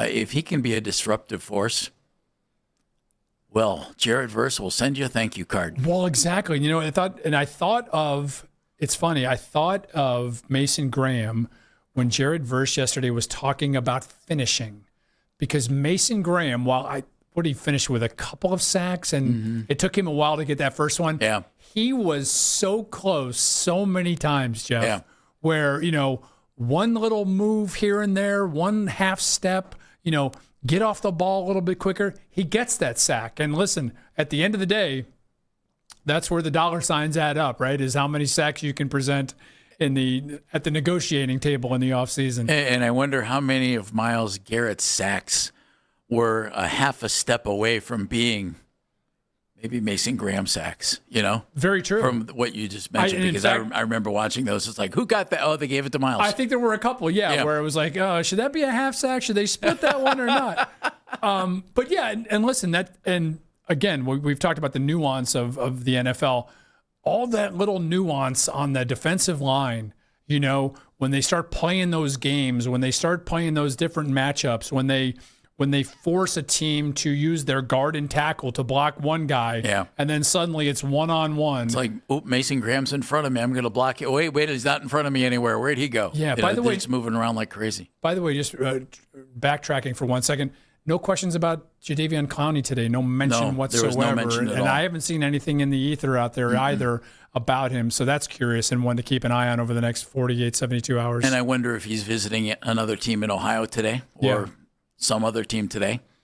I would think he's not just stopping into one place. Oh, there no, would be other teams that probably would like to have a chance to chat with him. He's on a tour, but, you know, and while we all know now that he loves a hearty training camp, something tells me that Clowney may hold off on this decision until we get a little deeper into August, if you know what I mean.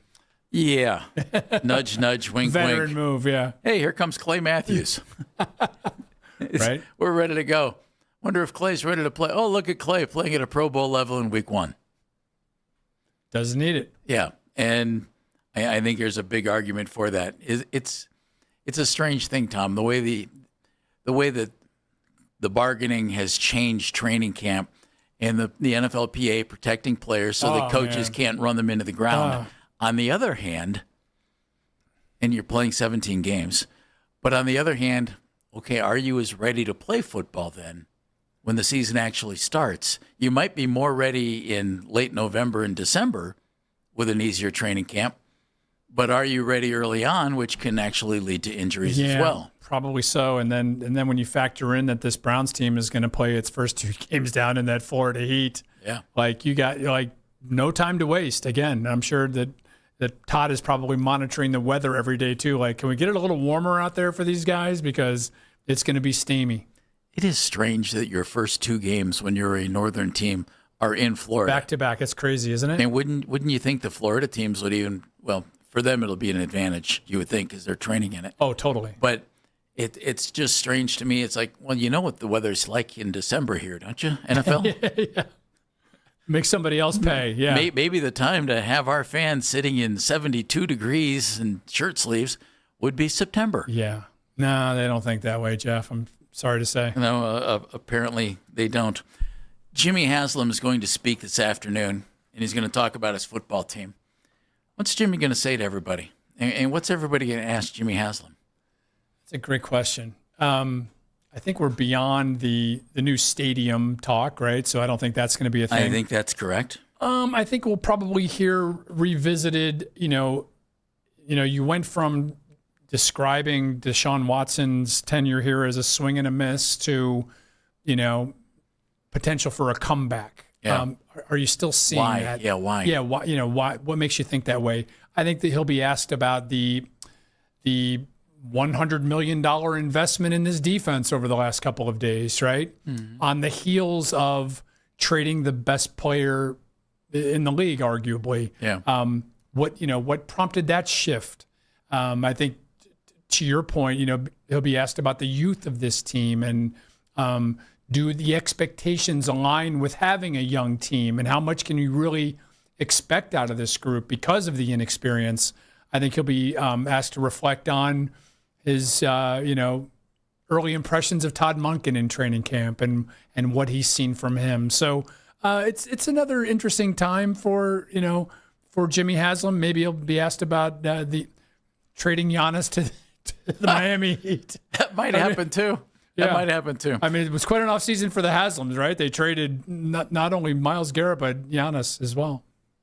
Put that one in the record books. There you go. It's Baskin and Phelps here on The Fan.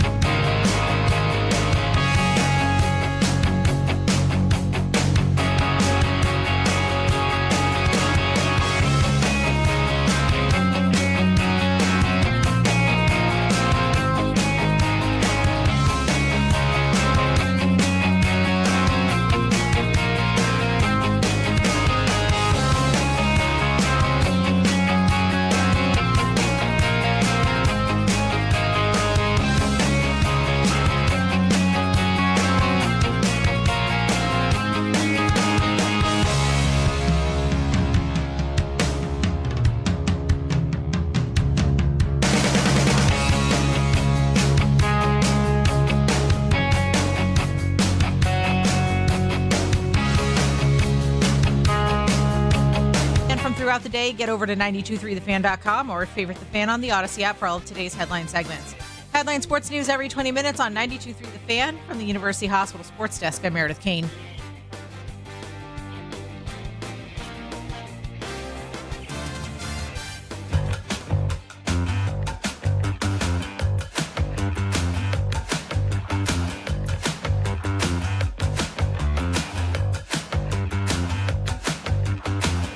Coming up this afternoon, about 2 hours from now, roughly, Browns owner Jimmy Haslam will be speaking in Berea. Our afternoon guys are out there today doing their show live from training camp. So listen to Nick Wilson, Jonathan Peterlin, as they will have the Jimmy Haslam press conference for you. This seems a little hard to believe. This is the 14th year the Haslams have owned the Browns. That is crazy, isn't it? Isn't that nuts? That's a long time. They bought the team, took over, when was it, in November of the 2012 season? Dan, get the ding ready for a second. Here we go. I was Tom calling for dings. He's feeling comfortable. I like that. Yes, sir. The ding is ready for you, Mr. Withers. Summer of 2012, I was in London covering the Olympics. Ding. Yeah, that's pretty good. And that's when Jimmy bought in made it known that he was going to buy the team, and then he took over. It was in season. Later October. I think it was middle of October, if I'm not mistaken, of 2012. God, it's not that long ago, and it seems like a lifetime ago in some ways. It's kind of weird. Yeah, 14 years stewardship. I don't even want to look the record up. This is their 15th season. 15th season. The record that speaks doesn't for seem itself. possible, Unfortunately, does it? It doesn't. It doesn't. Now, we talked about this a little bit over the last couple of days. They've learned their lessons in some regards, right? And they've been others. A lot more patient. They have than they have in the past, and that's only been in the last 5 years or so. Ever since the Kevin and Andrew Barry, right. And in exuding that patience, as you talked about, was not firing both of them after last season, when a lot of people thought that was going to be the result of another losing season. Yeah. So I think there's some things they can be asked, and it sounds like it's just going to be Jimmy, that he'll be asked later today. We'll see where this goes. 15 seasons that's hard to believe. Yeah. Because it doesn't seem like that long ago that Randy Lerner was asking everybody to turn off the cameras because he didn't like doing interviews in front of cameras. And people couldn't wait to drive him out of town, right? Which was unfortunate because he's exactly, in theory, exactly what you want in an owner, because he wrote big checks and let the people that he hired do their jobs. Yeah. So we'll see. Earlier on in the show, I was telling a story, and then Todd Monken so rudely interrupted me by having his press conference. And it went back to the way you approach interviews Johnny and questions, Mac. and then to guys. And Johnny Mac kind of reminds me of Todd Monken a little bit. Okay. Because Todd would just flat out tell you. Todd seems to be the guy. He's going to tell you what he feels. John McNamara was the same kind of guy. And John wasn't here for very long, but it was fun dealing with him because he also, like Todd, was very direct. But in training camp one year with the Indians, he thought, spring training, he went to a pawn shop and bought a pocket watch. And we'll get to the part of the story I didn't tell first, but I better give some background on it. So he gets his pocket For those watch. just tuning in, yeah. And it was kind of his, this will work, this will be great. And so he carried this pocket watch with him around spring training. And he'd walk up to, all the players by the time camp was over. And he's like, hey, look at this pocket watch. Yeah, it was my grandfather's pocket watch. And I think the story was that he said, when he worked on the railroad and he carried a pocket watch, and, I'm thrilled to have it. It came down, through generations. Well, here he had gone to a pawn shop, right, to pick it up. And they get to the last day of spring training, real close to breaking camp. And Rich Dower, the late Rich Dower, was one of the coaches on the team. And Rich ended up living here in town for a long time. And John McNamara starts chewing out the team. Our team, you've heard this. You're shaking your head. I know a similar version. You can see where it's going. I know the Woody Hayes version of this. Well, John's screaming at the team, and he's, you guys have just blah, blah, blah, blah, blah, and the work ethic and blah, blah, blah, blah, blah. And, just I've not been pleased. And blah, blah. Rich Dower stands up. John, you're beep, beep, beep, beep. These guys have busted their beep, beep, beep. And we're so tired of listening to you bash these guys and blah, blah, blah. Well, McNamara had put his grandfather's pocket watch down on his jacket. Dower has a fungo bat. He goes over, I'm so tired of these guys deserve better. And he went over, he picked up the pocket watch, he threw it up, and he fungoed it into smithereens. And the players are like, oh, my God. Grandpa. And then all of a sudden, McNamara, I got you. Funny. So he set the thing up all training camp, all spring training, all the practice fields. He's out there, and then they just busted up laughing. That's great. And what a way to break the ice, right? Yeah. It's like taking the puzzle pieces off of Mrs. Phelps in Major League, right? There you go, yeah. Something to get the guys all bonded together. And that one worked for John McNamara. The Guardians tonight, Arizona, trade deadline. We were talking in the break, Tom. They had the day off yesterday. Well, days off often around trade deadlines often lead to serious trade discussions. And I'm a little surprised that nothing's happened yet. Yeah, we haven't seen the lineup for tonight's game yet. No, though, we haven't. That's who's going to be in an it? indicator? Yeah. Casey Mize not in the lineup. Yeah. Conveniently scratched for the Detroit Tigers. Right. So stay tuned on that one. But the longer this goes, I can't imagine them not doing one or two, at least minor deals. Now, whether they take the big swing or not, who knows? Yeah. But what we do know is that the offense is so hit or miss, and no pun intended there. And everybody's definition of a big one is different than the other. So, we'll see. I do think they're going to do something. I'm damn near 100% confident that they're going to do something. More minor or more? I think more on the small side. I think more on the in between. I'll say a AAA type of move, just from the standpoint of. I think a move that will help the team now and for the pennant push. Who's not here after the trade deadline? I think one of your relievers. I get the sense that they're going to make a move that would fortify the bullpen while giving up a piece of it. Let me put it that way. Okay. Let me ask you about a couple of veteran guys. David Fry. They love. David hasn't produced at his usual levels. I wonder if David's here, and I don't mean get traded away. Yeah. But hey, we brought somebody in. We're gonna either send you down or we're gonna give you your release, whatever you prefer. I think he's got some options. He has options yeah. left. Yeah. In fact, I think he has 3 options left. He? Rhys Hoskins, though he's hit some home runs. It's a tough situation. Nice addition, but hasn't produced. It just when we were talking to Jim Clark, who's the Rubber Ducks play-by-play guy. Jim mentioned something I've mentioned in the past. This guy's been a regular his entire career. Yeah, and he's not adjusted well to the hit or miss playing time. Some guys just can't do that. Yeah, no, that's the thing. And when you see, and I give him credit because he's trying to get all he can out of the team. When you see Stephen Vogt pinch hitting for Kyle Manzardo, in the 6th inning, well, Kyle's batting cleanup tonight. Yeah, and you're going lefty righty, and even though there's splits show that lefty righty doesn't matter a whole lot this year, I know. I don't get it. I like the fact that they've had so many options to choose from, Jeff, but sometimes that can be debilitating, right? Mm-hmm. Because you're making too many moves, right? And it's not allowing a guy like Hoskins to hit his way out of a slump, right? You just don't. You can't hit your way out of it if you're not in the lineup on a regular basis. For at least 2 or 3 weeks in a row, Tom. Yeah, because I did like the fact that there were some late inning, pinch hitting options. Whether it was Hoskins, Schneemann, Manzardo when he wasn't playing. David Fry you could use in a multitude of ways. Mm-hmm. You forget a couple. It's really a shame too, Jeff, when you think about it. David Fry was an all-star just a couple of years ago. Yeah, that unbelievable first half of the season.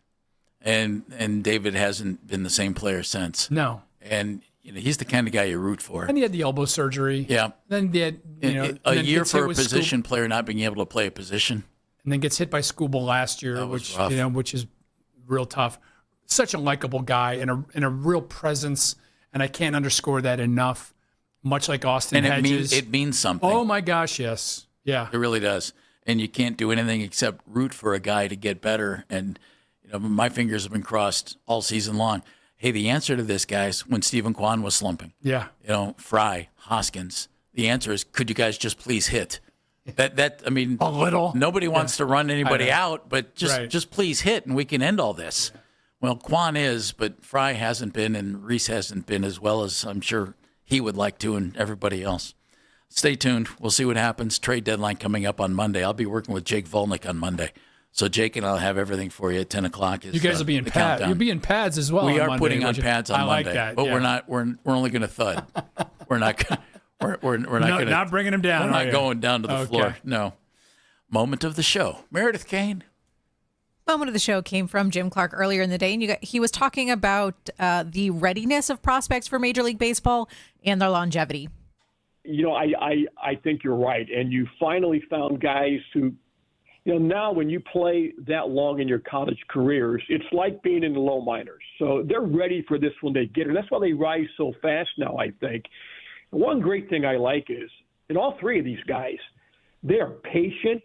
Schubart right now has been on base in 53 consecutive games. Wow. That's pretty good. Unheard of. For a power hitter. Curley has 87 walks.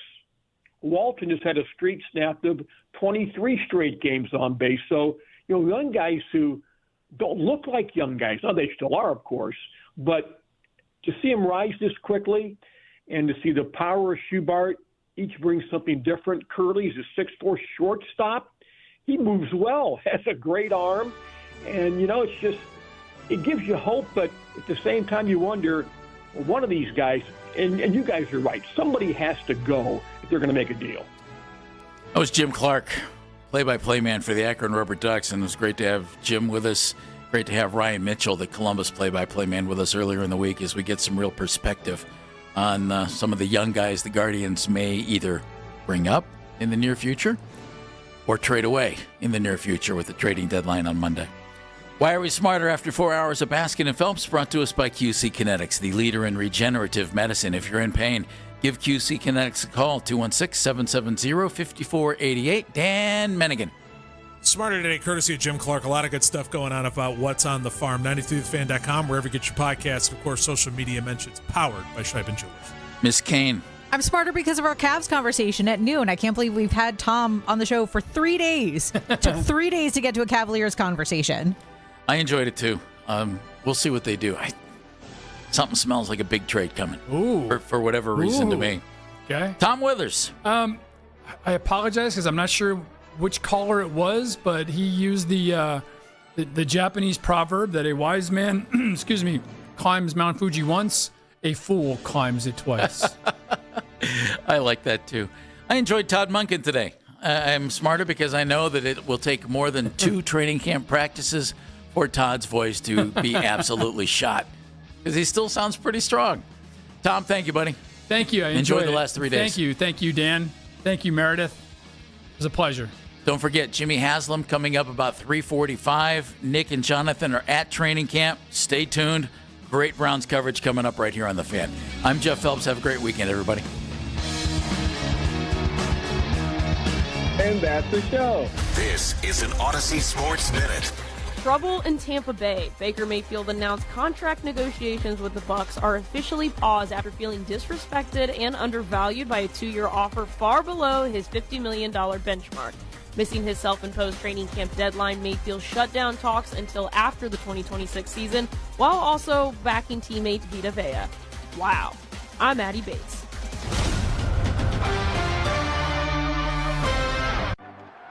It's game day. Are your moderate to severe Crohn's disease or ulcerative colitis symptoms keeping you from the action? Skyrizi, risankizumab Riza, could help you get back to the game. Skyrizi is proven to help people feel significant symptom relief, achieve remission, and visibly improve damage of the intestinal lining. Skyrizi is a prescription injection medicine for adults. Don't use if allergic to Skyrizi. Serious allergic reactions, increased infections, or lower ability to fight them may occur. Before treatment, get checked for infections and tuberculosis. Tell your doctor about any flu-like symptoms or vaccines. Liver problems leading to hospitalization may occur when treated for Crohn's or ulcerative colitis. Control is everything to me.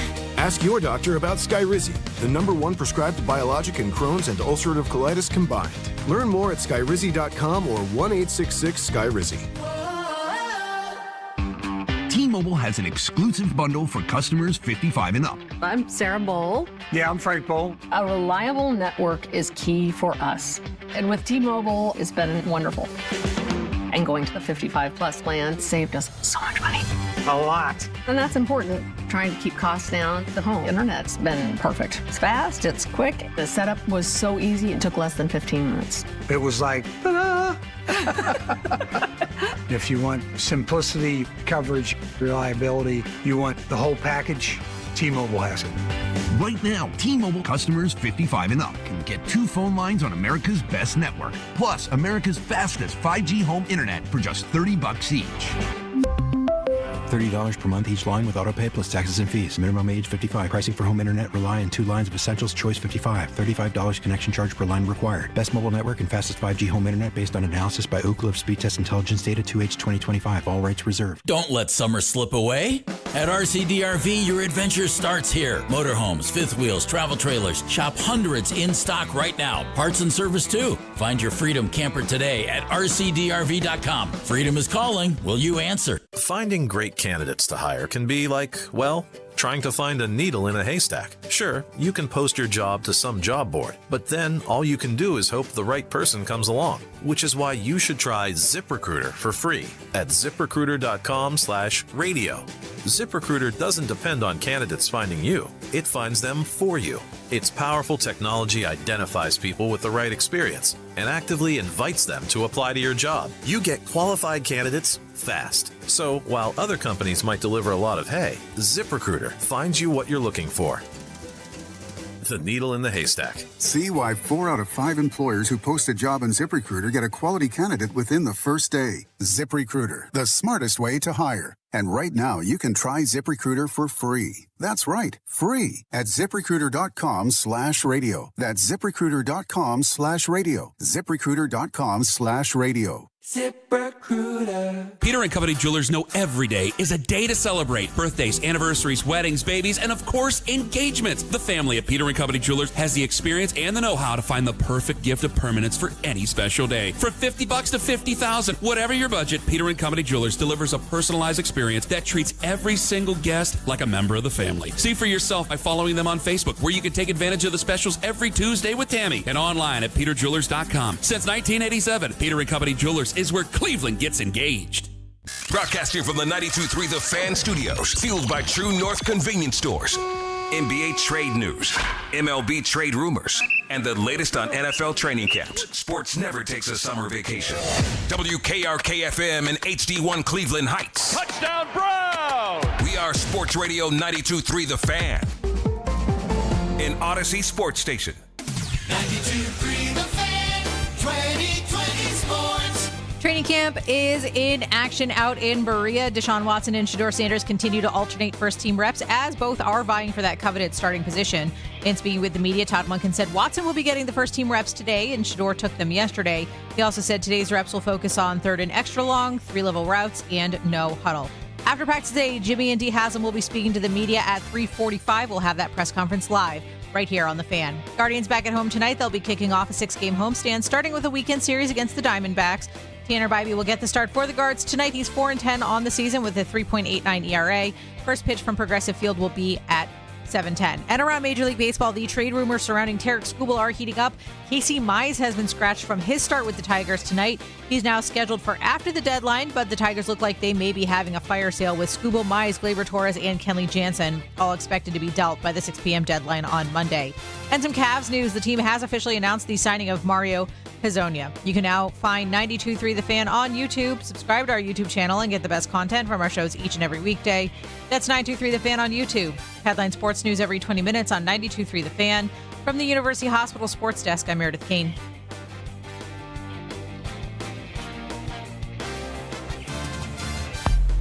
We're your home for complete Browns coverage all year long. I'm not going to decide who the starter is. The players decide who plays. They decide by their play. Their play decides who the starter is. We are Sports Radio 92.3 The Fan. It's an off Friday on Afternoon Drive. I do think, I need solid out of the quarterback spot, but I can see this already starting to evolve here. And that maybe this goes into my line of thinking that Deshaun has always been the leverage for the Browns to lean on Shedeur. And I don't think it's what Florio's saying. I don't think it's he doesn't work hard enough. I think any young quarterback that you want to give a chance to, the perception has to be that he earns it. There's a reason why Andrew Berry pointed it out. It's because he didn't have this previously. You tend to highlight the things that you don't previously have. And so he highlighted this because Stefanski was not this let me get along with everybody in the room guy. He was not the I'll get along with the 23-year-old the same way I will the 45-year-old, the same way I'll get along with the 75-year-old.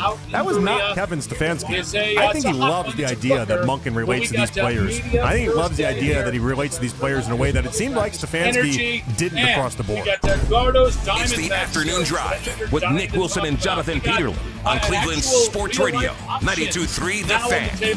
The show is back. Nick Wilson, Jonathan Peterlin back on The Fan for the next 5 hours. We've got much to get to. We are live at Browns training camp out in Berea. It is it's a hot one. It's a cooker.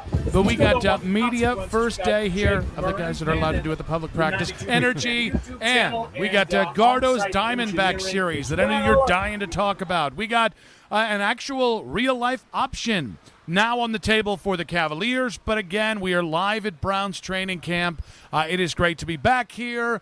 And that opened, courtesy of Mac Robinson on the board. Yes. We salute the Supreme Leader, even though we're not, eye to eye here, because we still don't want the consequences. We got Jake Manning, the 92.3 The Fan YouTube channel, and on-site engineering as well. Guys, watch us on 92.3 The Fan's YouTube channel. Like our videos. We love to be liked. And, of course, subscribe.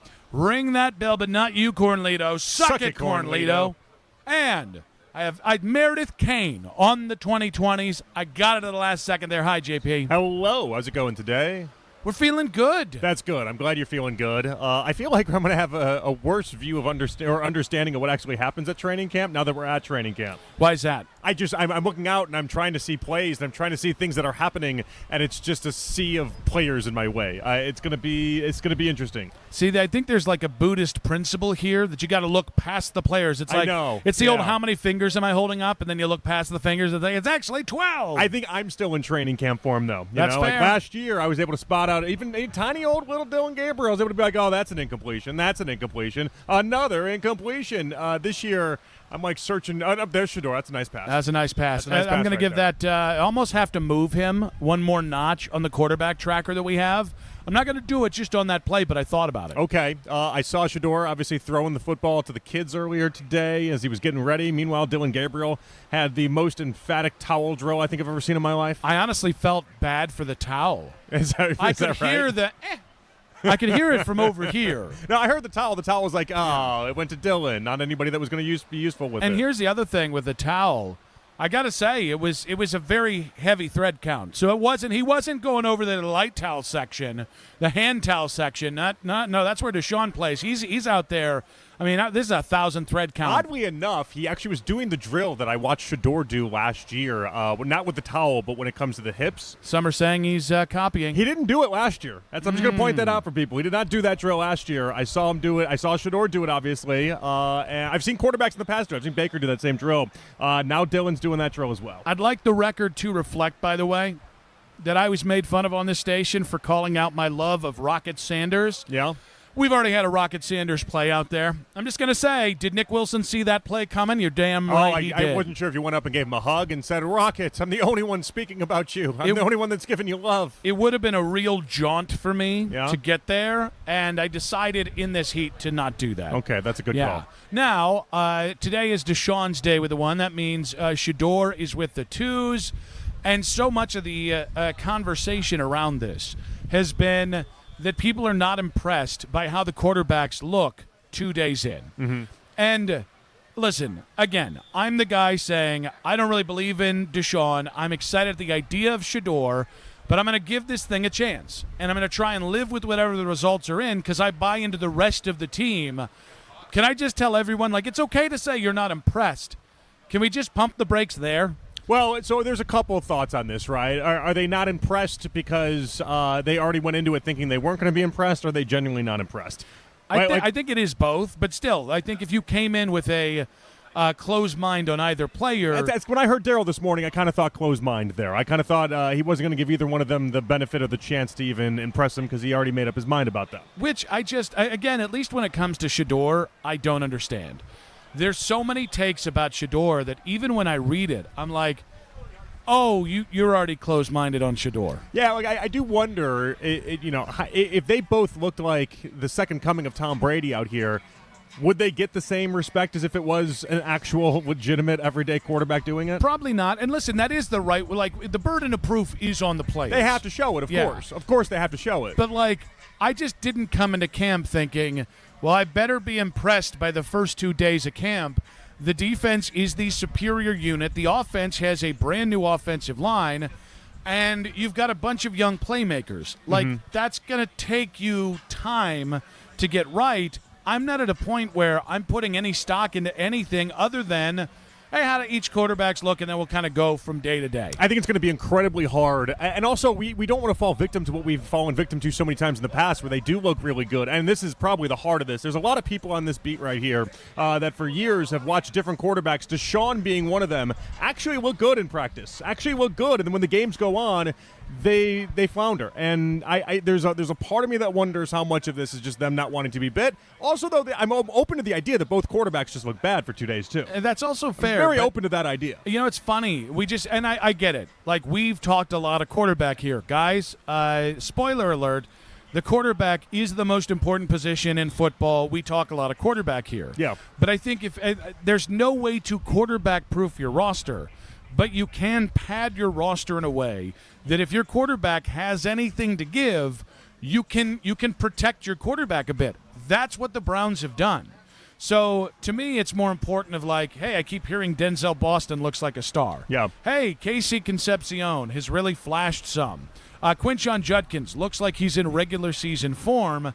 Those are the guys that are going to really decide the fate of this offense, because this isn't just quarterback-centric. This team is not built in a way, and the Browns have done their best to allow the team to play around the quarterback. That is a different setup than if you have Pat Mahomes or Josh Allen. So the idea that the quarterbacks have struggled, it's I don't expect in week 5 to come out and be like, wow, Shedeur, 400 yards. Yeah, in many ways. And honestly, you got to kind of do what Denver did last year in some respects. R.J. Harvey now entering year 2. They obviously traded for another wide receiver in Jalen Waddle, but they have all sorts of wide receivers. They have a run game that goes with everything. And they just got to ask Bo Nix not to suck.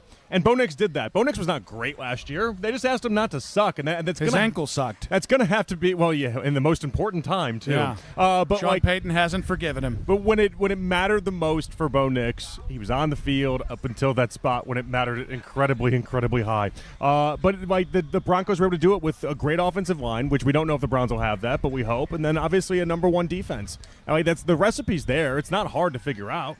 This is going to have to be a team that is built around everything but the quarterback. Yeah, I am preparing this season to say things like, hey, the quarterback play was okay today. And that be But good you enough. won. And that be good enough. By the way, why did we take so much heat yesterday for just saying that Andrew Berry's put together a pretty good roster? It just minus the quarterback. If I saw one other than that, how was the play, Mrs. Lincoln? I saw 37 million of it. Yeah. Like, can we talk about this team and have a realistic standpoint on it? I thought that we were just. I think maybe the expectation is we just come out every day and say it's the worst quarterback Like, room is that- in the NFL, and that's, I guess, the story. Is that what the bid is supposed to be? Is it supposed to be 5 hours of every day of like, well, why even bother with this team if they don't have a quarterback? Don't have a quarterback, I guess the whole entire team sucks. Yeah, we all know you need a quarterback in the NFL. Like, do people think we're just brain dead? They might. Do some people just think we just don't have a brain and have never watched football? Meanwhile, we talk about football 5 hours a day for 5 days a week for 365 days out of the year. There is a chance that they think. I mean, they've heard me talk sometimes. I have said some brain dead stuff. I just and think, sometimes we are brain dead. Yes. But like on the idea of, hey, NFL team needs a quarterback, that's not a hard concept. You're hardly doing any groundbreaking stuff with that. I also think, and again, I think the Denver thing is on point. I think what Carolina did last year with Bryce Young, like there are teams that say, all right, we know that our quarterback position is this. We still want to compete. And I think the Browns having that attitude, I think is important. I think acknowledging, and like even with Shador, like if Shador gets his starting job, I'm not expecting him to look like Jared Goff the first 4 weeks of the season. What I need from Shador is weeks 1 through 6, maybe 7. I need him to grow into a player that by the second half of the year, I can go, all right, if I need a play, he can make it. With Deshaun's a little different. If Deshaun wins, only has 4 weeks. Deshaun wins. I mean, if Deshaun wins the starting job, I will need to see some modicum You'll have of to quality. See it. Yeah, you'll have to see it. And if not, they have to hit the eject button awfully quick. But even then, I'm not going to say, well, Deshaun didn't look like Deshaun from 2020 today. No, it's going to be, did they win, and did he play enough for them to win? And really, the reality is going to be, even if he doesn't look functioning, we won't be shocked by it. That's the other thing. I think when we have this discussion, I think people think that we'll genuinely be surprised if Deshaun Watson's out there week 1. And if he stinks, it's like, no, we're kind of prepared for that. Yeah. That's kind of the thought process we have going into it. We're waiting to be surprised. There's an acknowledgement that you have a bad quarterback more likely than not if it's Deshaun Watson week 1. And I guess I don't really have a problem with somebody saying, I wasn't really that impressed with the quarterback. It's then going into the Debbie Downer, wah, wah. Yeah. It's like, no. Like, tell me what it looks like around the quarterback. And again, even then, like, even if you think Shador can be a franchise quarterback, that's not going to happen overnight. It's his first season as a full starter. It's going to take time because that team's got to mesh around them. But for once, the Browns have been realistic about what the rest of the roster looked like and said, hey, we can't do anything about Deshaun and Shador. They're going to make or break themselves, but we can give them the best chance to be made or broken. And I really think, I know it's tough with young players. I know it's tough with a brand new offensive line. I don't know if you're Shador or Deshaun, what more you could have asked from reasonably given the way the offseason went. And if you can't see what they're trying to build, then I just can't help you. Now, yes, will it take a couple years before we get some of the sweet payoff of it? Yeah, it's going to take a little bit of time. So it's not going to be something that you're going to see, you're going to wake up week 10 and be like, it's all complete. No, I don't think that's true. I think this is going to take some time, but I'm prepared to take this year and have that be some of the time and then enter 2027 and go from there. But there's a lot of growing that can happen here. Yeah, and again, like if you need to grade quarterbacks off stats, I don't know what you're going to be looking for with this team. This might be the rare year where it's like, are you winning and is the offense getting better? I think the more important stats will be, all right, how many points per game are you scoring? All right, are you a functional offense that can give the defense a breather? Because if you can, that might matter more this year, or at least early this year, than what is that guy's quarterback rating. I just don't think we've ever, and we entered some really bad years here, Nick, in our time being at the station. We entered some really bad years, 1-31, the whole stretch and all this. I can't remember a time we had to defend optimism in training camp. Yeah. I just don't, at times I've been the guy that's been like, hey, listen, this team's not going to be the greatest, but I'll let you celebrate if you want to, because now is the time. And when the season gets underway, we can have a completely different storyline. But like, I always thought this is the time that fans get involved in this and media members get involved in this, and you kind of look at it with the Browns and orange glasses a little bit more clear. I will tell you, being out there, I saw my guy Matt, I saw a couple other people. I think a lot of people here are excited about this. and aren't just doing the same old but I Browns do bit. wonder, though. I wonder, I know there are people that are excited, but are there just as many people that are just convinced this is going to be a team that gets the quarterback in 2027 with the number 1 or number 2 overall pick? And in order to do so, you got to win 3 or 4 games, and it's going to get really ugly in the process. I think so, but I think we're so trained to, hey, we got a new quarterback, now we can get excited. I just think the Browns failed the PR test at the quarterback spot, and I think that has as much to do with the amount of negativity on social media about this team or from the media themselves. If you had Geno Smith here, maybe people would be singing a different tune. If you had Kyler Murray, who we talked about, maybe you'd be singing a different tune. Although Minnesota wants a return after 2 days. 216-474-0092. At Nick Wilson says, at Jay Peterlin on social media. Social media reactions on X, powered by Scheiben Jewelers, Cleveland's premier jewelry store. We got a loaded show for you today. Coming up at 3 o'clock, Sean Salisbury, you know him, you might love him, former NFL quarterback and host of Unpaved on Rumble. We've also got Spencer Fano, Browns offensive lineman, the number 9 pick in this last year's draft. We'll follow up on his wedding and his first NFL camp as well.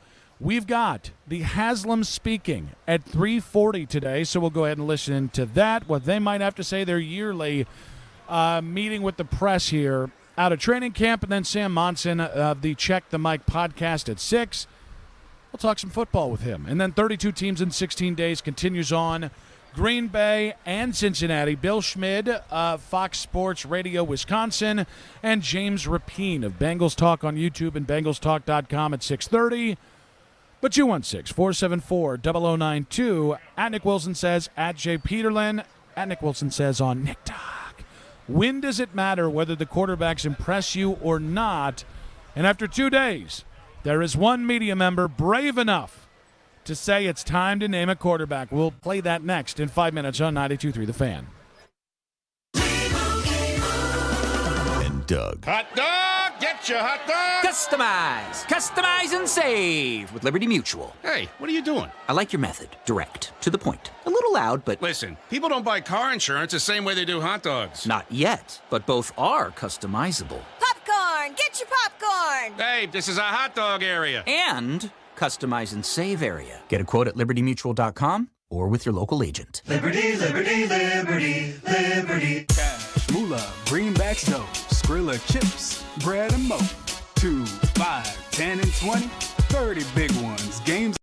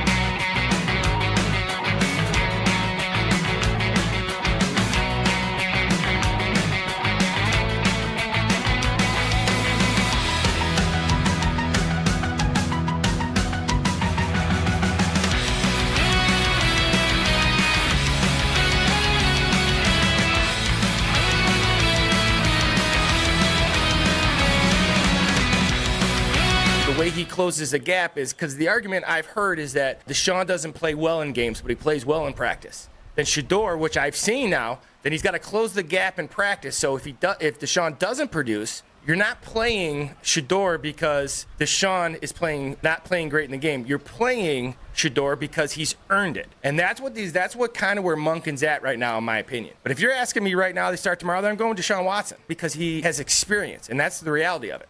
Now, it should be noted, he was baited into doing that. All right. Well, I mean, he was forced to. Yes. Which is fine. That's part of the show. I mean, that's part of any show. I would do the same thing if No Coach was fence in the riding. Yeah, if Coach was in the hot seat, so to speak, I would do the same thing. Nice thing about that too is Coach can do a drive-by, right? He can say these statements and then he doesn't have to talk about it until he's on the air next. It's fine. But as I was listening to it, it sounded like Coach was saying that Shedeur. It's just for Shedeur to win the job, it's got to be 110% of what Deshaun does. Do you agree? That I don't know. No, For some reason, I listened to that twice, and that's what it felt like. We can talk about that side of things, but my takeaway was he was basically excluding all of these practices anyway. Mm-hmm. He's excluding everything he's seen so far and is saying, I know that Deshaun Watson has started at the NFL level X amount of games more than Shedeur has, and that's the reason why he'd go with him. It's all about experience for Coach. It was nothing to do with anything else. Now, if you want to talk about the idea that he has to be 110% better than Shedeur, or Shedor's got to be 110% the version of Deshaun, I think that's insane. Yeah, absolutely insane. Tie goes to Shedeur in this, not the other way around. Tie, close game. Close game, exactly right. Like 52-48 to Deshaun, it's still going. If you just sit there and think about it for more than 3 seconds, then just give the job to Shedeur. I wonder if your preset is I want my quarterback to have experience, and so that's what I'm going to fall back on. I wonder what can Shedeur do to take the job. He can't counter experience until he gets more NFL experience. Yeah, but that's kind of the problem with this setup to begin with anyway, is that if some of these things like experience are just going to be weighted so heavily in Deshaun's favor, then Shedeur is almost drawing dead. And that's a problem. And why I think it matters that Coach Riz is saying that is that Coach Riz is thinking like a coach. Coach Riz is thinking like how Todd Monken will be thinking, not how you and I will be thinking. Well, and I think it's very important. Like, we were talking about Coach here previously before the show, and he was like, I love some of the things I'm hearing because it sounds like stuff my dad and I would say, right? Yeah. And so I do think for Coach, this is a great spot for him to be covering the Browns. Because I think these guys are more in line with how he coaches. Mm-hmm. Where I think Stefanski, there was always I got to try and understand what Stefanski's thinking. It's not that Coach had a lot of respect for Coach Stefanski, but everything I keep hearing about Monken and Warhop and all these guys is that football guys are telling me. These guys are doing it the way football guys do it. Well, I mean, think about, you're under Harbaugh for so many years. Harbaugh's got a way of doing things, and it's a little bit more old school, is it not? And Stefanski was at the heart of it. He was a younger head coach. He really was. Like the combination between Barry when he got the job and then Stefanski when he got the job, Barry was the youngest GM in NFL history, and Stefanski, as far as youngest head coach, McVay had that title, but it wasn't too far behind. Like there was a youth attached to that. And I'm not going to say Monken doesn't have the youth part of it. He's landman. He can adapt to anything, Nick. But cartels. But there is an old school way of thinking, and Coach thinks that way, and Monken thinks that way too. I just think it's really interesting. I mean, at the crux of what Coach Reisland was saying this morning is that he's not considering the future, and I think that might be the difference between levels of coaching. Well, so are they looking at it through a 1-year silo? That's the big question I have then. Because if you're not considering the future, if you think to yourself, Shedeur's not the quarterback in 2027 the same way Deshaun's not the quarterback in 2027, does it change your mind on who you go with? No, because I think it's so tough when we have these conversations because you're trying to gauge, here's where Deshaun is today, here's where Shedeur is. The whole point of choosing for the future is not 2027. The future is week 10. Deshaun is a developed quarterback. I'm sure he can knock some rust off if he hasn't played in 2 years. But Deshaun at this point in his career is going to be Deshaun. The question is, once you get, can Shedeur, if it's operational stuff or if it's, how quickly he's processing stuff, can actually playing games make him better? And I think the answer is always yes in the NFL. If you've got a guy that says, okay, by week 8, Shedeur's going to be better than Deshaun, then it's not even a question. The answer is Shedeur. Yeah, and there's a lot of growing that you have to offer up a quarterback from going from year 1 to year 2. Whereas with Deshaun, I think we know what he is, and there's not much growing that's left to be had there. And I think there's this idea. I know this is going to happen, and I'm sure I'll do it, and I'm sure you'll do it, and every show will do it, and everybody with a TikTok will do it.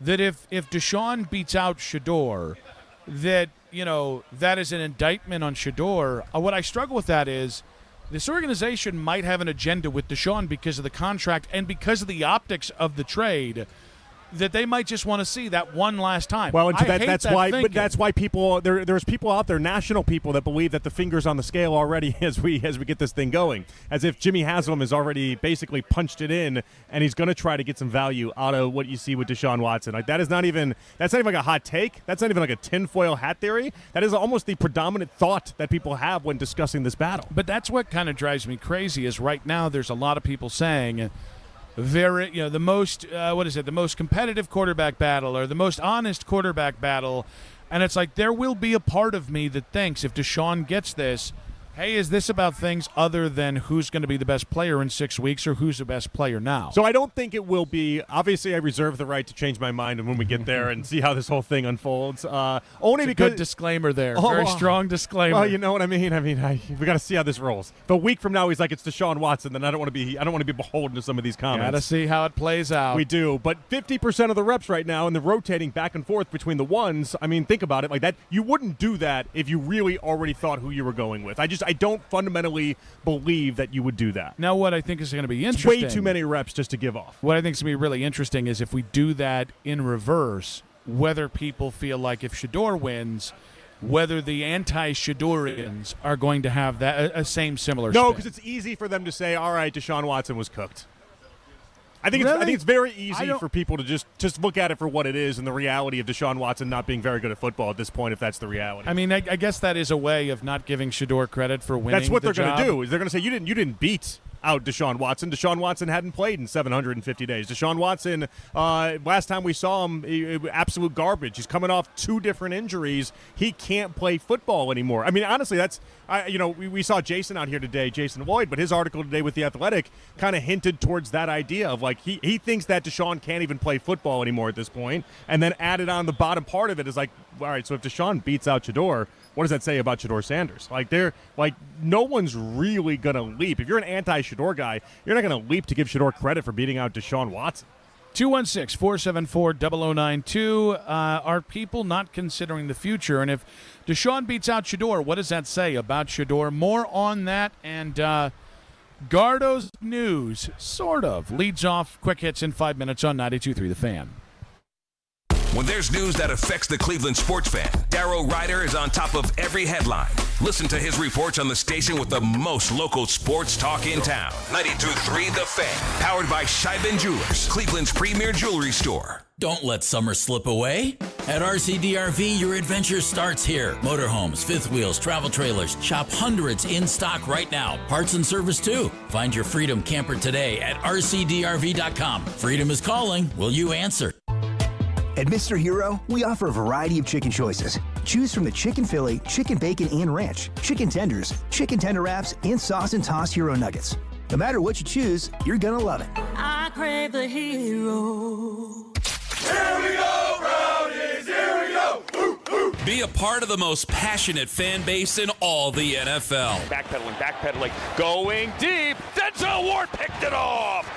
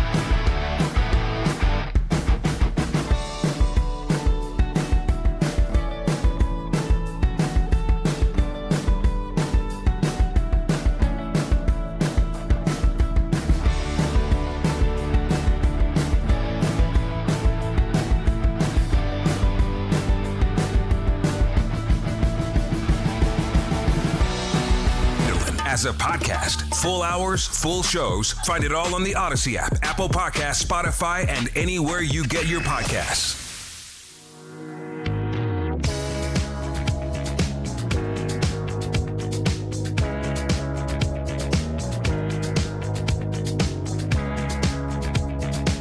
You can listen to The Fan anytime, anywhere on the free Odyssey app or by telling your smart speaker to play 92.3 The Fan. And now you can find The Fan on YouTube, including The Ken Carman Show with Anthony Lima, 6 to 10 a.m. Baskin and Phelps, 10 a.m. to 2, Afternoon Drive. Nick Wilson, myself, Jonathan Peterlin. We go from 2 to 7 each and every weekday on The Fan's YouTube channel. Subscribe to our channel for free. Watch all the best content from your favorite shows in The Fan live and on demand now. Sean Salisbury joining us coming up in about 20 minutes. We are in Berea. Browns training camp underway. Shedeur Sanders having what is being called the throw of the 3 days to Denzel Boston. Now, am I pumping this up a little bit? No. I watched the video. It was the best throw of the 3 days, Nick. Not even close. Now, here's the thing. I really thought when I was about 75 yards out. Oh, you're huffing and puffing right now. I really thought He's I huffing could and puffing. make that. Yeah. And let me tell you. Yeah, you had no chance. Turns out hiking for the first time in 2 weeks was not a smart thing. No, you would have made it. You got disrupted by Terry Pluto. That's everybody says the great disruptor that is Terry Pluto. He's told me once again the experiment is over. The experiment was how quickly can one's fat ass waddle from one side of Berea to another. Turns out not fast enough. Yeah. But we do have Sean Salisbury. I think you might have teased that coming up in about 20 minutes here. But let's get to quick hits. From the latest news and rumors around the sports world to the sound bites you need to hear. Hurry! It's Quick Hits.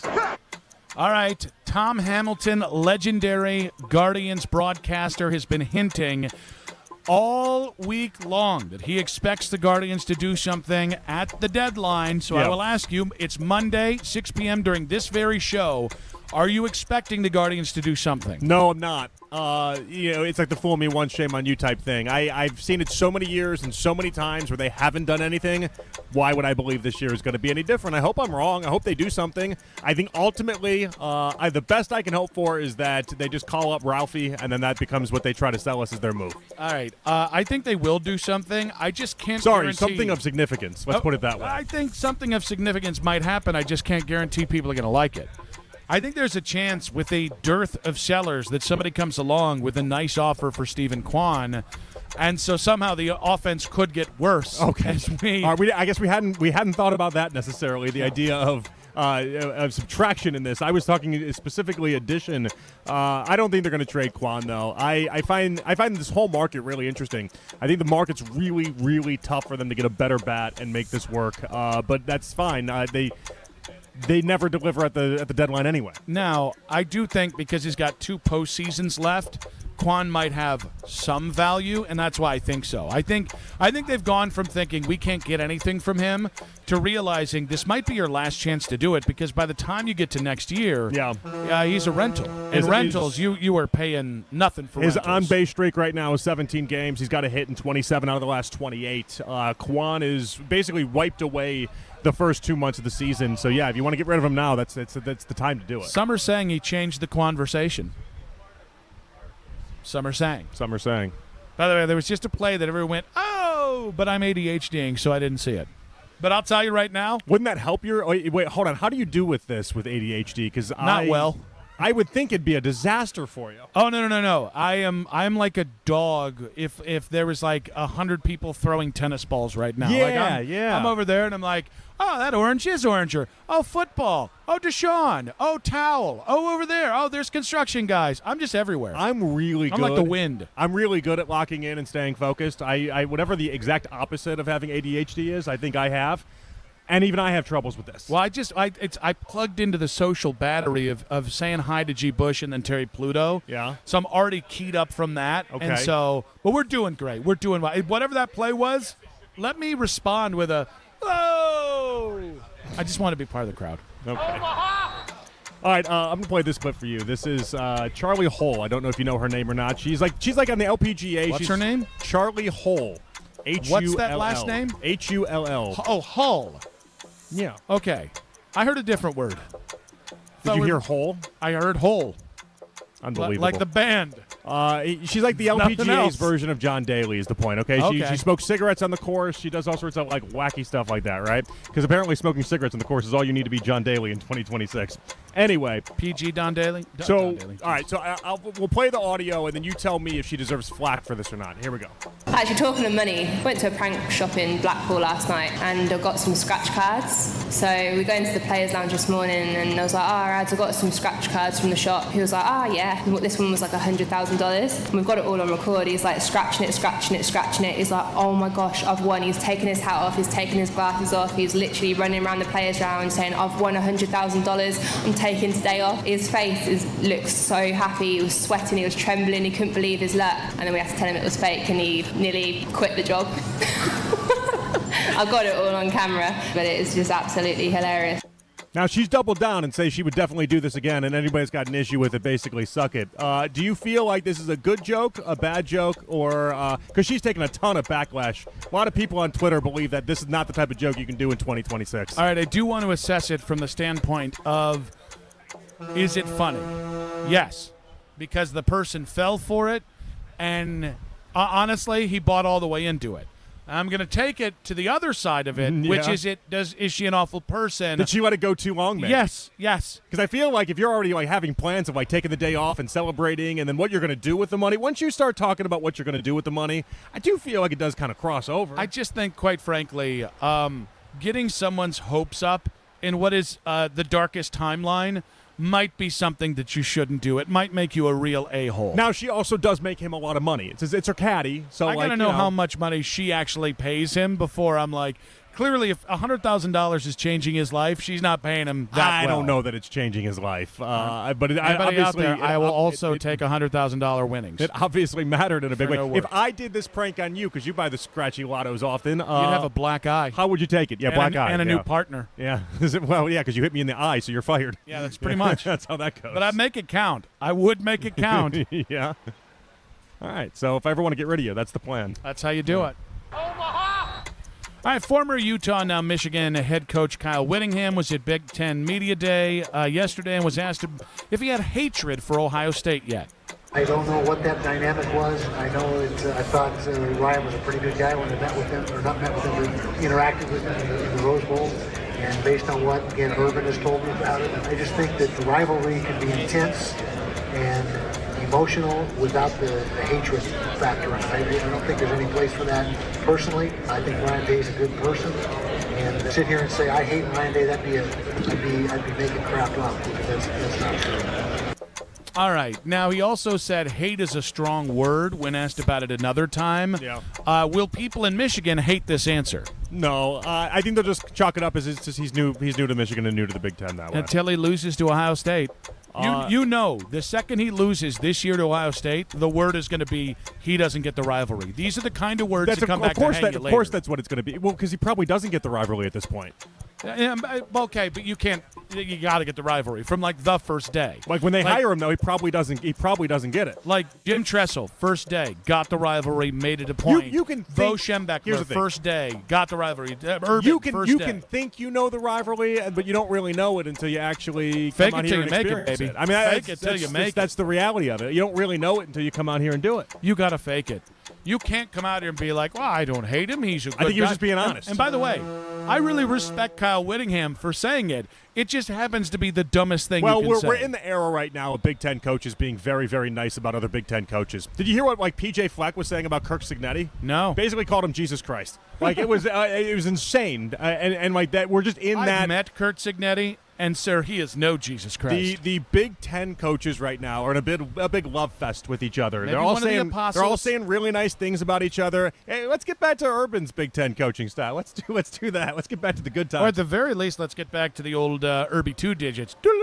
You see that they the old proctology exam on the dance floor. Yeah. You see they're not doing his bar downtown anymore. Look at that. It's a real shame. I know. I was upset by that. I was hoping he would be enriched. I always worry about millionaires and whether they've got enough money. You know what I mean? They probably spent a lot of money to not have that bar end up being made. And billionaires, too. Right. I always worry. Like, I don't worry about, like, I know the folks I meet on the street that ask me for $1. It's not about them. I just wanted something to be in that spot of the Winking Lizard because it's nicer for downtown. I just think to myself, I hope the Haslams are getting by all right.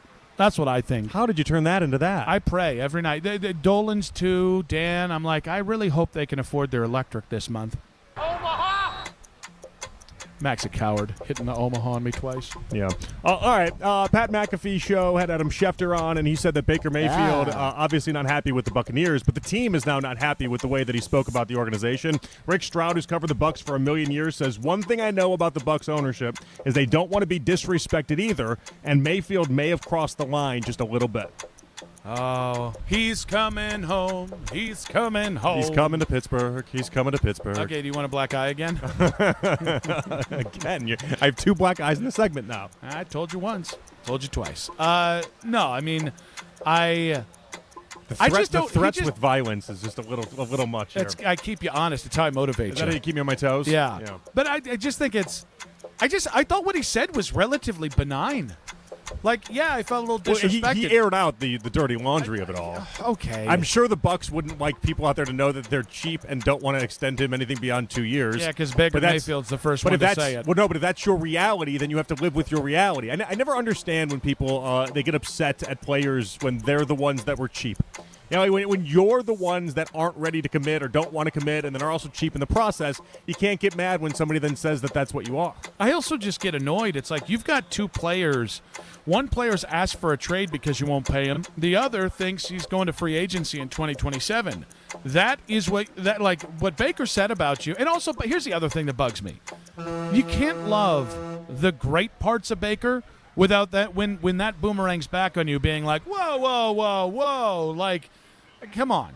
Get your head out of your ass. No, but they're going to use this. They're going to use this as another reason for why they don't ultimately give Baker a lot of money. Well, again, he's going to play for a different team next year. I'm calling it right now. Cleveland's nice this time of year. He's going to play for a different team next year. And that team will not be Cleveland, by the way. I will fight you in the streets. Not really. I got to stop with the violence. No hate, just love. All right, former NBA player Charlie Villanueva went on Club 520, that's your favorite podcast, or vlog, or whatever the hell it is, to explain the difference between Kobe's 81-point performance and Bam Adebayo's 83-point performance. It's 2 points.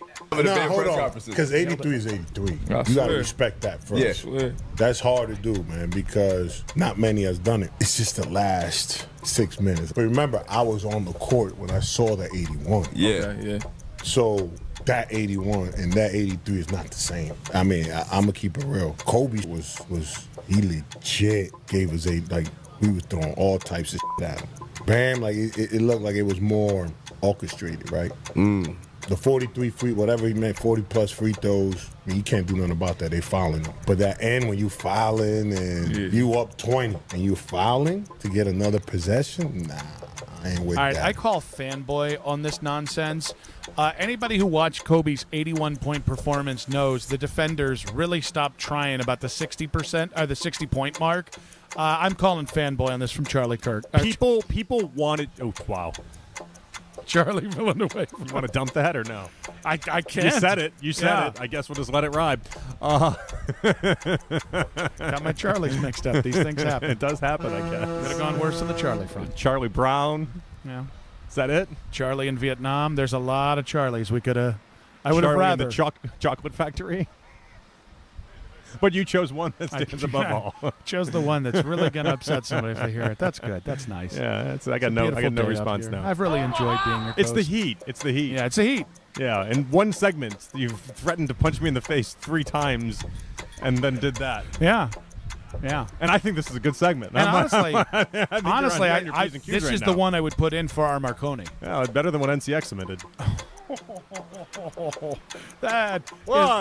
Okay. Remember how we always talk about like what Nick Wilson says and what you say? Oh, you're right. Mine hits in a way that I can't say these things. I'm sorry. I can say it. I'm sorry. I don't know that you can. I've never said it. I never would. I'm a company guy here, Nick Wilson. Congrats to them on their award. Well, the nomination for the award. It's nice to be nominated. It is. We were nominated a couple years ago. Do you remember that? I think next year's our year. And by our year, I mean I have no idea. All right, guys, that is Quick Hits. When we come back, Sean Salisbury, former NFL quarterback. We'll talk through the quarterback situation. We'll also talk about his thoughts on the Browns and more in 5 minutes on 92.3 The Fan.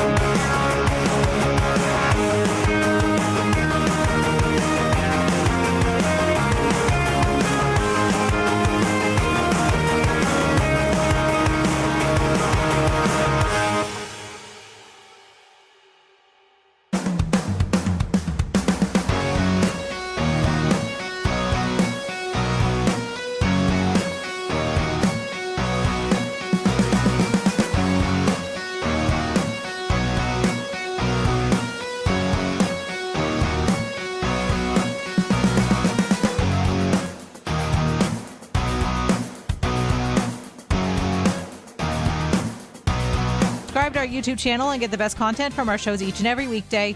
That's 92.3 The Fan on YouTube. Headline sports news every 20 minutes on 92.3 The Fan. From the University Hospital Sports Desk, I'm Meredith Kane. We're your home for complete Browns coverage all year long. Andrew Berry. Todd's awesome. I think Todd, the best way to describe him is he is old school discipline with new school relationships and football. We are Sports Radio 92.3 The Fan. It's the 3 o'clock hour. I'm not wavering. I might be wavering. On Afternoon Drive. But first, the Fan is looking for a winner. Enter the code HOME, H-O-M-E, at 923thefan.com before 4 o'clock for your chance to win a 4-pack of tickets to 92.3 The Fan Night with the Lake Erie Crushers, Friday, August 7th at Forefront Field in Avon. Nick, Ken, and Anthony, they'll all be taking over all the in-game fun, including the first pitch at 7 o'clock. Get tickets at LACrushers.com. It's all brought to you by the Lake Erie Crushers and Sports Radio 92.3 The Fan. I'm getting my arm ready for next Friday in case they ask me to throw any first pitches. I actually think it's a good idea. You probably should throw some tosses ahead of time. But I'm going the Nolan Ryan route. I'm warming up with a football, right? My thinking is, okay, if I warm up with a football and then keep doing the baseball afterwards, I want to strengthen the arm. That's my problem. No, nobody cares about the miles per hour on your first pitch. They just care whether or not you get it to the plate or not. I think it's more that I'm at the what I would say is my unathletic peak right now. And because of that, I just want to make sure no labrum surgery is needed after unloosening this cannon. I'll be honest. If I was around, obviously I'll be in Kansas City that night. If I was around and was asked to throw, I would practice with a baseball, and I'd practice for like 4 days leading up to it. We'll definitely do that. I mean, again, you have to. You can't go blind into it. You know, you and I played a celebrity softball game at that park about 7 or 8 years ago with our buddy Adam. That's right. And my whole goal there was just don't embarrass myself. That will be the same thing if they ask me to throw out the first pitch. Any other way, I will embarrass and degrade myself. But the first pitch, that's got to be no Carl Lewis, as it were. Mm-hmm. All right, so we're going to head out to the Wise Heart Right. We Make It Right. Call Kyle Wright hotline. We do have the Haslam's press conference coming up later this hour. We've got Spencer Fano at 4:20, but right now we welcome on former NFL quarterback, longtime NFL analyst, and host of Unpaved on Rumble. Sean Salisbury joins us now. Sean, welcome to the show. Hey, it's great to be with two of my favorite dudes on one of my favorite radio stations in the country, and I love it. Can I just give you a hint? Not that it might matter because I missed plenty of receivers in my day, of course. You got a week. If you're throwing out the first pitch, you don't need to strengthen your arm. You forget that. And you say, we're never getting Nolan Ryan. He had a rubber arm. I asked him real quick, guys. I interviewed him he was like at 70 years old. We were in Arlington, and we were in person, and his legs are like ham hocks, big old tree trunks, right? He's in like a casual golf shirt and slacks. I said, hey, Nolan, could you go out and hit in 95, 98 right now? He goes, yeah, for a couple pitches. And I'm like, he wasn't joking. He didn't smile either. So, hey, get on the mound and aim. The thing about it is, I'm not telling you anything you don't know. But when that adrenaline's pumping, dude, and don't throw from the dirt. You get on that mound and you throw, but practice on it because a tendency, because of the rubber and the height of the mound, will be to come off high. So pick your aiming point where you throw that heater. I know you're busting, 93, 94. So, man, just shy aim at the shin guards and then throw high cheese, and if somebody decides to step in, hit them too. So there you go, my man. I think my greatest hope is that either Ken or Anthony, if they're throwing it too, just dovetails one. Again, I'm root against everyone else in the scenario. Yep, rooting for everyone else to fail. As always, Sean, it's interesting. Obviously, you covered Deshaun in Houston. And obviously, we're now in year 5, and it's not been the best time in the world. What are your thoughts that Deshaun is, at least at the very beginning here, being allowed to kind of be QB1 in this quarterback battle? And he should be. And I know people go, what? That's a very full room with 3 young ones, a rookie, two second-year guys, and a veteran. But the veteran probably needs to shift back in time and go back to this is in Deshaun, and this is new to me because it basically is. But it should play into what he does well. Now, we're all speculating on who is Deshaun. I know when I saw him, forget the off-field stuff that's been well documented, but when he was here before, and in going on with with you guys at this station and stuff, and and talking about, Houston and talking about Cleveland, the quarterback position then, and now you got him, is that this is a guy at that point in time, we were talking about other quarterbacks there, Baker there, that Deshaun was at the top of the league as far as there was a point in time when he was a top 5, top 8 quarterback in this league. He was on the rise. Well, then all the stuff happened and injuries, and I get it. But what we do know about him, that in Todd Monken knows how to maximize RPO-type players, which is a comfort zone for Deshaun. Deshaun should probably have a chip on his shoulder because of the injuries and what's happened, and come back and be ready and refreshed. It's going to be good competition, and he should be the favorite. But it's his to lose, I would imagine. But I expect more than we've seen in Cleveland. I don't know if we'll ever get what we saw in Houston. I don't. They've redone the offensive line. They've added some young, explosive weapons on the perimeter. I'm really anxious to see. I think it's one of those stories across the league that maybe we're not talking enough about it, but I'm interested to see. Shadour's always going to get talk. We know that. But the Deshaun, who is he? And I think we're all waiting to see. And I'd be a liar if I said I know he's going to be 2018 or whatever it was, Deshaun, or before he left. But I don't know. I know this. There's ability there, and he needs his legs. And if he's fresh and healthy, whatever he's got in him, when it comes to a play caller, Todd Monken will find it. That I do know. Now, how it establishes and how, with the great running back, they got a young stud and Deshaun using him. But if Deshaun Watson gets 85% of what he had here, fellas, before he left on the field, you're going to get a good player. I would have said, and I think I said it on this very station, maybe to you too, is I said that when you got Deshaun, if you got that guy, you were getting the best talent at quarterback. I'm talking about overall skill set before the injury that they've had in a long time. I mean, just skill set. But as it goes to show you, the skill set doesn't always equal production. But he's got it, and Monken knows it. Yeah, Sean, you mentioned Monken a couple times in that, and clearly it's something that I think Browns fans are hanging on to, the idea that Stefanski tried forcing his own system on Deshaun, and it just didn't work. And maybe Monken's a new, fresh set of eyes and a new, fresh system might be exactly what Deshaun Watson needs. Jonathan, 100%. And I don't ever shrink that feeling of that this has happened, that this happens to quarterbacks and players and offenses all over. If it happens in Cleveland, obviously the fans and the great fans there will be doing somersaults, as we all will. But here's what he brings. I think about when he was at Georgia, he had, some talented players, but he also had, when he won a couple national championships, he won the one with a former walk-on who was undersized. He maximized every single thing about it. In the biggest games of their life, Monken brought out the best of their offense to win national championships. So what do? You already have a good play caller like Greg Roman in Baltimore, but what do? You go bring in Todd Monken. And what he did, he took a skill set for Lamar and elevated it and used all the bandwidth of the field without wearing Lamar Jackson out running the football. He managed to maximize both. And I thought he was great there. I did. And I thought it was one of the great offseason hires when Baltimore got him. Well, they haven't won a Super Bowl, but, Lamar's got a couple MVPs and is pretty damn good. So, yes, what it is, it's not just a new offense, but it's a guy, and you hit it, Jonathan. And I what chaps my ass as much as anything is when a coach comes in, whether it was Kevin and, now he's in Atlanta or anywhere over the course of time, when a coach comes in and says, it's my way or if this doesn't work, then that's a player problem. Great coaches adjust to the skill set they have. Now, they all want to draft or sign when they're in college guys that fit what they do. Coaches come and go, just like players now.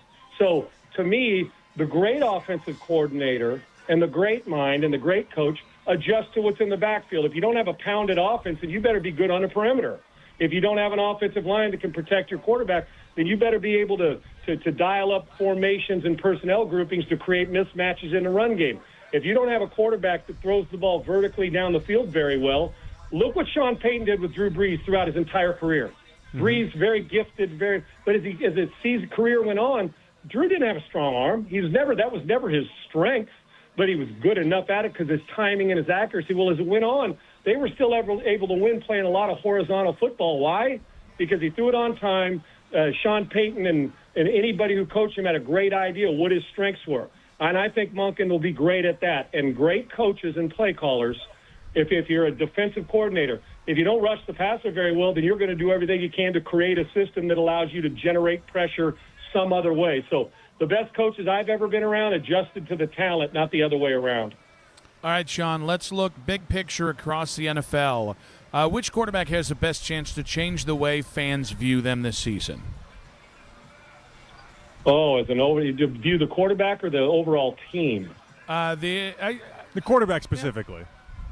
Okay, gosh, around the league. Yeah, I think of names like C.J. Stroud, like Bo Nix, Yeah, guys like that. That's and also I'll tell you what, with Harbaugh and Jackson Dart, and with the way the Giants are, they're going to need some help in changing them. I think that's one. I think Darnold already has done that, even though Seattle's good, but now we look at them different.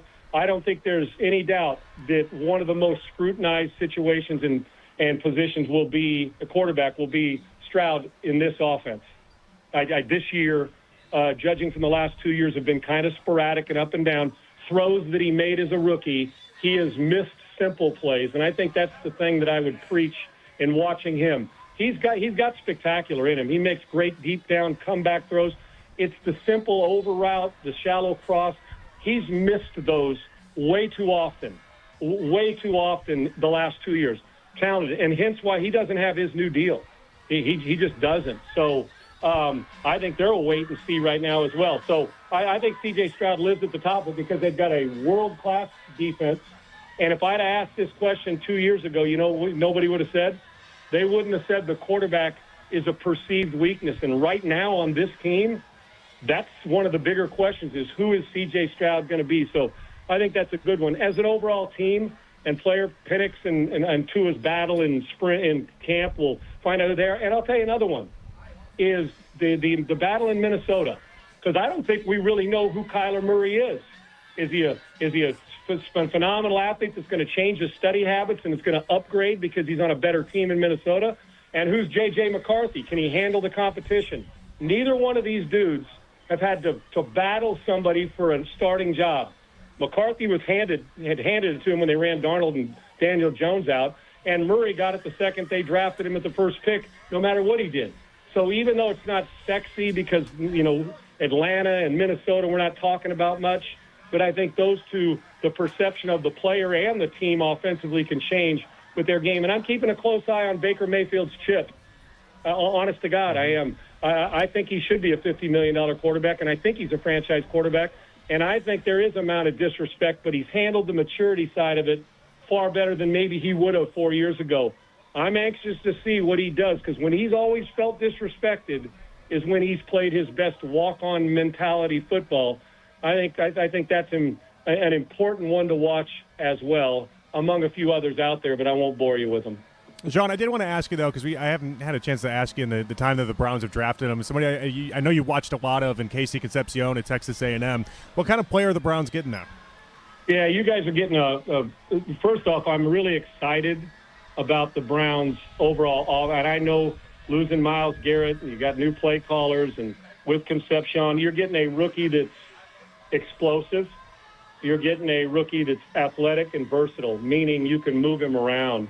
I'm really excited to watch him play, as I am to see from the run game and how they use play action to the quarterback and how they use RPO and implement from Fannin, who was really, really good. I think the bandwidth has improved with him. And you guys know this, even when you're a young player, the respect to straight line speed and the ability to go get a football and explosive changes the way you got to play your defense. And then you got to go perform it. So I think this is extended the bandwidth and having that kind of speed with a few veterans, which will help a veteran presence like Judy, who's got to continue to upgrade. But the Concepcion ad is a pretty big one, and a guy who can flat out play. And his explosiveness and versatility can create problems. But now as a rookie, we'll see how quickly he adjusts. Sean, you're always so generous with your time, man. Love the energy. Always great to hear from you. Keep killing it. We appreciate you, bud. Thank you, Sean. Honored to be on with you guys. I love you guys. And, hey, nothing but 95 miles an hour of heat when you're on that mound, brother. Go get them. Get ready for the 59-mile-an-hour cheddar, my friend. There you go. The Ched. The Ched. And the high Ched at that. Sean Salisbury. There you go. On the Wise Heart Right, We Make It Right. Call Kyle Wright hotline, host of Unpaved on Rumble. We'll react to what he had to say in 5 minutes on 92.3 The Fan.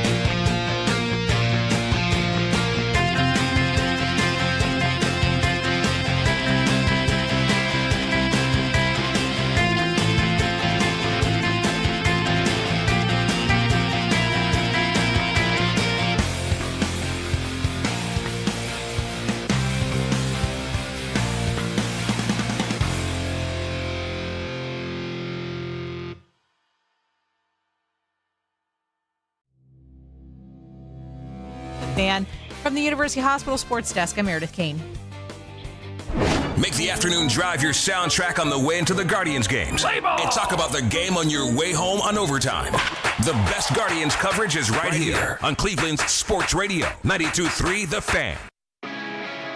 There was a point in time when he was a top 5, top 8 quarterback in this league. He was on the rise. Well, then all the stuff happened and injuries, and I get it. But what we do know about him, that in Todd Monken knows how to maximize RPO-type players, which is a comfort zone for Deshaun. Deshaun should probably have a chip on his shoulder because the injuries and what's happened, and come back and be ready and refreshed. It's going to be good competition, and he should be the favorite. But it's his to lose, I would imagine. But I expect more than we've seen in Cleveland. I don't know if we'll ever get what we saw in Houston. I don't. You know, they've redone the offensive line. They've added some young, explosive weapons on the perimeter. I'm really anxious to see. I think it's one of those stories across the league that maybe we're not talking enough about it, but I'm interested to see. Shadur is always going to get talked. We know that. But the Deshaun, who is he? And I think we're all waiting to see. And I'd be a liar if I said I know he's going to be 2018 or whatever it was, Deshaun, or when before he left, but I don't know. Sean Salisbury there of the Sean Salisbury Show, longtime NFL analyst as well. Nick and JP back out here at practice. Practice is still going on. We got a nice Deshaun Watson completion to Casey Concepcion. There's a leaping catch by Jerry Jeudy. Really good catch there. Shador's also had a couple really nice throws to individual players. Denzel Boston comes to mind. There have been a few others. And Dylan Gabriel is apparently, I'm going by Spencer German now, and German seems to be a Gabriel gobbler. But he said, is he now? Well, that's because Coach Riz is a Gabriel gobbler, and they hang out. But outside of the fact that Dylan Gabriel threw an INT today, he did, and that's what dispelled it, right? Said he bounced back. Said he bounced back strong. So we're having a stronger, I guess, quarterback day. Well, wasn't he like 9 for 10 yesterday? Yeah, well, but he bounced back after the interception. I think that's what it was. It was looking good. Then he INT'd it. Because I think Zach Jackson called him Dylan Gabriel up until the interception, as if he was like cooking before the interception happened, and then he threw the interception, and then I guess you're saying that he bounced back after the interception, which means I guess Dylan Gabriel's having a really nice couple days. Yeah, I'm going to tell you, Todd Monken shout him out today in his pre-practice press conference. And so he said he's doing a nice job here. I don't know if that means Dylan actually has any chance here. I don't think so, but maybe. I don't know. I mean, honestly, at this point, would you feel better if it was Dylan versus Shador or instead of Deshaun versus Shador? So that's a great question. That's the only kind I ask. Yeah, well, I don't know about that. But is it? Obviously, I'd feel like Shador would have that in the bag then. Here's what gives me a little bit of pause in this whole thing, because I care about Sean's thoughts greatly. I think I've told you before, I don't think there's anybody that has taught me more about quarterbacks in my life than Sean Salisbury, okay? Like if you told me to rank the people that has taught me the most about quarterbacks, Sean's probably number one, right? Yeah, that makes me a close second, I think. I don't know about that either. But third, fourth, I don't know. It could be 12th. You tell me where you want to fall on that list. I could be unranked on this one. What have you taught me about quarterbacks? That they exist. There we go. And that's something. To believe in them. That's not anything. You taught me about that with a lot of people. Yeah, a lot about sideline throws. Yeah. And hey, when you got to check down, but not always. When he's throwing that ball in that dirt, not good. Yeah, not good. Hey, if a quarterback isn't hitting his man in stride, yeah. Hey, turns out when they hit the other guy's hands, not ideal. I mean, the pre-read snap pre-snap read stuff I've told you. They read stuff before snaps. But you actually called it the pre-read snap. That's why I got very confused. Well, that's my internal jargon. Everybody calls it something different. Is this why 7 levels of football want to hire you? That is. Is this why? Is this type of info? Is this what they're after? I'll just be walking, and there'll be a pickup game of football, and they're like, "Will you be our head coach?" And I'm like, "You don't pay, nerds." Yeah, and I'll just keep walking. I'm too good for this game. And then the Haslams inquired this last time. They're "Would you like to be the head coach?" And I'm like, "I'd like to be a lot of things." Wow, but, we should ask them about that in the press conference they're holding. I don't think. How close were you and Nick to negotiations? I think it was more like a vibe thing. Okay. I think they saw my vibe, and they're Yeah. like, this guy's vibe is immaculate. Look at the shoulders. He's got smoldering eyes. You know, Sure, like sure. yeah, they could tell. Like I think they Did you wear the liked- sunglasses when they said that too, or no? Come on now, you don't put these lasers away. Okay, that's right. That's my special weapon. Those eyes I right? got. Yeah. Oh, I'm being robbed of them today. Oh no. It's cuz I don't want you to get distracted. This is a Thank football you. day. It's a very serious Thank football you. day. Thank you for that. So Sean, though, I trust a lot of what Sean has to say when it comes to quarterbacks. You can tell how much he loves Monken, by the way. And the idea that he really seemed like there was something there with Deshaun, that because Stefanski was so much about Stefanski's system and because Monken just plays to what Deshaun will do best, that we shouldn't yet give up on Deshaun Watson. And it sucks because I've already given up on Deshaun Watson. Now, I don't know who just threw that pass, but whoever it is, I'm going to commend them on that pass. Did it have some zip to it? Because I it- have seen some Deshaun Watson zip out here, by the way. Are you going to say if it has zip on it, it must have been Shador? No, I'm saying Deshaun had Okay. some zip on these passes. Anytime I hear a compliment from you, no matter if you actually expressly say it or not, I'm like, oh, he's complimenting Shador. I know, which is funny because I have to go out of my way to compliment Deshaun to make sure it's like a balance, and you just don't hear it. I guess I'm not sure. Is this like when you're really interested in one of the friend group, but you don't want to go out of the way to comment the one that you actually like too much? So you kind of spread the compliments around. Well, no, the play was always in that idea, which you spent more attention to the person you were like to the second most interesting person to you, and then you spend time there, and then the first person's like, "What's going on? Yeah. Why am I not getting the attention? What's happening here? Yeah, what's going on down there? What's ask. happening? And What's, then they what's find going out. on? So I'm not doing that to Deshaun. I'm not complimenting Deshaun to then be like, it's for you, Shador. You just come around and we'll find out. You know, Shador's really looking good today. He's throwing the ball well. He's seeing things really well. Deshaun looks good in a uniform. Yeah, I think that's no, okay. Zip, no zip. Deshaun's got some zip on these passes. Now I'll say that. I will tell you, we asked Sean Salisbury about what quarterback around the league has the best chance to change their perception from fans, and he mentioned C.J. Stroud down there in Houston. He would be in my big board for this, top five. That's my number one choice. Oh, that's by your the number way. one yeah, choice. and I felt bad almost leading Sean to that conclusion because it was like C.J. Stroud, you could choose him and go talk about it. Yeah, C.J. Stroud's my choice. C.J. Stroud has been dinged up in such a way, Nick. I think it's crazy. And the idea that they're going to have a really good defense. DeMeco Ryans is really good at what he does. It's going to set up for C.J. Stroud to have a successful season. One good year, and he's back in the top 10 conversations. It's not even a question. It's just so funny to me because I look at him and I think he's good. Like, he has been good this entire time. He's just made the mistake of being as good as he was as a rookie. But I think you're right. Like, if he has a 35 touchdown season and they're, again, a top 4 seed and they're, win at least one playoff game, I do think the conversation will start. I thought it was interesting that Sean said Jackson Dart. Yeah. Because I think there's a chance that Jamoke changes it for the worse. I've never been a big believer, and I thought that the love for Jackson Dart this offseason has been a little heavy-handed for a guy who, again, the stats look nice. There's some good tape there. But there's did play about there's some good comeback wins too that goes in his favor. Did play about 7 good games last Well, year. that's it. You got to do it for a full season. He just didn't play enough. Yeah, he's getting a couple bump ups, I think, from John Harbaugh existing over there, and what the Giants offseason has essentially been. But he's a fun personality, and this is where I think guys like C.J. Stroud get dinged in this conversation. You see the video of C.J. Stroud walking into the Texans training camp the other day? Yeah. Aura like Mac Robinson has. Okay, it was just non-existent. It wasn't there. All right, Mac's got aura. You just have to put on special aura glasses to see it. He looked like anybody but the starting quarterback walking into that facility. It was just a disgusting display of just, okay, there's a guy.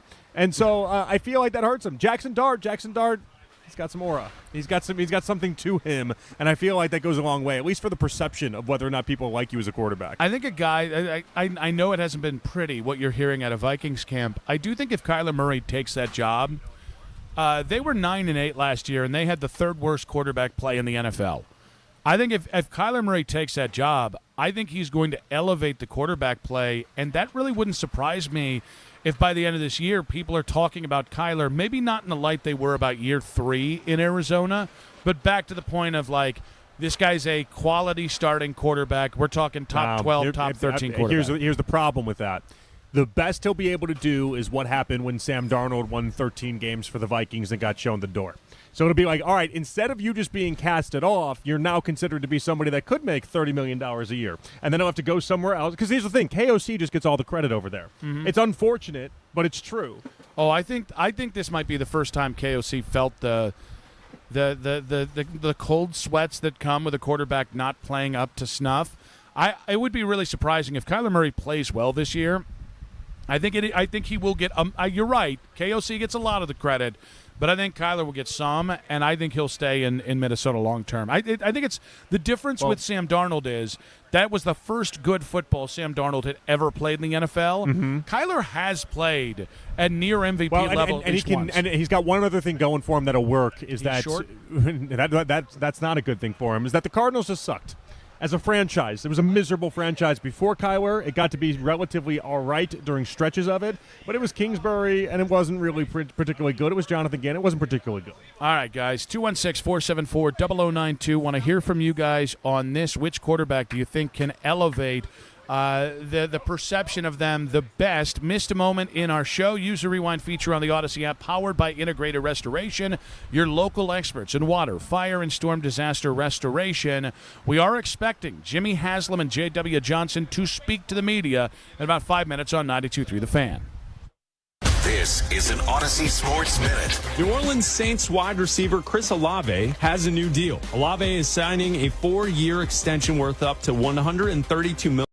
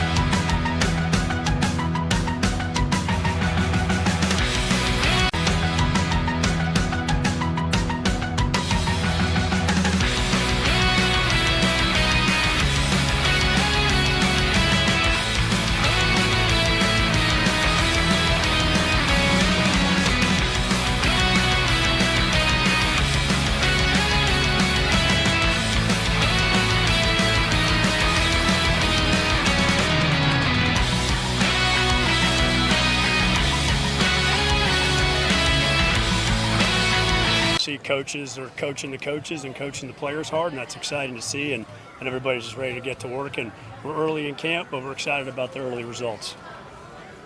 Questions? How do you guys feel about the fact that you headed back into training camp still with a two-way quarterback competition going on as opposed to sort of knowing where you're going? You want to take that easy one? Listen, I think all these guys are coming in and working hard. I mean, you see what Deshaun's done. Obviously, unfortunately, with a bunch of injuries that have been season-ending the last couple of years, but he's put in the work. Shador's really done a great job. He's been here a lot all spring, working hard. Dylan, Taylor Green. So, look, we all know that the quarterback position is that we need to figure out at some point in time, and then there's 31 other teams that probably need to do the same. A lot of guys have franchise quarterbacks, but we're excited about how hard the guys are working. We're excited about Todd and the staff.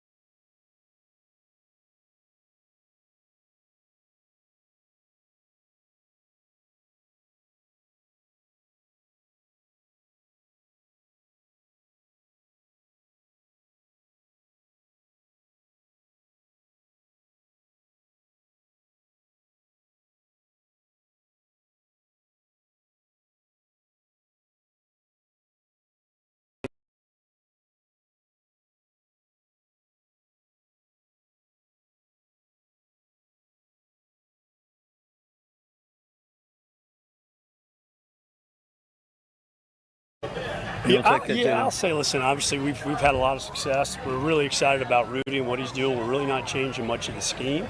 But listen, being top 5 in the NFL in defense is tough to repeat every year. We hope we're there. If we drop a little bit, it could happen. But like we said, we got a good young core. We've got a lot of good veterans here, and we're excited about the staff and what they're doing. So our expectations for the defense is high, and I think you guys have seen the last couple of days they're flying around and look like they're in mid-season form, but we want them to play at a high level, and so do they. What would you guys say you've learned about Todd since you got here? And the 3 years that he was at Baltimore, for whatever reason, we stayed in contact and always thought very highly of him. And I would say, Andrew and I were talking at the end of practice, he coaches really hard, and he coaches the players hard, but he coaches the coaches hard. If you're the wide receiver coach and some guy runs 8 yards, is supposed to be 9, you're going to hear about it right then.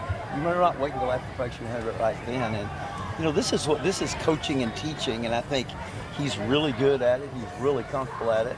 I think he has a unique ability to get on people hard and yet pick them up at the end of practice or the next phase or whatever. But I think a lot of things, I'll let JW take a stab at it too, have impressed us about Todd, but that's probably the number one thing for me. Jimmy or JW, was there anything during the interview process for the coaching search where when you spoke to Todd, he said something or did something that kind of you left that interaction thinking like this really might be our guy? Well, let me say a couple things, and I should have said this on your question.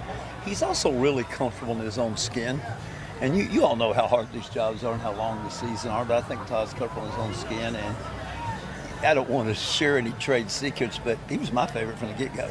And we had some good coaches, and people drop out, and people don't turn out the way you thought, but he was my pick from the first. And everybody says he's never been a head coach and he's 60, but we had the choice of taking that or somebody's never been a head coach who's 32 or 33. So I like our odds. JW, you might want to say. I'd just say, obviously we need to improve on offense, and he has a proven track record in that and developing quarterbacks and receivers, et cetera. And I think Jimmy said it, like his personality, his demeanor, his attitude, the way he's going to coach, he can talk to anybody. So he just stood out as the top candidate for us as we got through the process, and we're excited to have him here. You guys mentioned the young core. Obviously, Todd being the first year head coach for you guys, a lot of changes this offseason. You talked about expectations a little bit, but when you think about where you guys are at as a team and some of the new stuff that's changed, what would you sort of define success looks like in 2026? Winning consistently. I would say this, and we never do this, but I think the odds are for us to win 5.5 games. I'll take the over. JW said, obviously, we've got to get the quarterback situation figured out. I take it to be beyond this season. So, when would you like to know which quarterback is going to be playing in the new stadium in 2029? Well, I think that's a long way. That's a long way out. I think what Monk said the other day, we'll know by the first game who the starter is going to be. And I think this year. But I think, listen, somebody might have a great year and they're our quarterback forever. About the players, talk about accountability. And I just wonder, what did you see so far in this camp? I mean, look, you can see it. I mean, obviously, Jimmy mentioned it, but the attention to detail and telling these guys what to do. I mean, remember earlier in the spring we had a routes on air session and quarterbacks were throwing the ball short, or it was a windy day and he started over and said, listen, you guys are NFL quarterbacks. You got to start making these throws. So he's going to hold everybody accountable whether that's on the. I mean, listen, what have we had? 6 practices, 7 practices, but, the receivers look really good. It's hard to tell about the offensive linemen until we get on pads, but I think E-Man, now that he's healthy, has looked good. So, yeah, we're very optimistic, and we have high expectations, and they know it. Jimmy, I hear this narrative all the time. I want to ask you about what you think about it. Narrative being, you guys are rebuilding now. Obviously, you have some good pieces, a lot on defense, a young team. And the idea is, a lot of fans mention is, when the new stadium opens, that's when you guys really want to be back to being a playoff type team. Do you consider that? Do you guys talk about that? Is that realistic? Never. We want to be a contending playoff team in 27, okay? And that doesn't mean we can't make it in 26, but the stadium does not come into play at all, 0. Jimmy and JW, if you can maybe both address this, it seems like sort of almost the elephant in the room in some ways that you have one quarterback that's in the competition that fans don't necessarily embrace the way that I think you hope that they will, and one who is wildly popular. So do you have any kind of a strategy or any thoughts on how to manage or deal with that situation? Look, I think everyone's a fan of each guy's, right? Some guys like Deshaun, a lot of people don't. Some guys like Shedeur, maybe some people don't. It really doesn't matter, and those guys don't care about it. Both, like I said earlier, those guys have been here working hard. All they want to do is win. They want to help this team out. They know our success on the field is paramount for the team and for our fans and this organization and for this city. Like, I think Jimmy said it, having 8 wins the last 2 years is unacceptable. And, I was talking to Daryl earlier. We had a ton of opportunities last year to win a lot of games, and we just didn't. But we feel comfortable about those guys. Whoever wins the job, we're going to support them. We hope the fans support them. And, the best thing they can do is play well and win football games, and that'll change the narrative. I think one thing I've noticed about fans is if a player plays well, they tend to change and like him. So we'll see. Jimmy, I think last year we talked about how it was important to see the rookie quarterbacks play given the 4-man competition. This year with Shedeur being so much younger, do you feel there's a need to see him on the field at some point if he doesn't win this starting job? I think it's a question for Todd. I'd be irresponsible for the answer. Jimmy, one more stadium question, if you don't mind. What still has to be decided? What still has to be done from the planning stage with that project? Well, I think we're in great shape on the planning stage. All that's done, the design's complete. We've been under construction for, 6-7 months now. So there's a giant hole over there. And I think we're starting to put steel in the ground to shore things up. So that's in good shape. There's still a lawsuit against the state that needs to be resolved. We talked to the governor quite frequently, and we do think that'll be resolved. You all know how the justice system works. I don't know if that's 2 months or 2 years. That's not going to hold up the project. Not going to hold up the project, and I think we said that consistently. This is a difficult project. I think we said that as a bunch, and the main thing we're doing now is managing costs. It's a $2.6 billion project with all the AI data centers going up, and there's a lot of competition for construction companies, and we got to manage those costs every day.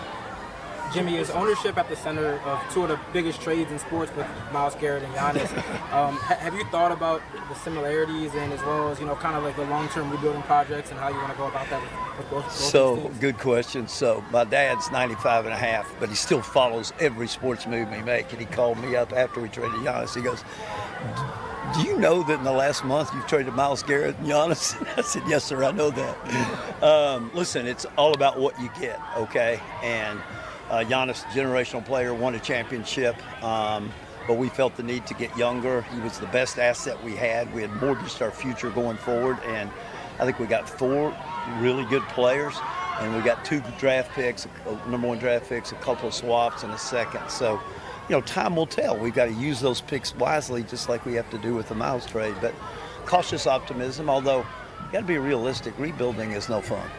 And the NBA I think it's actually harder to rebuild in the NBA than I do the NFL, but we'll see. Jimmy, obviously you guys have been more conservative in these last 2 off seasons. And then you mentioned 27, you really want to be playoff contenders. Do you kind of consider it kind of being back all in when we get to next Yeah, offseason? I think listen, managing the salary cap, and Andrew and Chris Cooper do a great job of that. And I think we'll be in.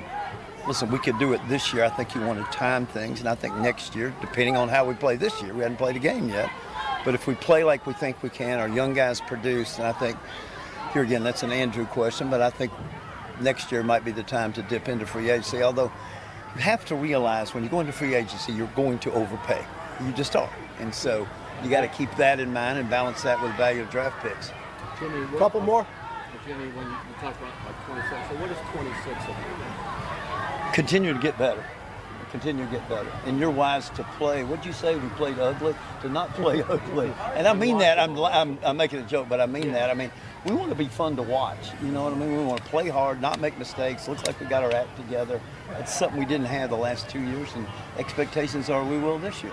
Terry, I just want to say we're not punting on this season by any means. 27, whatever, that's great. But we have high expectations for this team.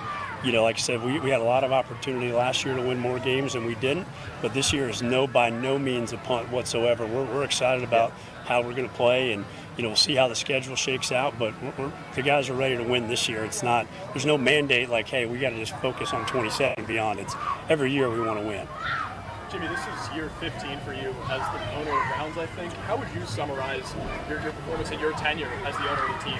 I'd say on the field, not very good, okay? And I think I said this spring, but listen, we're blessed to get to do a lot of things. Hopefully most of them go well, but our on-field performance, and this is more D and I, not Whitney and JW, is something that keeps us awake at night, and it's unacceptable, and I hate it the most for our fans because they deserve better than that. So we're working hard every day to not have that same kind of performance we've had in the past, but we don't have our head in the sand. We know we've not performed. Jimmy, since you guys put this hard project together, a bunch of teams around the NFL have unveiled their own plans to build their enclosed stadiums with clear roofs and things like that. Could you just touch on the competition for those big events that you're hoping that this new building is going to be able to lure to Cleveland? We have competition in big cities like Washington D.C. and Kansas City and whatnot, and how do you see that playing? Yeah, well, I think if you look at where consumers are spending their money, it's on sports and entertainment, and those concerts are entertainment. And unfortunately, in Cleveland, with the weather we have and the way the football season works, you're probably only going to have the opportunity to have 2 or 3 of those. We're hoping we'll have 10 to 12 big events and then a bunch of medium-sized and smaller events. Is there competition? Yes. The competition tends to be geographic. And so I don't think anybody's in our immediate area. Maybe, I guess Buffalo's outside, so it doesn't. But I think we're not the only ones doing it. If you're going to spend $2.5 to $3 billion, you've got to do more than play, 10 football games. Anything else? We good? Mm-hmm. All right. Great to see y'all. Appreciate it. That was the press conference by Jimmy Haslam, J.W. Johnson. They gave us quite a bit to react to there. This press conference brought to you by Expert Renovations, expertrenovationsllc.com. When we come back, as I mentioned, Jimmy gave us a lot to talk about, not punting on 2026. His dad busting his stones on trading Giannis and Myles Garrett, and maybe the highlight of the press conference for me in 5 minutes on 92.3 The Fan.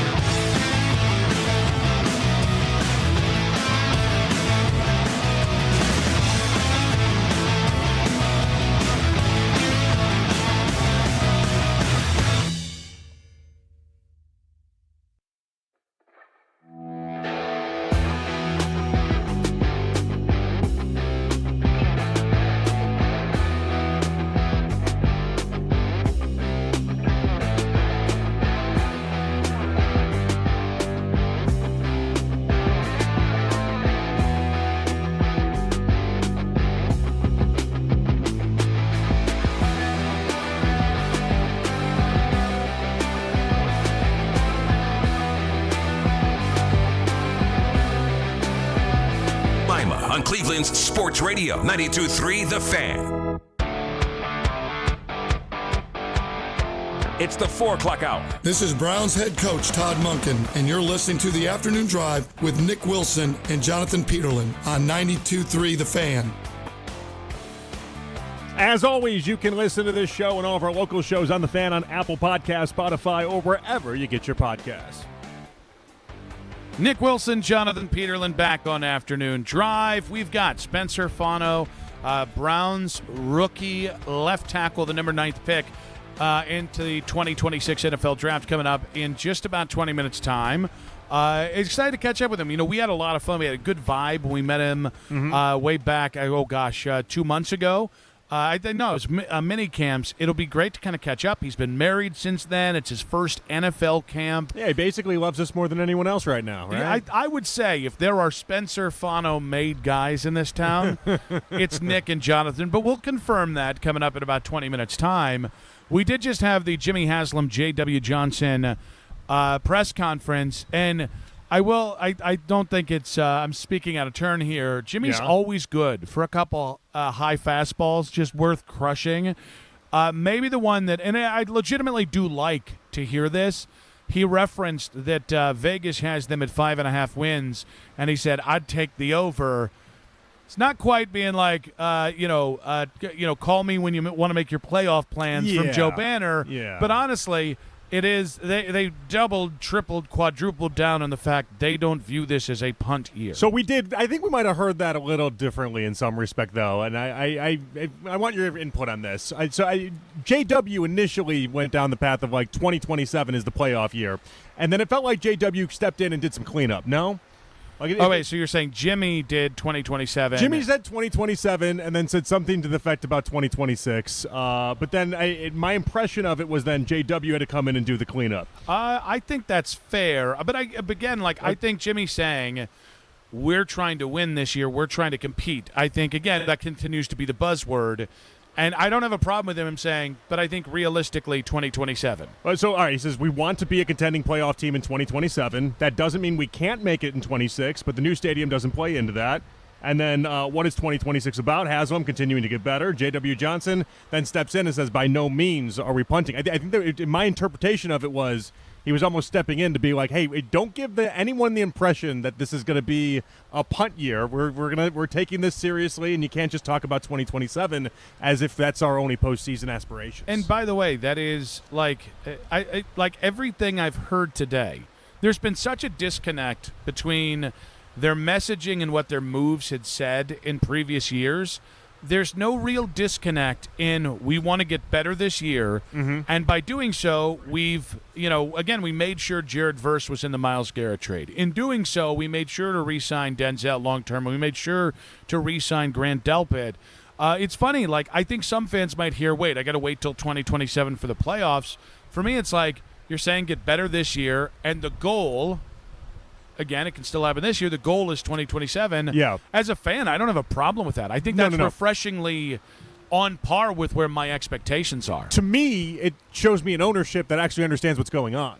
Yeah. That was my takeaway on it, because if I come on the radio and you come on the radio every day and we say this year's about getting better than it is making it into a deep playoff run or even making to the playoffs, and yes, 2027 is going to be a big part of that. It shows me some awareness there. It shows me they're not having crazy high expectations, and I know that's upsetting for fans, but based off of what they've done, they haven't been shy about it all. It's just an interesting way and an interesting thought to look at, the idea that they have an understanding of what Andrew Berry is trying to accomplish, which, by the way, would tell you anyone that thinks that Monken's a one-and-done head coach, that press conference doesn't lead to the idea that Monken has to win 10 games or he's out the door. Yeah, I mean, anybody that's out here, anybody that I hear commenting on practice says it's structured, it makes sense.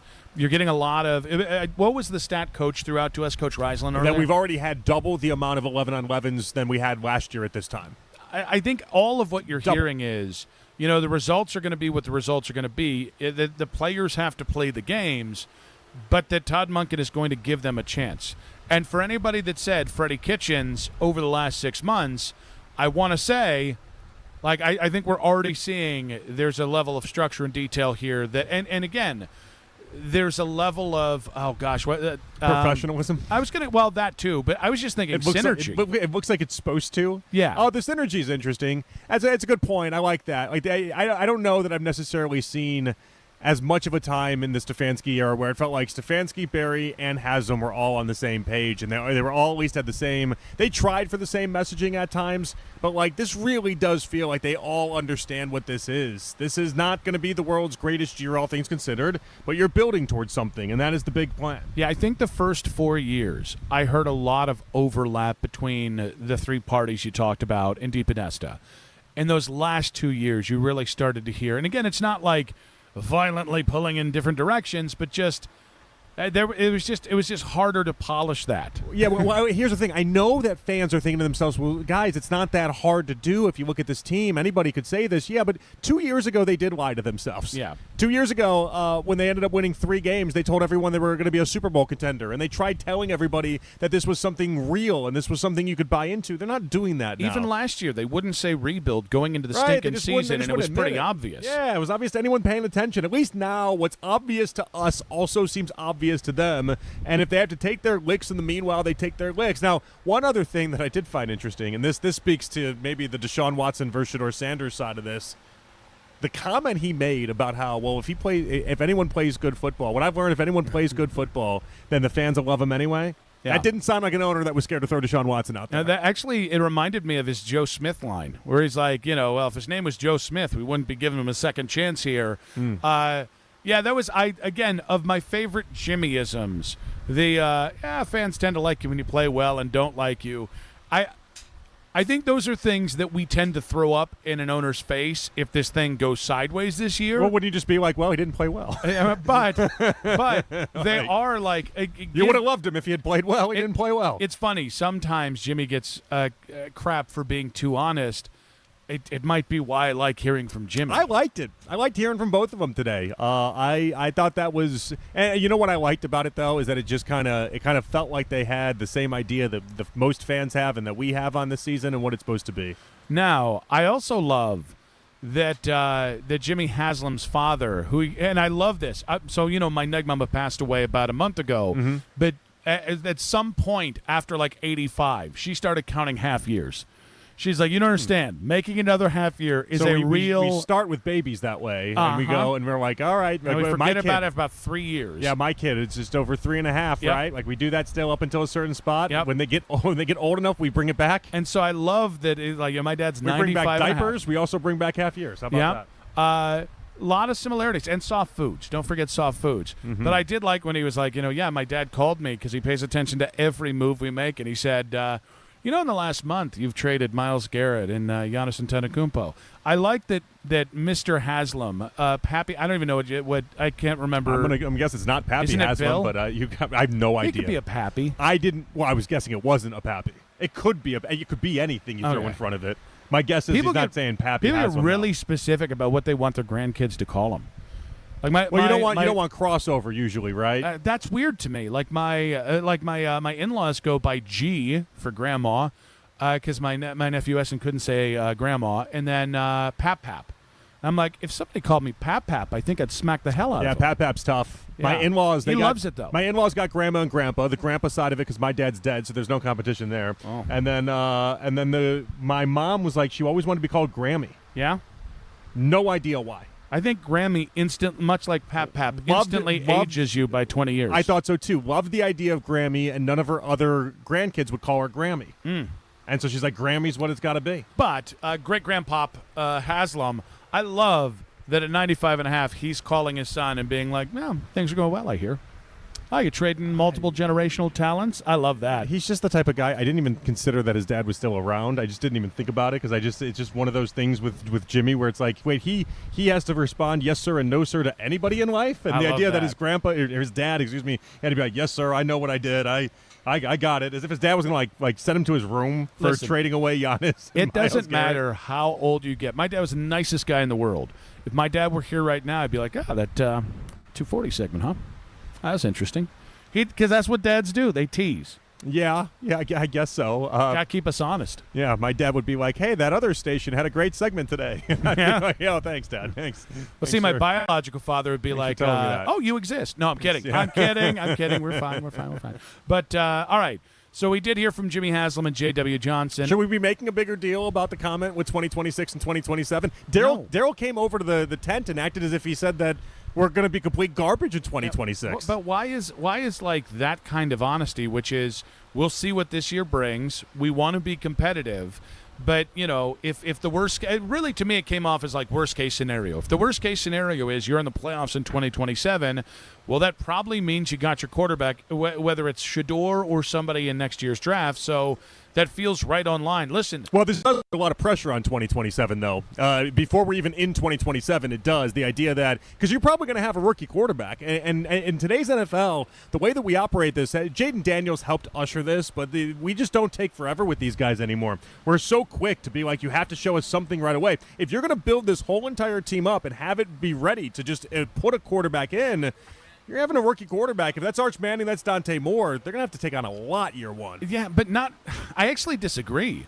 Well, judging off of what Haslam said, they're going to have to take on a lot. It's not necessarily a lot of I pressure. think that they're going to. But judging off of what Haslam said, 2027 playoffs, that's when we're thinking, that's our timeline, that's what we're going after. Dante Moore, Arch Manning, you're welcome to the NFL. Like, you don't even get I get to get my feet wet type moment. You have to produce right away. But the difference is, I think whatever – so if again, and I just wanted – it's a hypothetical. If we end up getting a top 3 pick next year by hook or by crook, and some young kid has to step right into the job, he's walking into a pretty fleshed out team.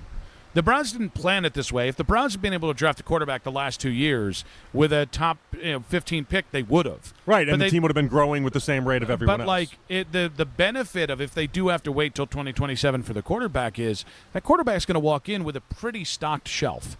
And I think that's it's so rare that you get the quarterback in the third year of a 3-year rebuild. So it makes sense. Like, even with a rookie quarterback, it would make sense to have those expectations. That's what the Saints just tried to do with Tyler Shuck. They built everything around it. They tried to make it as good as they possibly could, and then just input the quarterback. The difference there is that it does feel like they're going to give Shuck at least a longer runway to be in the postseason and to go. They didn't put that on him year one. And actually, maybe that's the reality of it. Because they didn't do Tyler Shuck out of the gate. Maybe the setup that we have is going to be more similar to Alex Smith and Patrick Mahomes in Kansas City than it is you start week one if you're the quarterback, because they will try to get maybe a veteran or someone else and then try to actually go to the postseason right away. And here's the other thing. I know we're all going to hold him to the playoffs in 2027. That's just the way we go. And we will now. I mean, especially after the comments today. But, the circumstances matter.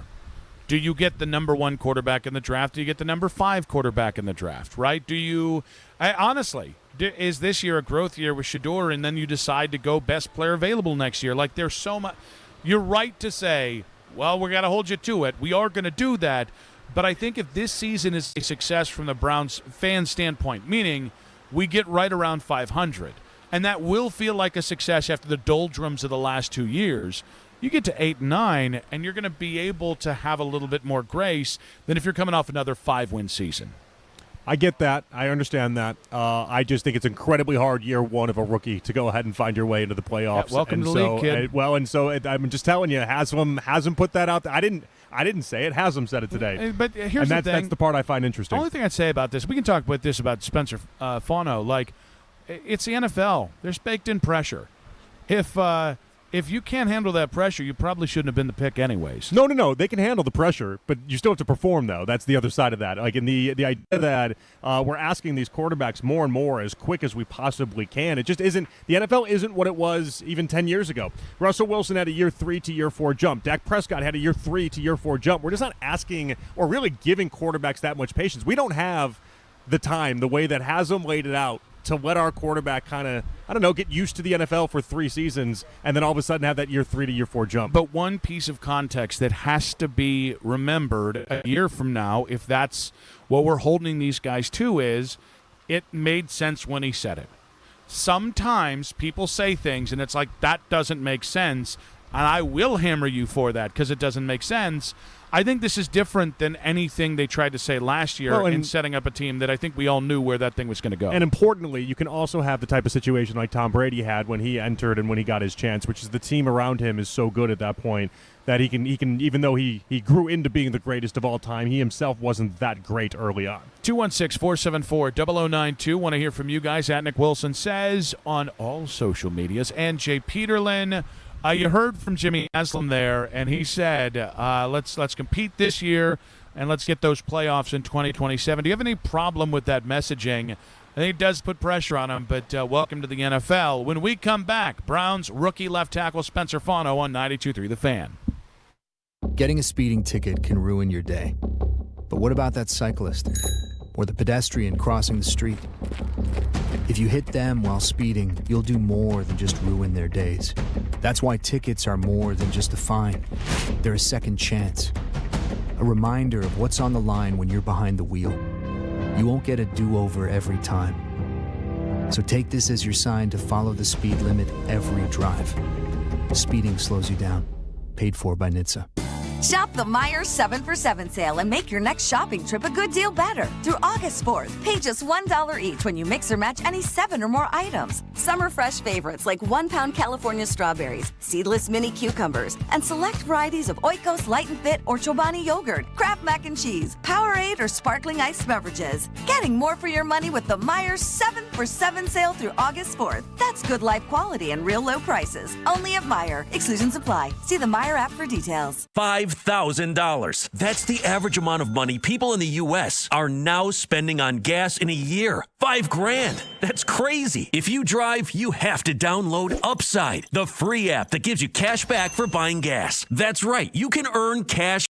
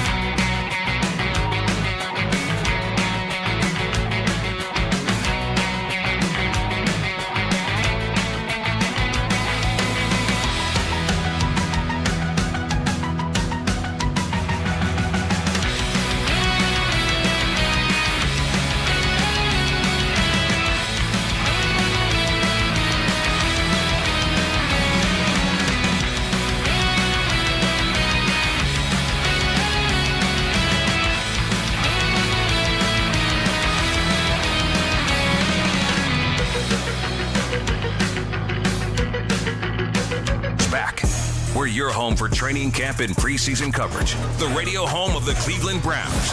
92.3 The Fan.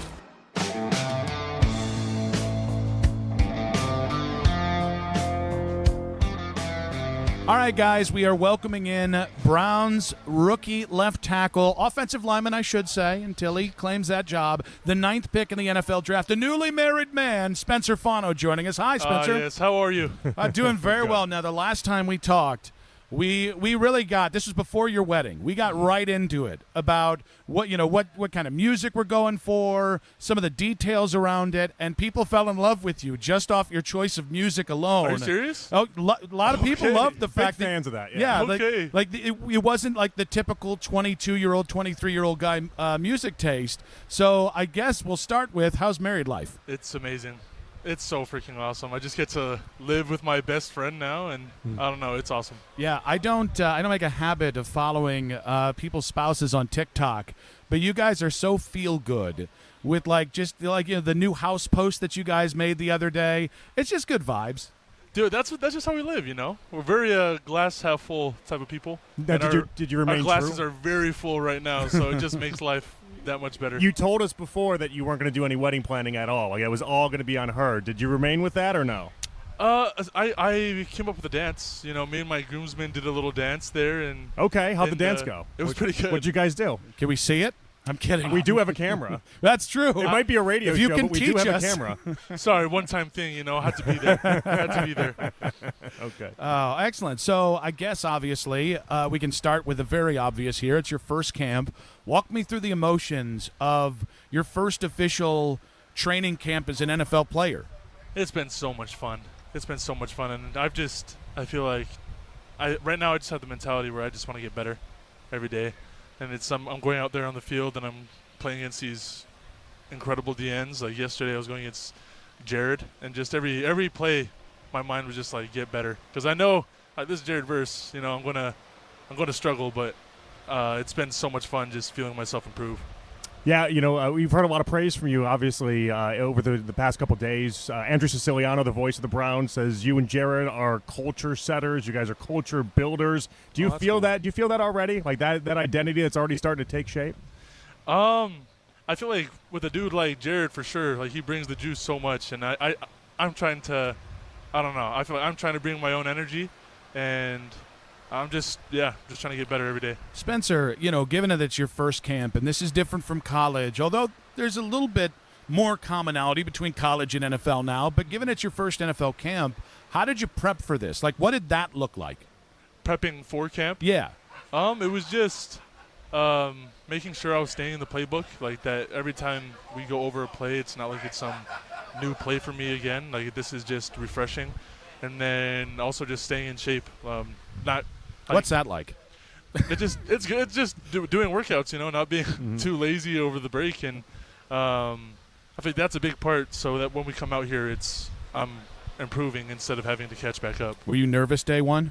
Oh, of course, of course. How long did that? That's good to admit, though, right? Yeah, no, that's good to admit. But how long did that stick around?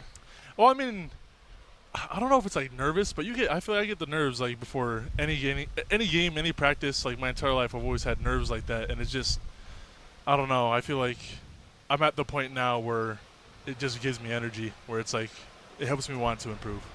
Oh, that's fun. Yeah, and nerves are always a good thing. Like, nerves mean you care, is how I always associated with nerves. So, like, the day you stop getting nerves, maybe we got to get a little worried about you. But, all right, so take me through what you've enjoyed the most, what teammates you've enjoyed bonding with, how this has all gone, even away from the field. It's been so awesome. Off the field, it's just been setting up my house with my wife, and then just in the building, I feel like the entire O-line room, I've been getting to get a lot closer with them. And, of course, especially with the other rookie O-linemen, Austin Parker and Xavion. Just my relationship with those guys especially, but everybody in that room has been so cool. Do you feel the pressure of being the number 9 pick in the NFL draft? It's – I don't know. There's some there, but I feel like I'm really blessed to be in the position that I'm in, and have been able to talk with people who have been in like the same exact position, like the O-line coach at Utah, Coach Gross, Jordan Gross. He was the number 8 pick for the Panthers, and I've just had a lot of conversations about him and the similarities that we've had. And I feel like talking with people like that has helped me bring that nervousness down a lot. Do you feel like the practices at the NFL level are they harder or are they just different? I would say it's just different. Like, it's still really hard, but we had really hard practices at Utah. Mm-hmm. I feel like it's just different going against people that are, like, so freaking good at what they do. I mean, we had good players at Utah, but obviously nothing like what we have at the Browns. So, Spencer, it's interesting. Offensive line play for folks that didn't play the sport can be the toughest to kind of assess how guys are doing, right? Because you can't just look and go, oh, you had 12 sacks last year or 3 interceptions or 35 touchdowns passed for. So, like, I guess from the internal standpoint, how do you gauge what you think will be a successful rookie season in the NFL? I feel like feedback from my coaches and feedback from my teammates is probably the most important when it comes to that. Like, I want to meet the high standards that Coach Warhop has for me, and I feel like that'll be a pretty good marker for me. So what kind of, in terms of like, anytime I played athletics, if I got yelled at, I got very grumpy. You can tell I was not very successful. So I'd like, what? Please tell us more about your athletic career, yeah. Nick. Well, I'm here to tell him that he's got a ways to go if he wants to measure up with Yeah. With that attitude, you might also hit junior year of football. Oh, I think so, somewhere in there. Junior year. For at least a day or two. You might get there, Spencer. At least a day or two. Take this advice to heart. Yeah, Okay. but I do want to know, like, what kind of coaching works best for you? Are you an arm around the shoulder guy? Do you like a little bit more getting yelled at? Like, what's your favorite style of being coached? Yeah, I like getting pushed. I like getting pushed a lot. I feel like that's the only kind of coaching I've had, and it's kind of what I've gotten used to. Like, from high school to college, all of my coaches have just been that, like, they're going to push you in ways that you're not going to like in the moment. But I feel like that helps me out more. You sidestepped quarterback questions the last time we talked to you. I expect the same, but if you give us a little something, take us into working with. We'll start with Shedeur, and then we'll go from there. Because especially day one, you got a lot of time with Shedeur. Like, what do you mean? Well, so all right. Have you seen him develop from the first time you blocked for him and the first time you were on the field with him? Oh yeah, of course. Just every day he's getting better. Okay. Now, when it comes to this quarterback competition, I'm not saying you have to have a favorite yet because that would be unfair to put you in that spot. But we'll do it if we have to. Don't tempt us with a good time. Yeah. But when I won't answer it. So. Oh no, we know. We tried to get you last time. You parried it away. This probably should set up for an easy then. We'll ask the hard questions. We're the hard questions guys. You already said you're not going to answer it, so you just do like a simple no comment. Deshaun Watson or Shedeur Sanders? Spencer, who do you want to win the job week 1? Not answering that. That's but we asked the hard questions, though. We're not afraid of saying the truth here. We had to ask.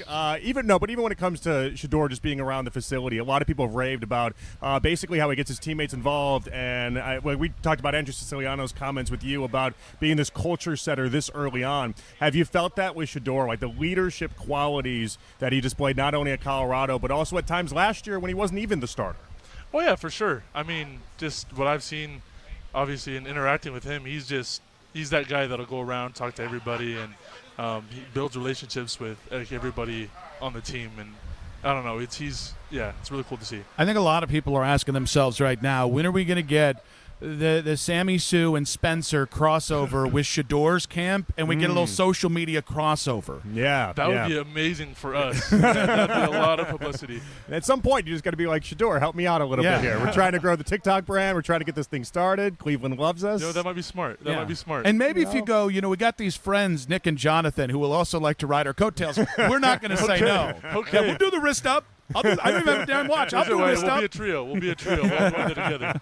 Excellent. Oh, Spencer did the wrist up. Yeah. Are we showing favoritism? We actually did clip that. That's my teammate. It looks like nope. It just went viral. It just went viral. Oh, coach is going to be mad. But again, all in the name of the content. So you're off to a good start. Your wife is going to love this. Oh yeah. Well, listen, it's always great to catch up with you. You got such a great, just infectious personality. Thank you. We're all pulling for you here, not just because you're the number 9 pick, but because we love good left tackle play in this town. So thank you again for your time, man. Good luck in camp, and we can't wait to see you out there in the beginning of September. Thank you very much. Spencer Fano there, guys. Man, that kid is he's just so much fun to be around. Yeah, and you can tell too. Like, he knows it. That's the other fun thing about it. He knows that he's like the highlight for us, and he's going to be fun. And I think it's interesting. We asked him that question. Keith had told us what Siciliano had mentioned about how he's basically become like one of the culture setters on the team. It's training camp year 1, 3 days in. Yeah, that's insane. And I will tell you, I've now basically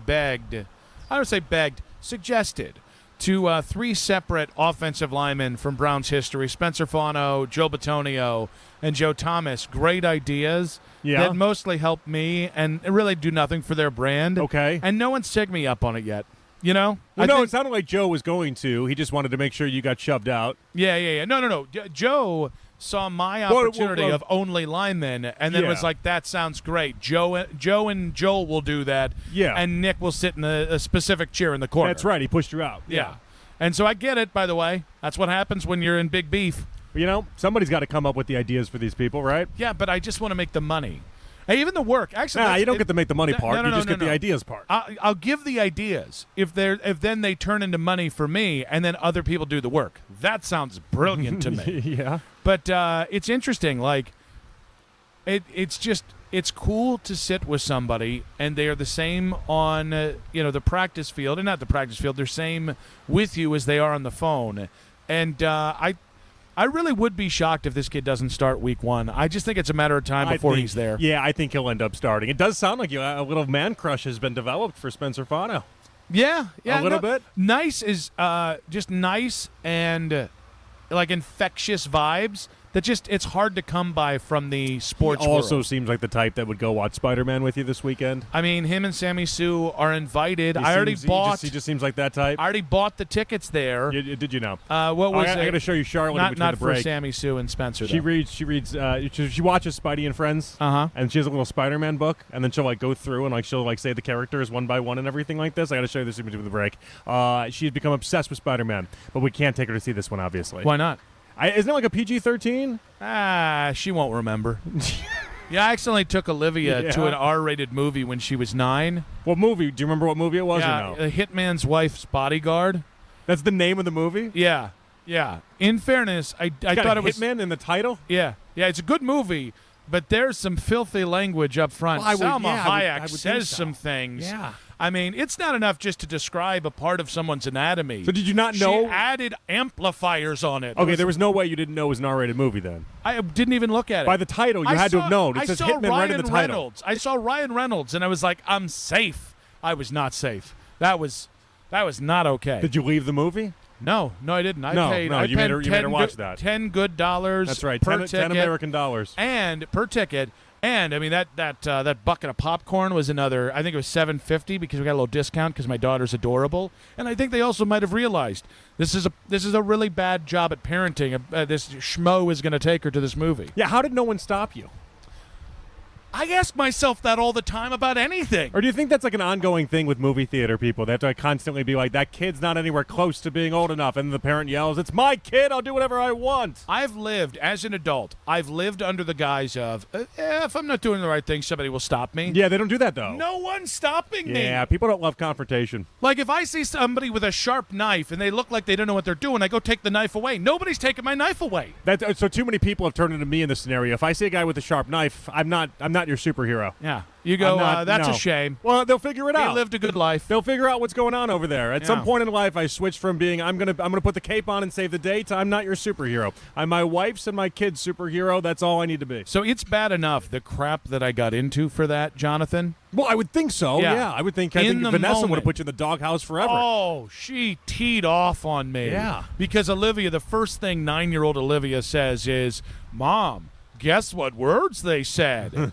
And then Mom looked at me to say them, and I was like, I don't want to. But now it's bad enough I got in trouble in the time. You know that my 16-year-old now daughter brings it up once a quarter. All right. It's so like a it was quarterly statement of my bad parenting that she wants to bring up right in front of Mama Bear. Let's spin this then. That's a core memory. Yeah. Yes, it is. Those don't come easy. Yes. You spend how much money at Disneyland? You don't talk about Disneyland once a quarter. It's like the flashback of parental happenings. Of like, once a quarter, she just goes, oh, Salma Hayek said something unforgivable. She's going to tell your grandkids about that, okay? She'll be like, yeah, but you never believe. Your papa. He took me to see Hitman's, what was it? Hitman's what? Hitman's Wife's Bodyguard. Yeah, when I was 9 years old. There's a lot of words in there. When It's I was tough to 9 say. years old, he took me to do that, and people would be like, no, Papa would never. And then Pop is going to go play it for them and just be like, yeah, now boomerang back on you, kid. Enjoy. It's our 9th birthday tradition. Everyone does it. 216-474-0092. You heard from Spencer Fano there. Do you like him? 216-474-0092. Now, great stuff with him. Thank you to the Browns for making sure Spencer stopped by. And, of course, thank you to Spencer as well. We do have a new name in the mix for the Cleveland Cavaliers. This one I might be able to get excited about. That's in 5 minutes on 92.3 The Fan.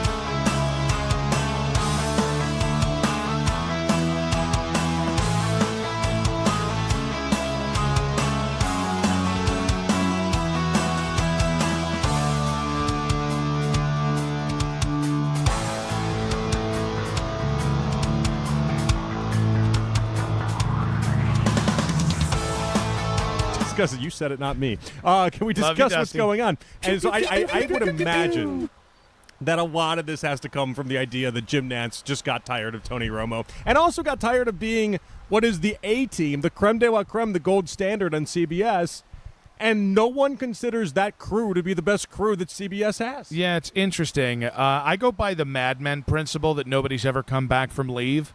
Even when Don Draper came back from leave, he never really came back from leave. I mean, the whole damn thing got sold to McCann Erickson, who doesn't remember that moment in real American history. So I would just be shocked if anytime somebody says indefinite leave, it's really hard to come back. And I think you're right. Like, this suspension, I do think proves that CBS would like a way out with Tony Romo. What I don't love, and listen, I'm not big announcer guy. All right, I don't, like you have to be pretty bad for me to get annoyed. Actually, no, every announcer annoys me. I think that's more the take I thought you were going to have because you've complained about J.J. Watt an absolute ton. Well, because it's just really hard to be good at that. And that was when it was Ian Eagle and J.J. Watt, where Ian Eagle takes care of J.J. Watt in that spot. But listen, Nance is going to leave him, just hang him out to dry. The vitriol towards Mike Lombardi, I get. I don't have a bad word to say about Mike. Any dealings that I've ever, when he was here, he was actually nice to me when I was a complete nobody. I guarantee you he doesn't know my name now, but but I get it. If Mike Lombardi goes around and acting the way he does, I understand why people in the media were praying for his downfall. The Tony Romo thing just felt oddly personal. It's like, so you think he's not good at his job? I don't know that I would be like, DUI in your face. It felt really weird to me, that just the take on Tony Romo. Yeah, I get what you're saying. For myself, it's tough. I just don't know. I'm Do surprised. people realize how many just bad? I'm I'm surprised this cost him his job. The is game what I'm going to is say here. the game is so quick. It is just, and the pace of things is so quick, and the pace of TV just doesn't keep up with what's going on. I know, but he did just get annoying after a while. But that's more on us than it is him in some respects, because we told him, the collective, we all told him how much we loved him when he first got on there and was doing that parlor trick of just telling everybody what the play was ahead of time, and then he just swerved into it a little bit too hard. Isn't it our fault, though? The general media I think it is our fault. Overrated him. We do this to people sometimes. We lift him up, and then we just watch as we then don't love him nearly as much. But I agree with you that last thing you said before I took it in another direction. I would just be shocked now if Tony's back at CBS. Like, this is a way to not just get out of business with Tony Romo. It's a way to get out of paying the guy $20 million a year. Somebody was joking about, I wish I could remember who it was now. I'm sorry. I think it was someone local, too. About like an alt-cast. His name's Jim. About an alt-cast, though, where it'd be like Diana Rossini and Tony Romo and just a lot of people that have been just kind of like not blackballed, but just pushed aside by the NFL cabal that exists. I actually like the idea. We will call it the shooter's going to shoot. And the whole point is, I think Ryan Clark's in there as well. The whole point is, because they've been canceled by traditional media, they can just come out guns a-blazing. You know I like a shooter to shoot. Well, yeah. Could you put that on YouTube? You tell me we wouldn't watch that? I'd watch that. I'd watch now who would be the play-by-play guy? Well, I'd say Carl Ravitch, but I guess he's back in the booth last night. He's still laid off, but he's still working. I don't understand that at all. I don't know how that works. You think he just showed up and they're like, well, we're not going to tell Carl Ravitch he can't work. The Costanza? I don't think so, but I maybe. I'd say Tim Brando, because Tim's very outspoken these days. Got to be Musburger. The problem with, I was going to say the problem with Tim is he won't let anybody else speak. Yeah. Tim's a 9-minute answer guy. That's fair. Yeah, Lima tweeted it earlier today. What was Lima? Oh, Lima said it was an alt-cast with Romo, Sanchez, Lombardi, and Rossini. Well, now I knew it was someone close by to us, but I could not remember for the life of me. I just think a little less of it now. I'm kidding. I'm kidding. No, they had a good show. They really did. Lima. Why do you keep saying it? What? You say it so much, I'm starting to not believe that you liked their show this morning. No, I told both of them. I know. I genuinely believe. There was a time in today where I genuinely believed you liked what they had to do this morning. Well, but why now, me saying it multiple times do you think it makes it less true? Because it got to be like a convincing thing of like I'm convincing you that I actually liked it. My point was I just took a cheap shot at Lima, but I didn't mean it, and I was very happy with what I heard today. Okay, that's good then. Yeah. Other than Coach Riz basically telling me he's not going to give Deshaun a real chance. Or sorry, give Shedeur a real chance because he doesn't have experience. That created some friction on the show. I like that. Although, actually, that should have been music to Lima's ears, all things considered. Yeah, he is anti-Shadurian. Yeah, and that's all right. People like that exist. It's okay. 216-474-0092. Will Tony Romo make it back from indefinite leave? Nobody comes back from leave. Mad Men told us it's been true for 70 years. Real quick here, latest Cavs rumor is that they are in on Denver's Peyton Watson. Mm-hmm. And I don't expect a lot of Cavs fans to know that name. He was the 30th pick in the draft about 4 seasons ago or 5 drafts ago. He is a lot of what – I mean, it's going to take some pain to get him, and I'm not sure you have a definitive path to get him. He's a 6'8" wing that is a really strong defender and a really strong three-point shooter. He is a lot of what you've been missing on the perimeter for about 7 years now. Well, and so part of this is it was last year just a mirage, or was that something that he'd been building towards and is going to actually stay? I think that's got to be one question attached to this.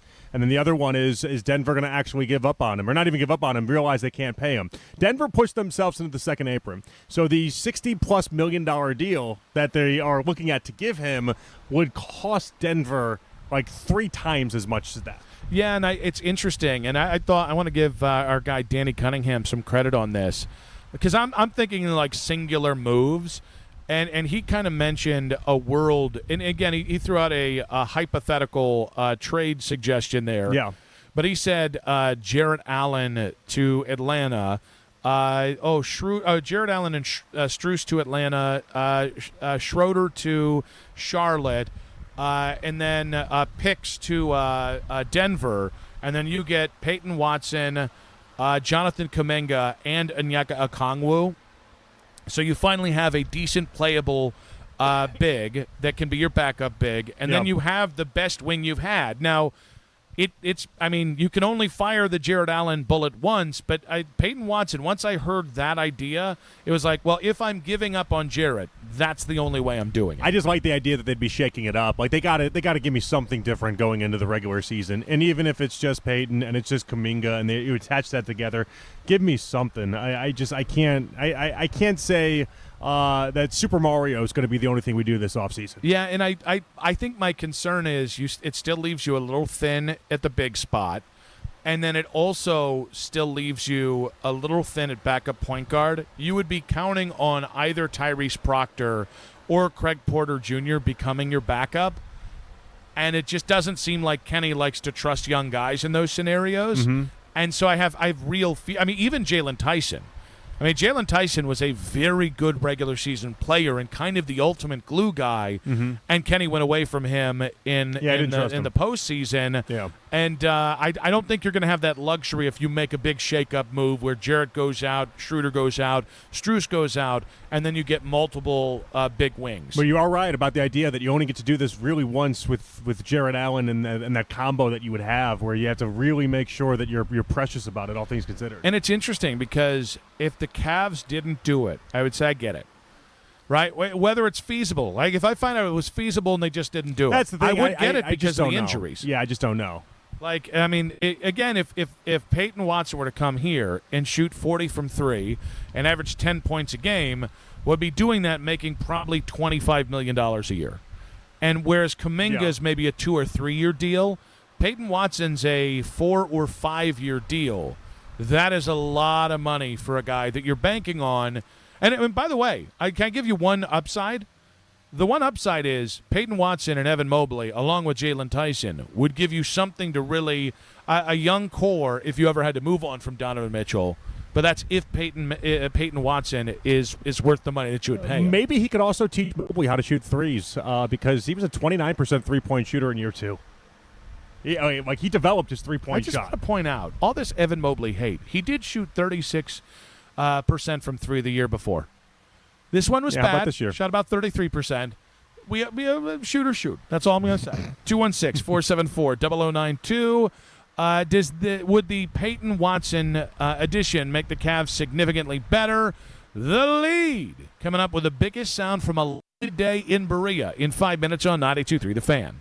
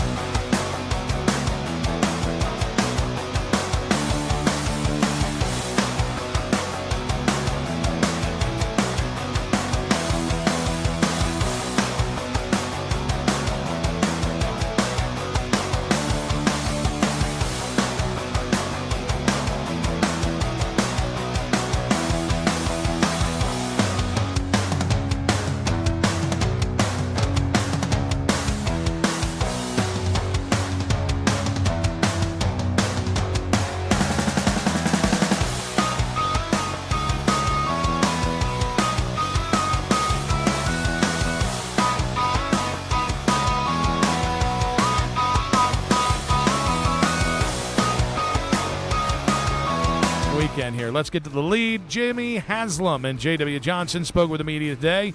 Both of them talked about their expectations for the 2026 season. Well, I don't know about high expectations. Let's say improved expectations, okay? We're always careful, as you know, to set the expectations, and I think we have made giant strides in our talent level the last 2 years, but it takes these young guys a lot of time, and I think we could have the chance to start double-digit first and second-year players, and I don't care how good you are, it takes a little bit of time to improve, but we're really excited about the roster we've assembled. We're not punting on this season by any means. 27, whatever, that's great, but we have high expectations for this team. You know, like I said, we had a lot of opportunity last year to win more games than we didn't, but this year is by no means a punt whatsoever. We're excited about how we're going to play, and we'll see how the schedule shakes out, but the guys are ready to win this year. There's no mandate like, hey, we got to just focus on 27 and beyond. It's every year we want to win. I thought JW saved it there for Jimmy. Now, it is funny that Jimmy brings up the idea of like, well, when you got double-digit guys that are first- and second-year players, and that is the exact opposite thing that Andrew Berry tried preaching to us yesterday when he spoke. The idea of like, well, all right, look at the Eagles who won their division and went to the playoffs. Look at the Seahawks who were top 4 as far as youngest teams in the NFL last year, and they won the World Series. There's that part didn't catch initially, caught it now, I thought is interesting. Listen, I just think it's as simple as a lot of times we've heard them in the last couple of years, right? 2024, 2025, they've come out and said something, and then it's either been categorically false or it's just been, it's felt insincere. 2024, hey, we think we can make the playoffs. We think we can go deep into the playoffs. They were a 3-win team. The next year, they come out and they refuse to say the word rebuilding and saying we're trying to compete. This felt like we're kind of in the end game of a rebuild here. This year we're going to try and they didn't say this exactly, but we're going to try and compete. I was going to say win as many games as possible. Well, we're going to try and compete. They're definitely going to win over 5.5 is what Haslam was. He'd make that bet. And so and then next year's where the playoffs are. If that falls in line with what logically feels like should happen. Yeah. That is a change. I will take that. Yeah, it makes sense. It adds up. When he's speaking that way, he's like, oh, he's speaking exactly the same way that when we are talking to you guys right now on the radio, that's how we speak about this team as well. And that's nice because I do feel like it's been a while since we've been on the same page collectively. It's just nice to not come out and have to go say, what the hell are you talking about? Well, yeah, or just feel like you're just flat out lying to us. Yeah. And that's been one too many times around here lately as well. More from Jimmy Haslam and JW as they were asked about how Browns fans view the quarterback competition. Look, I think everyone's a fan of each guy's, right? Some guys like Deshaun, a lot of people don't. Some guys like Shedeur, maybe some people don't. It really doesn't matter, and those guys don't care about it. Both, like I said earlier, those guys have been here working hard. All they want to do is win.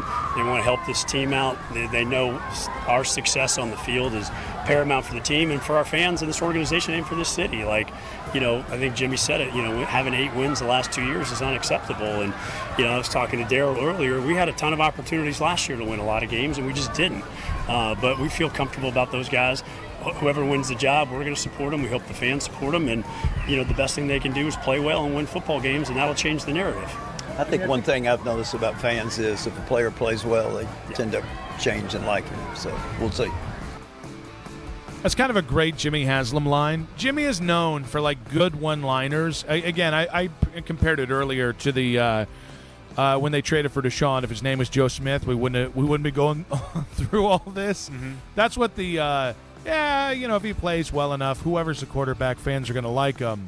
That definitely felt a little bit more geared towards Deshaun Watson than it did Shedeur Sanders. 100%. You have to have that takeaway off of that. Now, the funny part about it is that if Deshaun does get to play and then doesn't play well, then you won't be able to get that one back, and so that's okay. I liked what both of them had to say. It felt very realistic and very practical, and it felt like even that commentary at the end. It's like that's how fans think. 100% right. If you play Deshaun Watson and he looks good and you win a lot of games, there will be 80% of the fan base that was like, no thanks, to turn around and be like, oh, this is fun.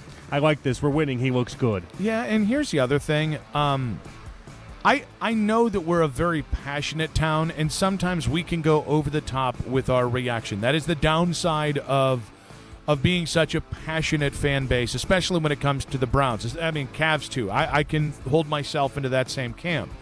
But, like, one thing that I also think we are is fair.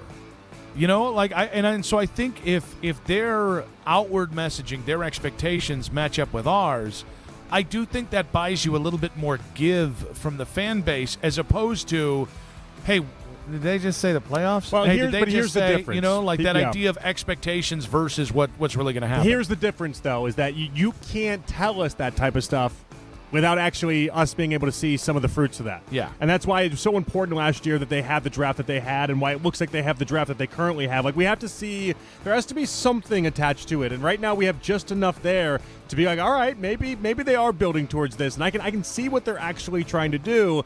And that's where I think it is nice, because we have been sold a bill of goods before and then watched them not deliver. Like, if they don't deliver 2 years from now, Nick, you know, we're gonna have to really hold the feet to fire, so to speak, as much as you can. It's an owner, you can't do anything about it, but like, we're gonna have to hold the feet to flame about the idea that the timeline didn't work and jobs need to be held accountable for that. Browns rookie left tackle Spencer Fano. A lot of people going Fano. It's Spencer Fano.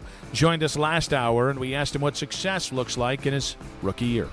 I feel like feedback from my coaches and feedback from my teammates is probably the most important when it comes to that. Like, I want to meet the high standards that Coach Warhop has for me, and I feel like that'll be a pretty good marker for me. Yeah, I like getting pushed. I like getting pushed a lot. I feel like that's the only kind of coaching I've had, and it's kind of what I've gotten used to. Like, from high school to college, all of my coaches have just been that, like, they're going to push you in ways that you're not going to like in the moment, but I feel like that helps me out more.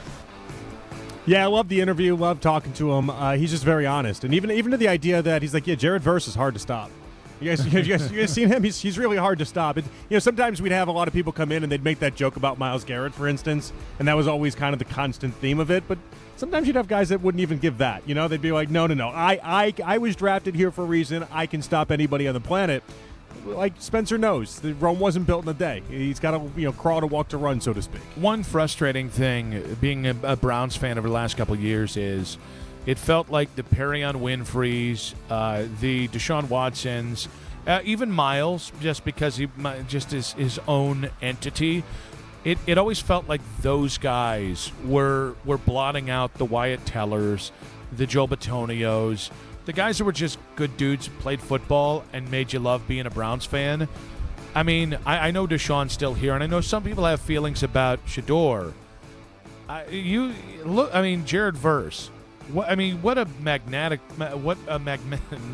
personality. Mm-hmm. Spencer Fano, just a genuinely nice young man. You can.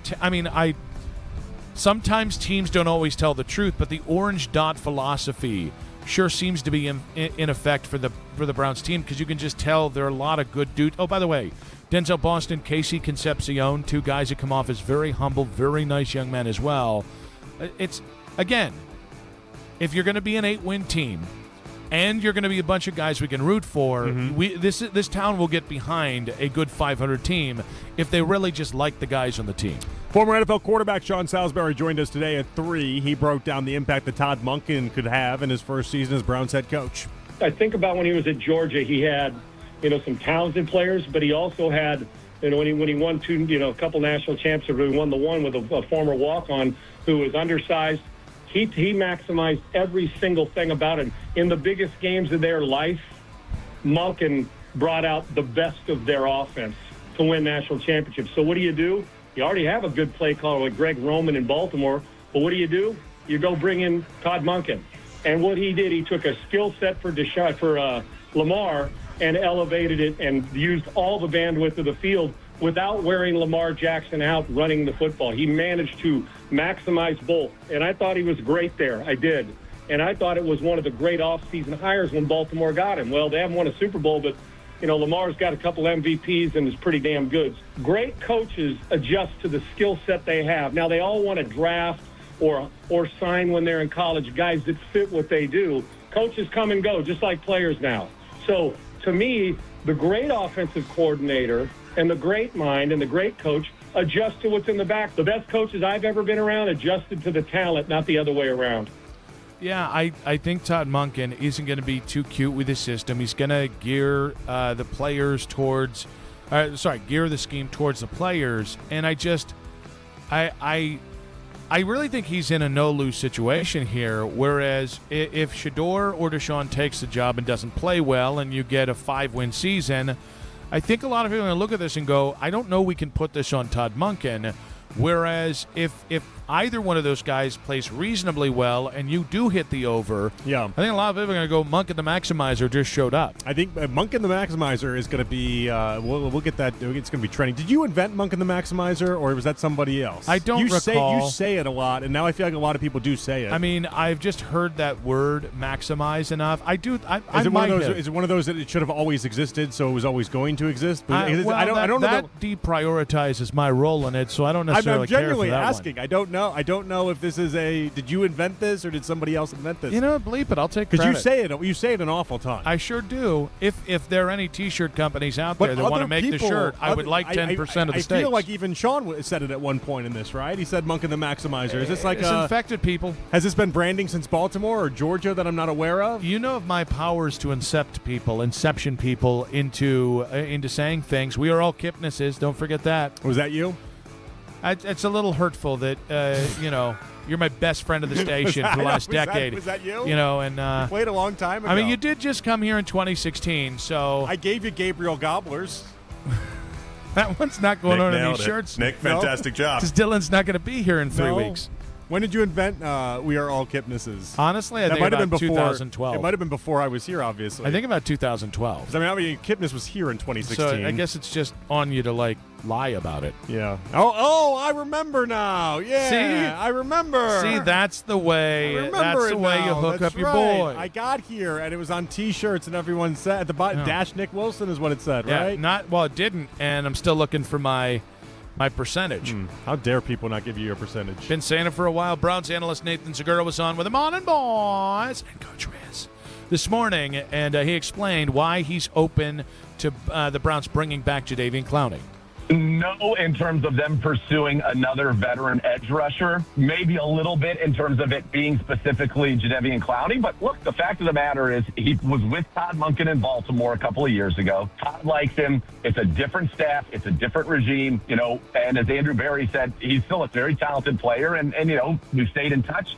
And I liked Clowney when he was here. I didn't like the way that things ended, obviously, and I'm sure he didn't either. But he can set the edge. He can still get after the quarterback. He had 8.5 sacks last year down in Dallas. He's a good player. And the fact that the Browns went after A.J. Epinesa early in free agency, now that didn't work because of medicals, it told you that they wanted to add somebody else to that defensive end room. And so, Verse and Alex Wright, your starters, Clowney now becomes a rotational piece that can be fresh all the time. I like the sound of that. Isaiah McGuire, and then all of a sudden you feel pretty good about your top four defensive end. So I'm not surprised that they're looking to add there. And I'd be thrilled, honestly, if it was Jadeveon Clowney.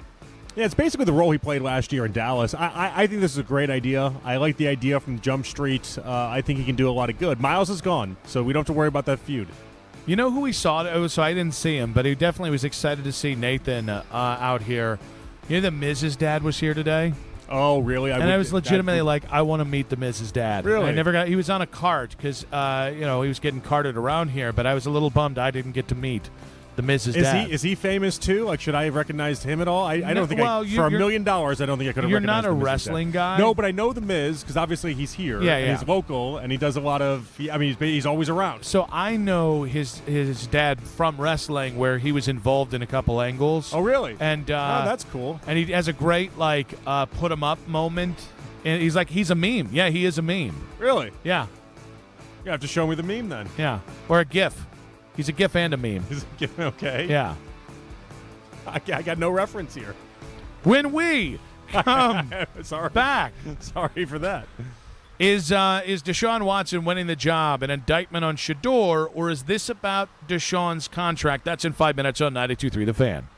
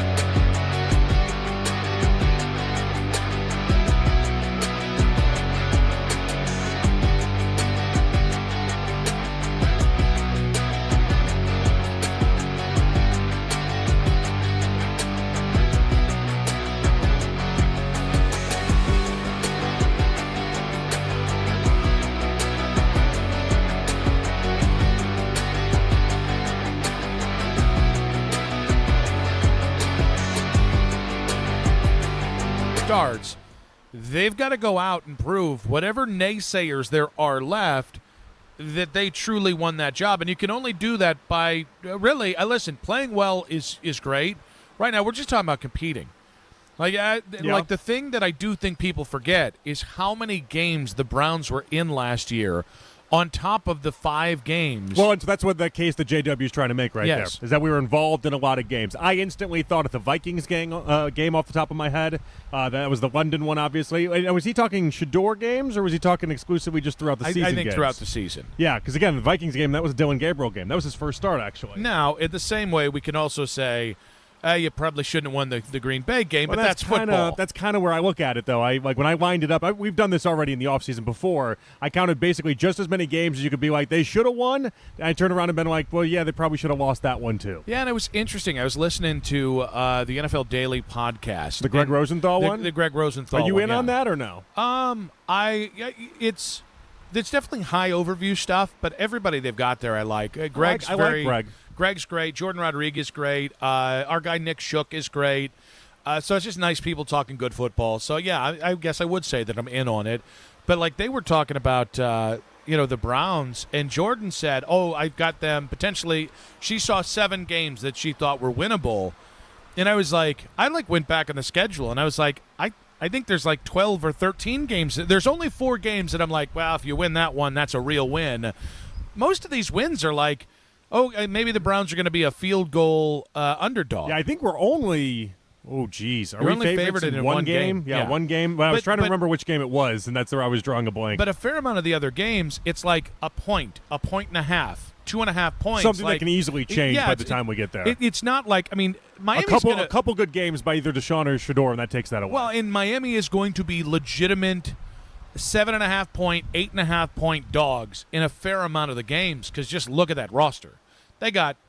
Honestly, I feel a little bad about. It's Achane and a bunch of nothing. I feel a little bad for Malik Willis, if anything. Well, yeah. That's what the money's for, right? That is what the money is for. You love your Don Draper lines. There we go. It's been a day of them, like the indefinite leave. That's my favorite thing is Bert Cooper saying, "Nobody comes back from leave." I'm making him sound like Dumbledore. Yeah. Harry, Don Draper, nobody comes back from leave. Yeah. Okay, now that's that. Listen, none of those were good. That's all and right. if you're listening at home, I apologize to you. If you're listening in your car, I also apologize. Just anywhere. Anywhere. If you're listening. I would yeah. say I apologize to the listeners, but you asked for it. No, they didn't ask for that. No, they didn't ask for that No. one. Yeah. But I think if the Browns were being very honest, there's just no way they can't want Shador to take the job. That doesn't mean they have to give it to him. It doesn't mean they're going to rig this thing. I don't know. I don't know that that's true. Well, they have to understand the complications. Well, of and that's what Deshaun. today was so nice, is that they seemed like they had an understanding on everything that is going on, but it's still this Deshaun bugaboo is going to stay with them for a while. Like they didn't see it with Deshaun initially when everyone told him don't sign him. Now they said don't sign him for off-field reasons, but they didn't see it initially there. And sometimes we have blinders on things like that, and maybe just in the case of Deshaun, as many blinders as they've been able to erase, maybe when it comes to Deshaun, that blinder still exists, and the idea that they can think something about Deshaun that 90% of people don't is the actual crux of the problem. I actually want to compare this to the left tackle spot, because it's very rare that we can compare left tackles to quarterbacks when we're having NFL conversations. DeJuan Jones is a immovable object in front of Spencer Fano until Spencer Fano moves DeJuan Jones out of the way and proves to them he's the left tackle. And they're not just doing; they're doing this with a lot of spots. It's like, all right, Jerry Jeudy is with the ones, and then Denzel Boston and Casey Concepcion are getting a lot of time with the twos. Like they're looking at rookies and saying, if you want to be in the starting spot, young players, you've got to move the veteran out of the way. I don't want to lose perspective on the fact that this entire time I've thought that while Deshaun will win this job, if Shador can't take this job, I think Shador's placement is the guy getting, the day 2, day 1 reps instead of being the true number 1 starter. I think that's a lot about challenging Deshaun challenging Shador to overcome I mean, it might Deshaun. just be as simple as Monken's an old school coach, and he's going to give it to the veteran, and sometimes. And by give it, I just mean give the first crack. First at it. crack. That's all we're Yes. talking about. Like the first team reps and the first chance and the first one out of the gate. That's all that is. It's just he's an old school guy. You give it to the veteran. For all the reasons Coach Riz laid out earlier today, why he'd give him the job week one is the same reasons why he'd just give him the first crack at this right here. But there's more than enough of an opportunity with the 11-on-11s that they're going to have for Shedeur to be able to showcase that he's the better quarterback here. 216-474-0092. Is Watson winning the job an indictment on Shedeur, or is this about Deshaun's contract? I just find it so hard to believe that this is about Deshaun's contract. I just can't take it off the table. I can't either. Which means if Deshaun wins it, that is where my head will go. I think the idea. I just want to continue to give Monken credit for the idea of that gets the first crack because they've earned the right to get the first crack, and then the real gap between the two is paper thin, or what was paper thin coming into this. I mean, what we really missed out of today, Nick, was Jimmy Haslam just flat out telling us how the quarterback situation is going to go for the entire year, like he did last year. Yeah. Last year he sat around and then he told everybody, yeah, we're going to see both rookie quarterbacks at some point, and everyone's going to get play. And people at the time were like, that's not going to happen. No, he told you it's going to happen, and then it happened. He didn't do that today. He didn't come out and say one way or another, Deshaun's a starter, Shedeur's starting, or even, hey, Dylan Gabriel might appear in the back end. He just kind of let it sit. But that one comment still does stay with me, the idea that if they play good, the fans will love them anyway. So I do want to know, when it comes to Jimmy not saying that, do you think that the people who keep saying, well, I think Deshaun gets 6 weeks and then Shedeur will get the rest of the season, do you think those people are just going off last year and going off, basically basing it of like, well, this is what they did last year, so this is what, because I hope that's what it is. I don't hope know that privately the Browns aren't telling people, Deshaun's first up and then Shedeur after that, simply because it's like, no, you need to. That's not how you compete. No, but I think it's logic is maybe what's sitting in there. Like Deshaun just logically not going to get that long of a runway to try to showcase himself. Well, but what I mean is, like, I just think the idea that you're planning on playing two quarterbacks, this isn't the University of Tennessee. It's not Florida. Right. We're not going to do we're going to play a bunch of Pollyanna schools, a bunch of Division I AA schools the first three weeks of the season, and by the time we get to Texas, we're going to have ourselves a quarterback. And I fundamentally disagreed with the idea of playing multiple quarterbacks last year because it doesn't give a team a chance. It really doesn't. And so we keep coming back to the idea of the quarterback spot. I know some things you can't control. It might be reality that you have no choice at some point but to play two quarterbacks. But I think it's a mindset thing. I think if you go in with a mindset of, well, we're going to have enough time, you've already shot this team in the foot. And I just refuse to believe. That should have been one of the core lessons of last year. Yeah. Is you as lacking in talent as that team was, or at least proven talent, and they certainly had a wonky-ass quarterback situation, you gave them no chance with the way you handled that last year. No, I agree with that. I agree with that 100%. I guess there's too many variables at play for us to confidently be like, this is the route they should go and this is what we will know, because I keep thinking about what Frank Schwab had to say, and it'll piss you off. I know it'll piss you off. But he was making the suggestion that where they're at, some teams, where they're at week 10, week 11, week 12, and where they're at in relation to having the number 1, 2, or 3 overall pick is going to be what happens with some of these quarterback races. See, again, I do think that that's a scenario where if you get to week 10 and you're 1-9, well, you're going to have to make some business decisions. That I understand.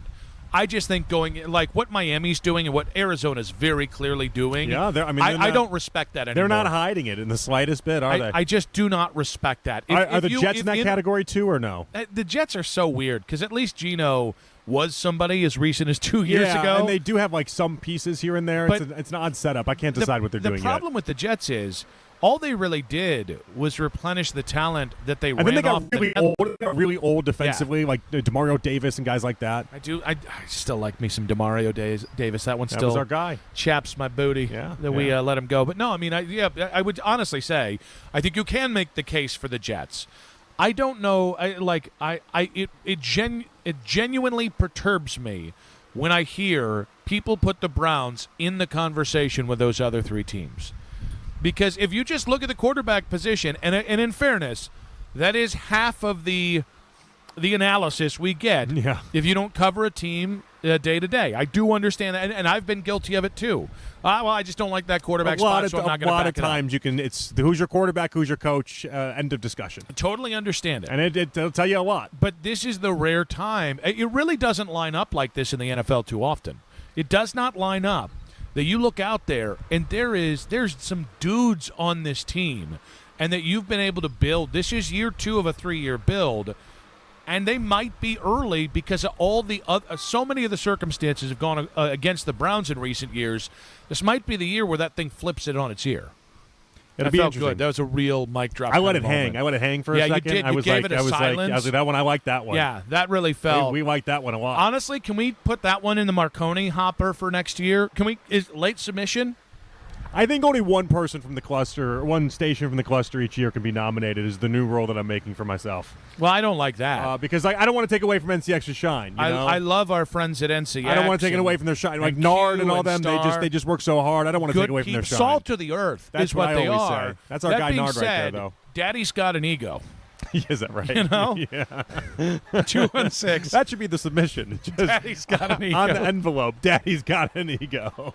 They're like, sir, the application date has been closed for 3 months. And then I just threaten them. You slide them like a $1 bill. I do feel like in 2026, if you just bully people, I think they just kind of fall down. Well, no one's used to it at this point. Yeah, I know. The 2026. You think we should be? We've gone so soft in a society. Just no one's used to being bullied at this point. So when the moment you do it, people are just like, well, I can't even do this. I think it's time I start bullying people to better myself and my career. Is Watson winning the job in indictment on Shedeur, or is this about Deshaun's contract?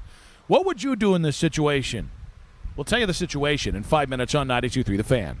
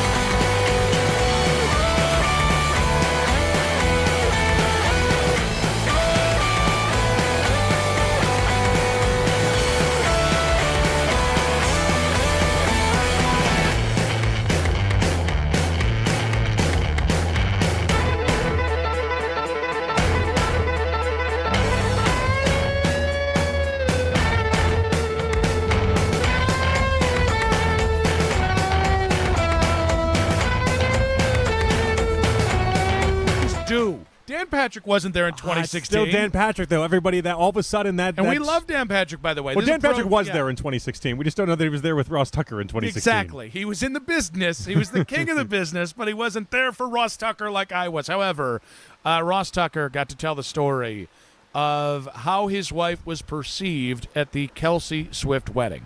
The funny part about it is because it was like football guys and their wives, country music people, actors, actresses, whatever, I think some of the people just kind of assumed everyone there was like somebody. So this guy coming up about to find a seat, he looks at Kara, my wife, shakes her hand, hugs her, and then she comes down the aisle. He turns around. It's Tom Cruise. It's Tom Cruise. So she comes back. I said, did you just hug Tom Cruise? She said, yeah. I'm like, why? She goes, I don't know. I think he thinks I'm somebody else. So Tom Cruise probably just assumed that my wife, who runs a propane business in central Pennsylvania, was like a star or something. So what I like about this, one is it's a little bit of a brag from Ross on his lovely wife. Yeah, well, he's like, my wife is so attractive and so beautiful that all these stars were thinking she was somebody else. That's a sweet little brag from our guy and his wife. I like to hear Ross kind of talking up his wife. There's a lot of words I would use with Ross Tucker. Humble isn't really one of them. It's just not the first one that comes to mind. I can't really say anything because I have tried to bogart into any potential additional career opportunities with anyone around. I've asked 3 separate offensive linemen to help. That's just opportunistic. I've is all been that very is. clout chasing this week. You're opportunistic, is what you are. But what I love about this is being Jim Wilson's son, my dad always taught me of like if somebody acts like they know you and it's somebody famous, just go with it. Just go with it. Okay. In situations like this, like because again, like my dad was always like, what story can you get out of it? Maybe Tom Cruise just wanted a hug from Ross Tucker's wife. That's right. Maybe Tom Cruise is trying to get her to the Scientology table. Oh, haven't you accused Tom Cruise of maybe pitching for the other team at one point, though? No, I think a lot of people have accused him and John Travolta. I've merely pointed out. Not just him and people. Why did Travolta get a sideswipe here? I think.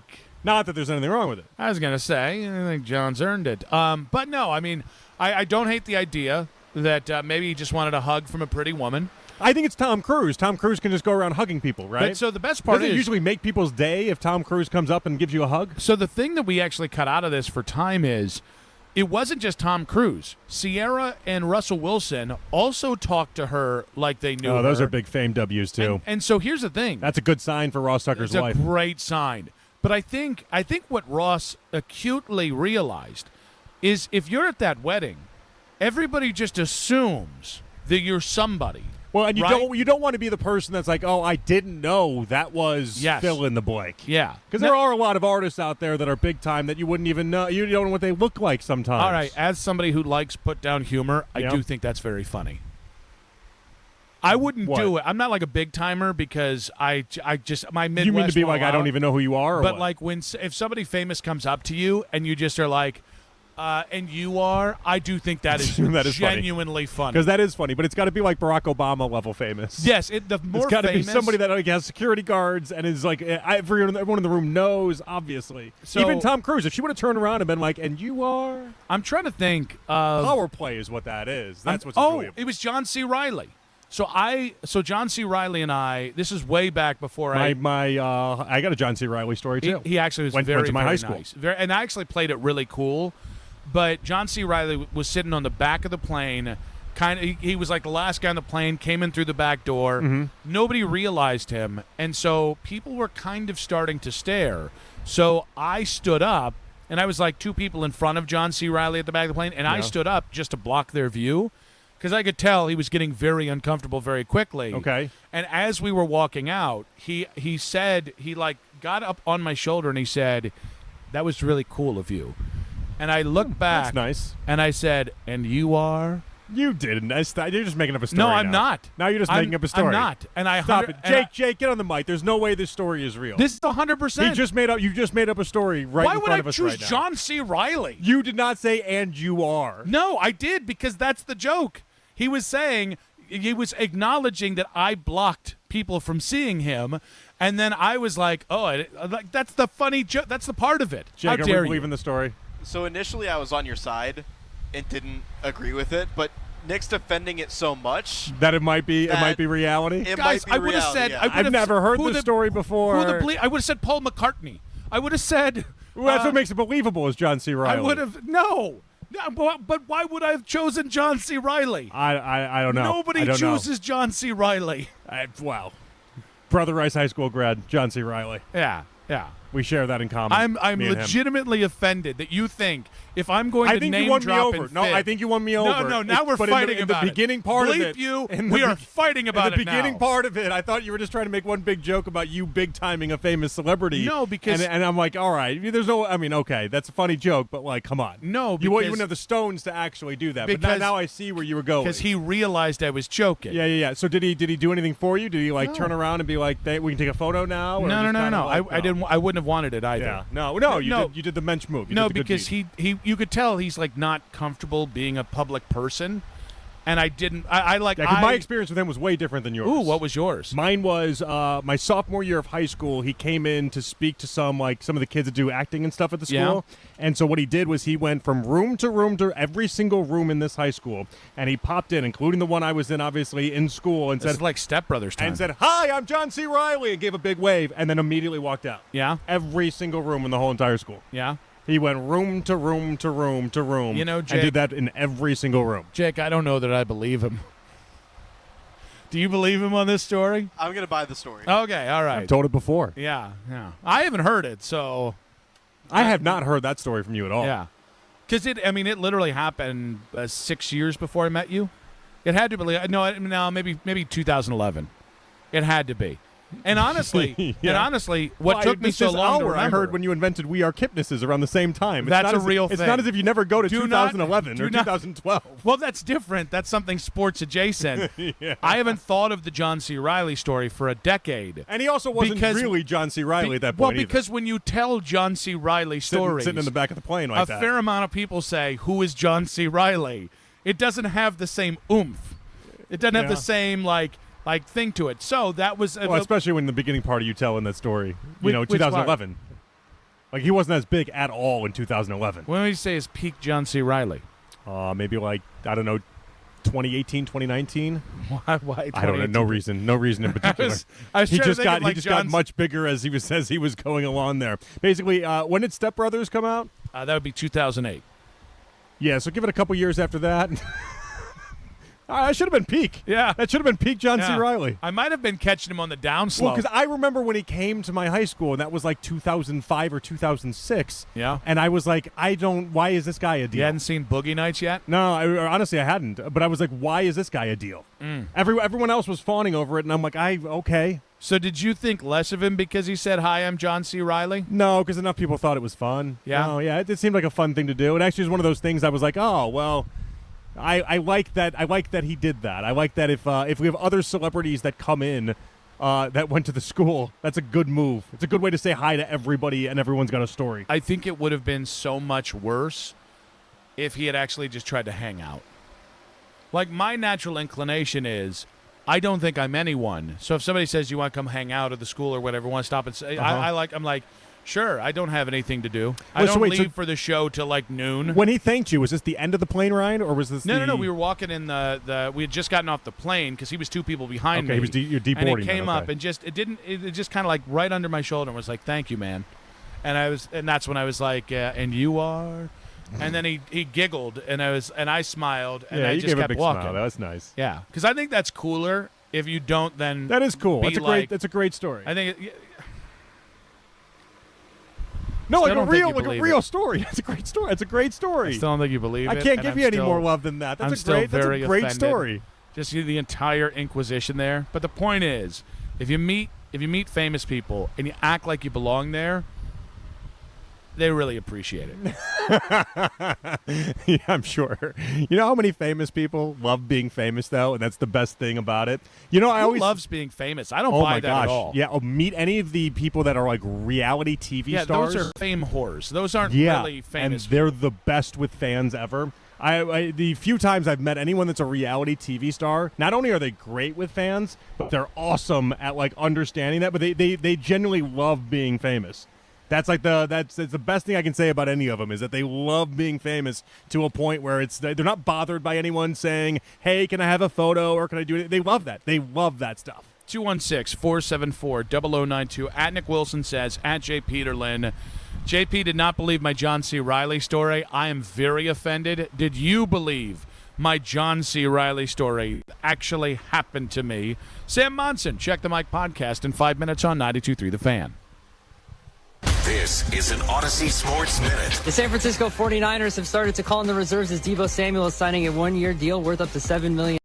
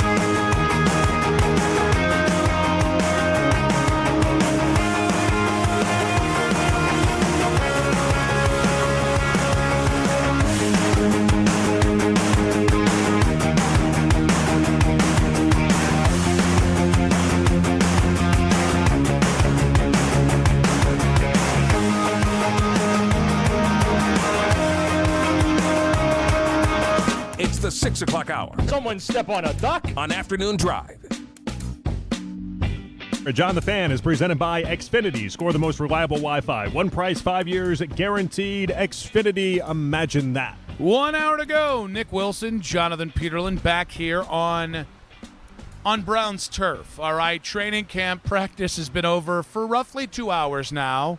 And one could say it's our building now. You know, if I say our building, I mean our field. If I wanted to go run a couple routes, I don't. But if I wanted to, I could. You could.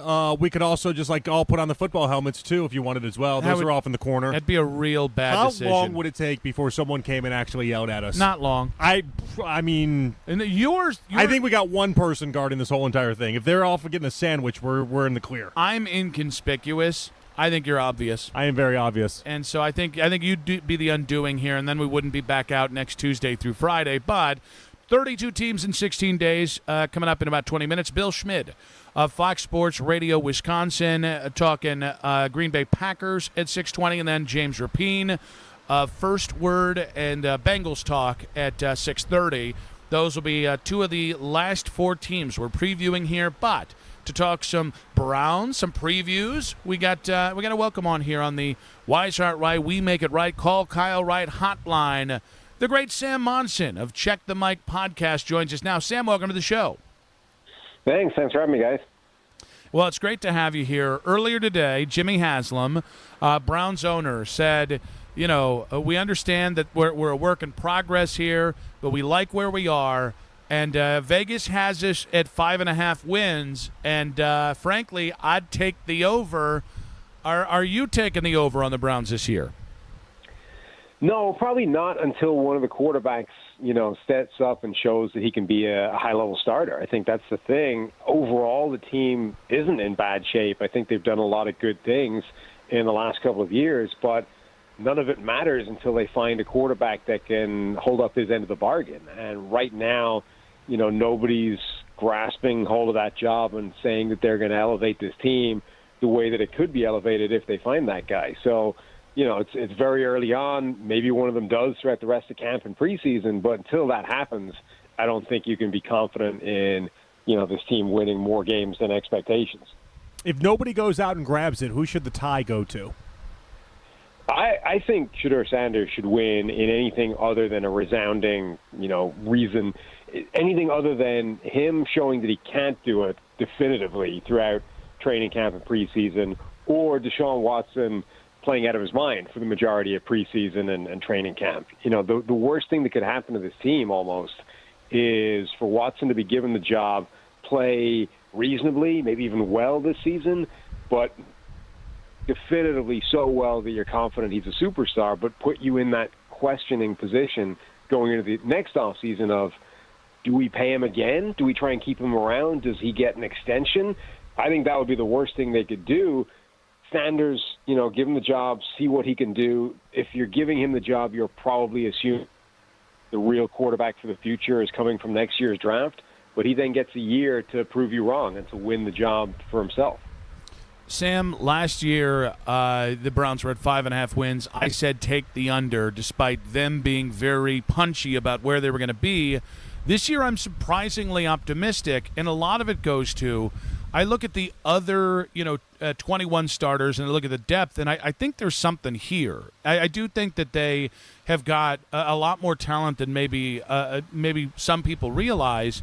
And I also think they're trying to do something, and I know it's tough because you still got to get a modicum of good play at quarterback, but I think they're trying to pad around the quarterback with the defense and offense to at least give whoever wins a chance. And I think sometimes that's just all that quarterback needs. I don't think it's live or die off the quarterback. Do you think the Browns have enough talent around the quarterback to, again, as I'm saying, give Shedeur or Deshaun a real chance?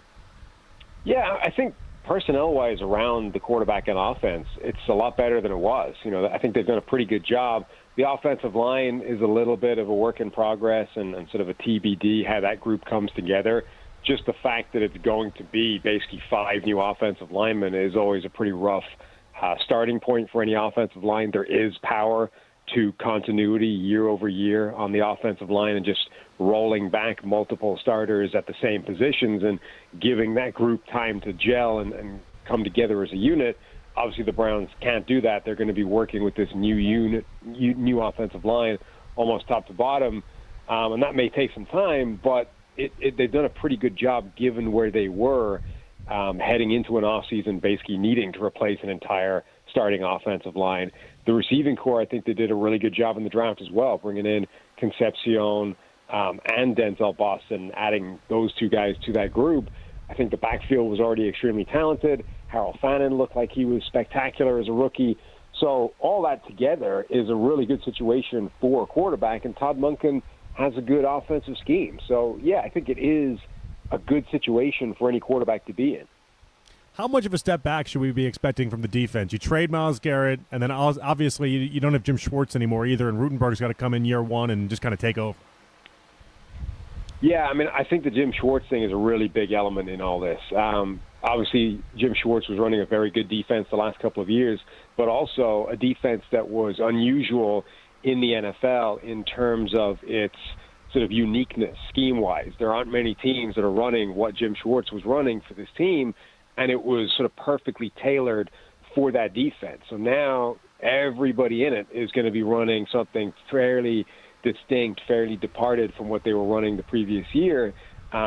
Plus, as you said, the best player in football, Myles Garrett, is no longer there. So, look, I think Jared Verse is a very good player. I think there's some talent on this defense, and some of it is young, and you'd expect him to get better. Mason Graham on the defensive line. But a big variable is going to be how this group sort of reacts to the shift in scheme, which will be a fairly significant change. Sam, earlier today we talked about quarterbacks that can change the narrative around the NFL. Names like C.J. Stroud. I even think there's an interesting year for Kyler Murray, given the situation that he's in. Obviously, those are just two options there. But which quarterback around the NFL do you think has the best chance to change the way fans and media and maybe the NFL view them, a la what Sam Darnold's done the last 2 years?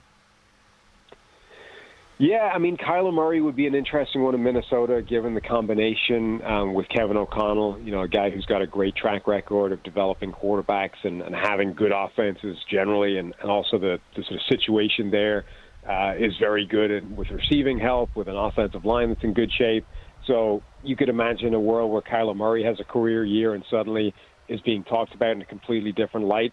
A disrespected, slighted Baker Mayfield in Tampa Bay could easily, put himself into a career year just out of spite and sort of change the way he's perceived. I think he's shown in his career he's capable of being a high-end quarterback.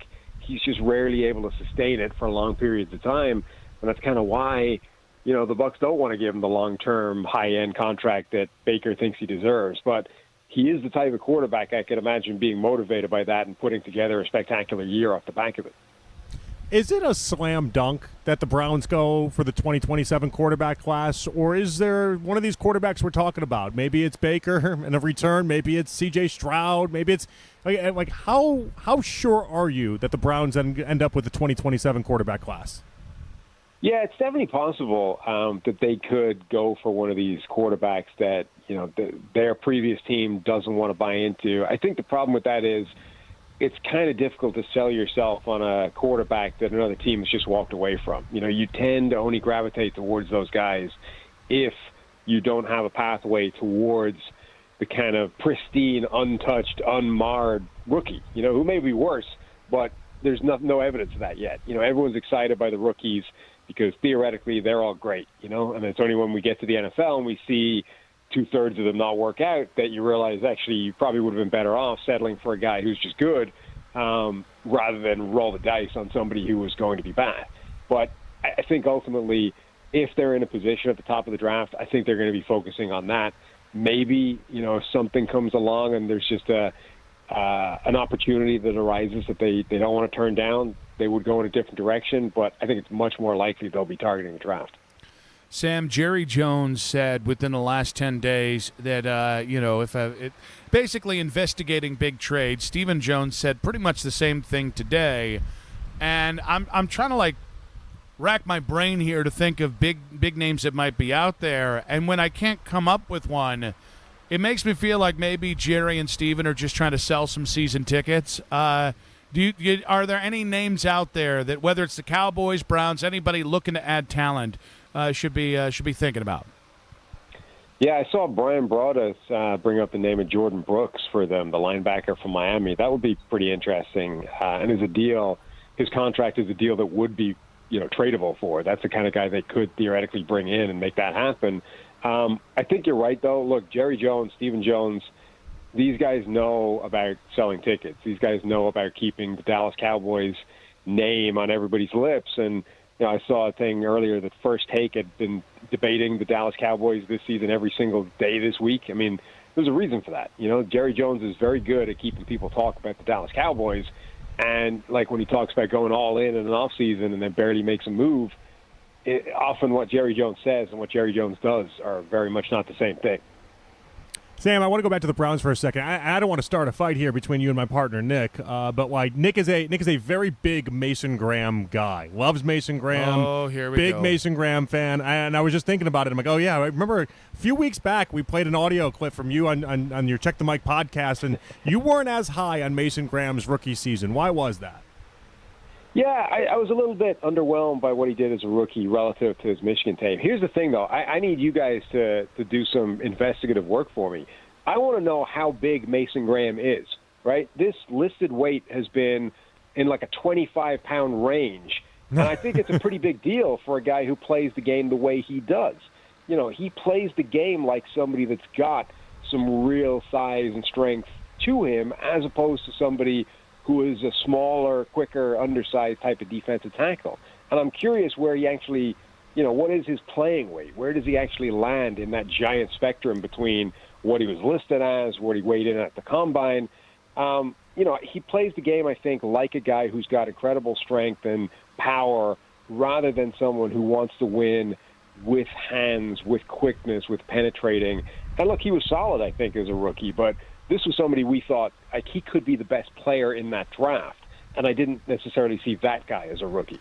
Yeah, I think the only way I can get his weight is if we do like a Celtic pride thing. Well, yeah. And we kind of do a little snatch, and I'm pretty sure that guy would beat the living crap out of both of us. So I'm not a carnival barker, so I'm not good at like the guess the weight thing. What I would tell you though is that when you look at him, you think country strong because the muscles don't just outwardly pop, and they don't People show. say the same thing about me there, Yeah, Sam. they just don't show themselves. He's got like a Jim Thome type build to himself that way, where you're like, there's muscles, I know it's there, but you don't look like you're on roids.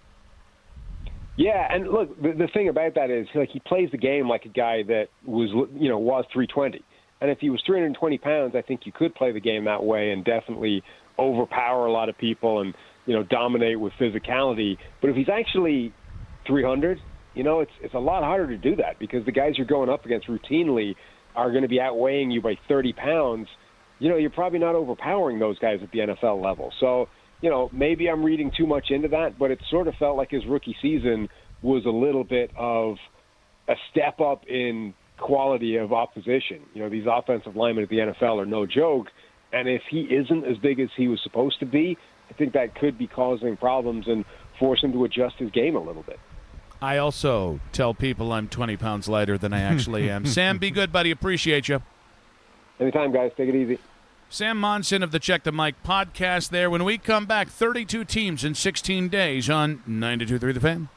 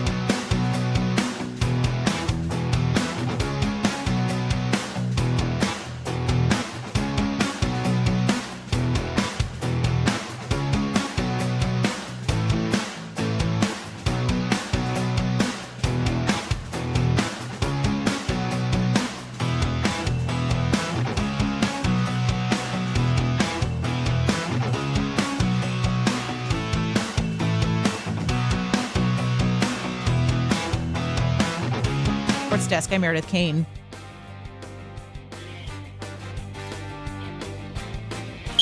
This is the only radio station in town that can deliver the play-by-play of the Hall of Fame game and the Super Bowl. The radio home of the NFL in Cleveland. We are Sports Radio 92.3 The Fan.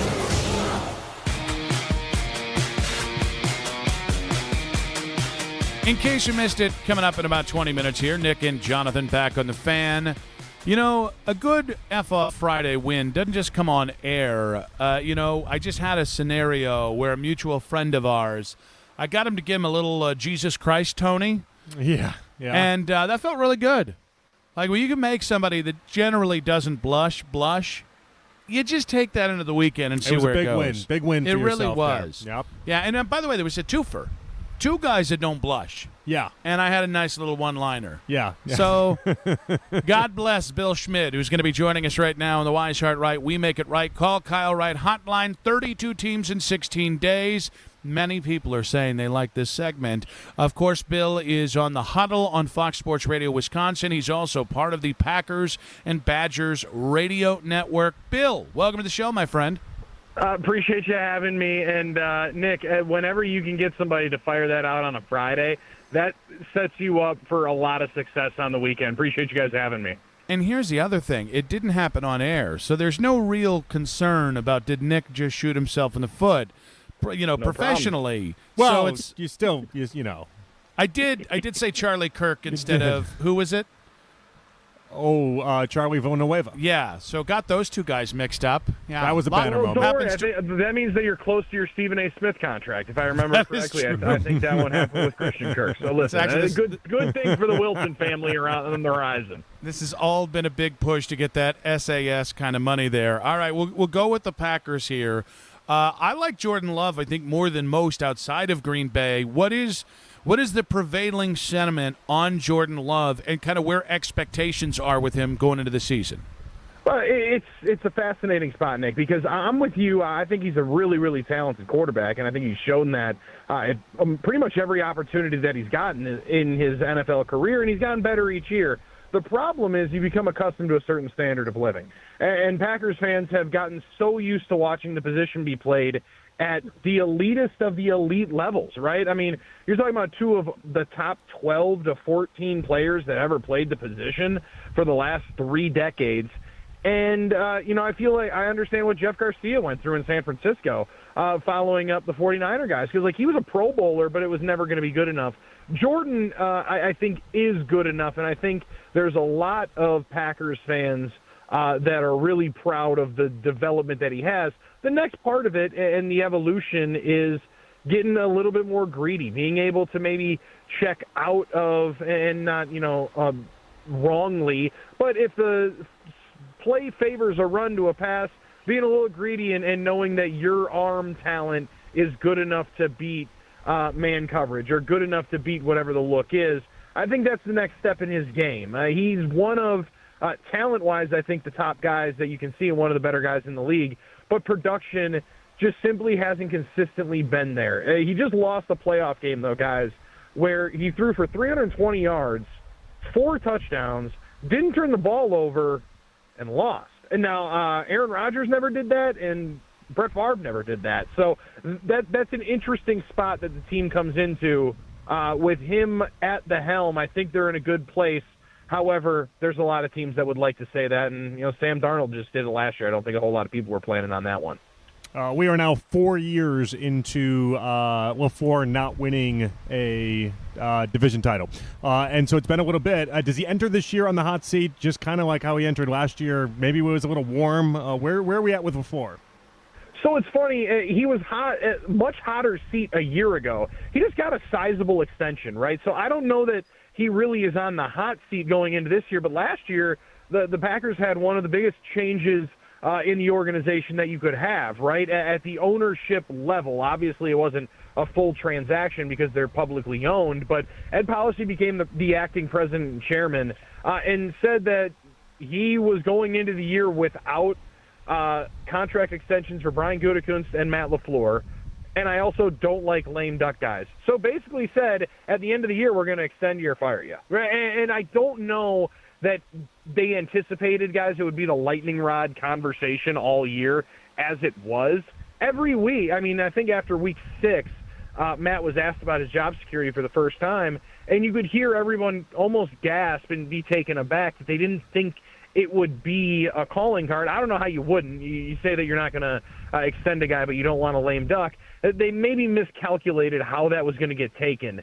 But he just got a sizable extension. They somewhat flirted, I think, both sides around a little bit and realized that they liked being together more than they liked being apart.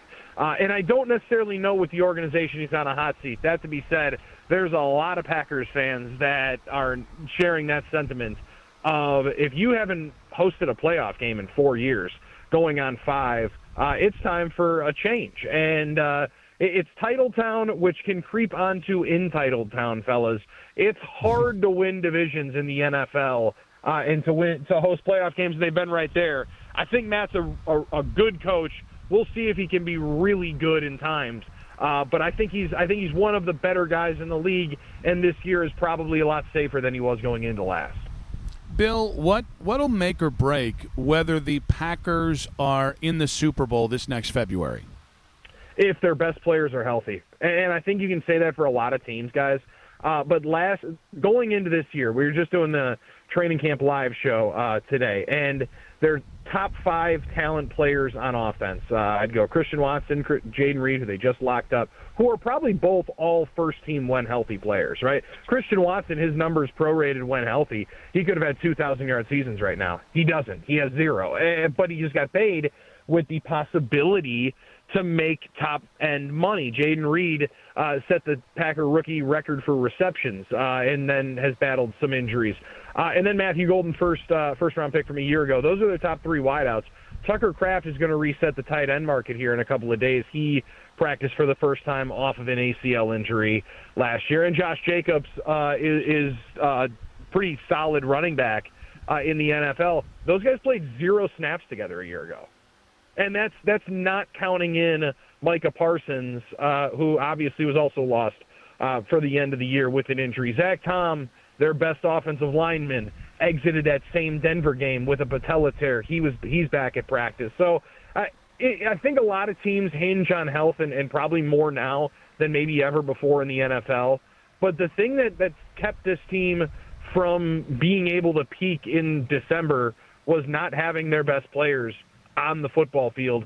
It seems like kind of a cop-out answer, but Nick, I think it's the biggest thing. I think talent-wise, they're right there. They just need to be able to find a way to keep these guys on the field and be ready to produce at a top-flight spot, because at times they had Kraft acting like a number 1 guy, and Christian Watson last year, when he came back off of his ACL injury, his numbers were just as good as anybody else. So if they're healthy, I think they have just as good of a chance as anybody in a pretty crowded NFC. Yeah, you mentioned Parsons, who obviously won't be there for week 1, but he has got enough time to be on social media tweeting about like foot fetishes and everything else in between. Oh, yeah. What's the fans' reaction to Micah? Do they like him? Do they embrace him? Is it mix and match? I'm very curious. We have a couple of individuals maybe on the really skeptic side on the text line that'll fire in some things that he can't defend the run. But in all reality, he's one of the more beloved guys on the team. People love when he talks into a microphone. He's brutally honest, and I think that probably rubbed Jerry Jones the wrong way. And he's got an infectious personality.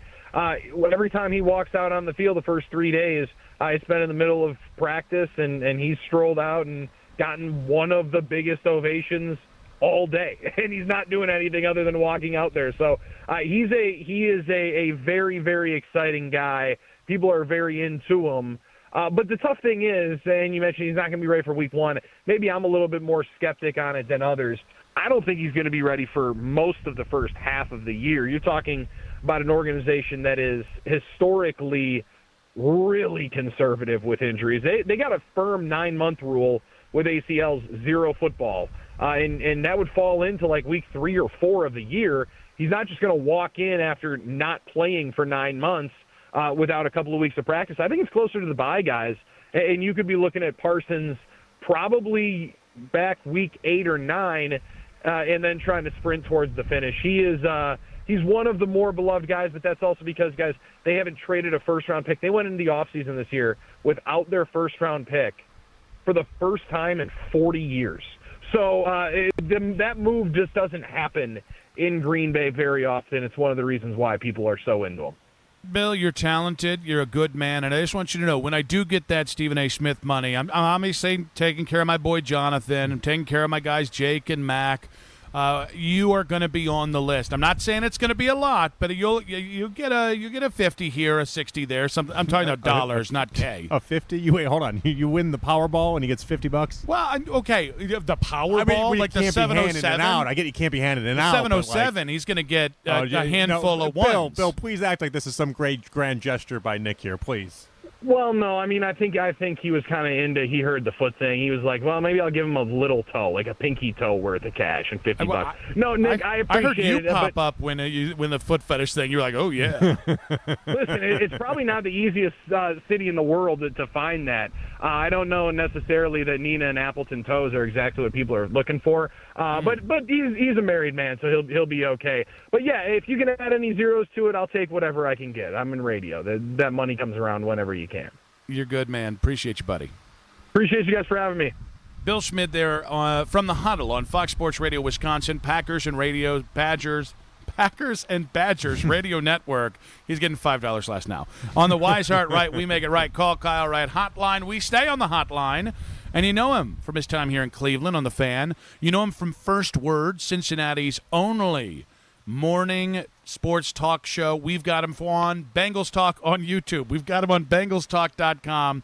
James Rapien, a real prince, is joining us now. What's up, buddy? What's going on? How many zeros do I get? A lot more than Bill, I can promise you that. I don't know, because here's the thing. I like to give zeros where I think they're needed. You've always struck me as old money, James. You do also have a really nice TV show and a nice show that you're launching here, and so you probably don't need it as much as we think. But James, you're gonna get some. You're gonna get some. Yeah. Okay, as long as I'm on the list. That's all. That was the important part of it, and that there's a zero, and it's not the first number there. At least 1 0. I can definitely say at least 1 0. Who knows? Maybe there's a 2 if I'm feeling generous. Maybe. Let's go to the Bengals here, because that's why we have it here. Is it a make or break year for Joe Burrow in the Cincinnati Bengals? Yes, yeah, absolutely it is, and it's a make or break year for a bunch of reasons, and it doesn't take me to tell you. I mean, I feel like every national show over the past 2 weeks, and certainly since camp started, is hit it on, oh, man, they haven't made the playoffs in 3 straight years. If it's a 4th straight year, all of these things. But here's why it's a make-or-break year. Zach Taylor has 2 years left on his deal. And a lot of the coordinators or coaches are in the final year of their contract. The coordinators have 2 years left on their deal, at least Al Golden, who they hired last offseason. He has 2 years left. So what do? You're going to do one of two things. You're either going to, if you're Zach Taylor, earn an extension next offseason by winning this season, or go the other route. And Joe Burrow's always been in his corner, but it's make or break for a bunch of reasons, and far more because when you look at the numbers contractually, it will align if they miss the playoffs for a 4th straight year, if they underwhelm for a 4th straight year, because expectations are really darn high given what they've done to this defense this offseason. So I just want to make sure I'm clear. If they make or break and they break, it's Zach Taylor. Is that going to be enough to appease and keep Joe Burrow happy? I think that's what's so interesting is there's a lot of that, and a big reason why Zach is here, and a big reason why the extension possibility is very real is Joe loves Zach, and it isn't like Joe blames Zach for the past few years. And I think that's why we've seen them retool around him, first with moving on from Lou Anarumo last year and really a lot of that defensive staff. Then this offseason, retooling around the coaching staff even more by, shocker, bringing in more talent on defense. That's a big reason why you can be more successful on defense. They didn't do that last year. They just went the coaching route. We all knew it wasn't enough, and it obviously wasn't enough. So, yeah, I think that's a major factor. Keeping Joe Burrow happy, yeah, I think he will have a say or in however you want to look at it. And I don't think it's as close to LeBron. You guys have talked a lot about LeBron over the past month, right? For obvious reasons. It's not LeBron and the Cavs. It's not to that level for a bunch of reasons. But there are some similarities there with Joe Burrow and the Bengals from let's make sure Joe understands that we want to do everything we can to put him in position to win. James, Dexter Lawrence, Jonathan Allen, I see a lot of changes in the defensive line. Have they done enough to actually make this let's just call it a formidable defense? They should, yeah, they should be. And you're right. It's because they started there. And I think they did do it right. If you were going to take the big swing at a game-changing player, it would need to be a defensive lineman. And I like that it was an interior defensive lineman. Now, they gave up a heck of a valuable pick and a major asset and a cost-controlled asset. And now they're banking on Dexter Lawrence being one of those game wreckers. And 2 years ago, he was. He was a guy that really impacted things so much so that when the Bengals game planned against him, I know how, not nervous, but how fired up they were to try to contain him in prime time at MetLife against the New York Giants. And that was a really ugly game that the Bengals ended up winning, but Dexter Lawrence commanded all of their attention. And so they know how valuable he can be. We'll see if he is. But if he is that guy still, then Jonathan Allen, B.J. Hill, the defensive ends that they brought in, Boye Mafe, a rookie in Cassius Howe, Miles Murphy in year 4, all those guys should see a lot of one-on-one situations. And that should mean a formidable pass rush, a formidable front against the run. And if you have that, you look at DJ Turner, Dax Hill, they went and got Brian Cook in free agency. They should have enough to be formidable, no doubt about it. James, the trade deadline is on Monday, and quite frankly, the Reds are terrible. I need some right-handed pop and maybe a high-leverage eighth-inning reliever. If it's from the left side, it'll be even better. Yeah. And I'm willing to. I'll send you Juan Brito. I'll send you hey, James, Khalil Watson. Do you guys hate Tito yet or no? There are people that hate Tito. Yes, there are people that absolutely hate Tito. I'm very much of the. Can you guys spend a little money and bring in some real hitting, and your star in baseball, when your star acquisition in the offseason happens in February, there's a reason that guy was available in free agency. There's a reason that guy was available until February when you sign him to a 1 year, $15 million deal with an option with Suarez. So yeah, you want Suarez? You can have Suarez. That's what I'll give you, Nick. You eat some of that money and maybe send me one of those relievers, and I'm going to send you a plucky little high A reliever. You just got less money than Bill. Yeah. Yep. That's a great point. I mean, what happened there? You can have Suarez. You can have save that money because unfortunately the baseball teams in Ohio don't like to spend. I don't know why Tito was like, you know what I want to do? I want to go manage another baseball team in Ohio. Like these owners, it's a rough decision by Tito. It's a love of Northern Kentucky. James, you're the best, buddy. Appreciate you. Thanks, James. That's an extra zero, fellas. Come on. Yeah, I get you one back there. James Rapien there on the Weishart Right, We Make It Right, Call Kyle Wright hotline. Check out First Word on social media. Check out Bengals Talk on YouTube and BengalsTalk.com. James and Bill, two of the best to do it. We got one more edition of that coming up on Monday. But when we come back, in case you missed it, on 92.3 The Fan.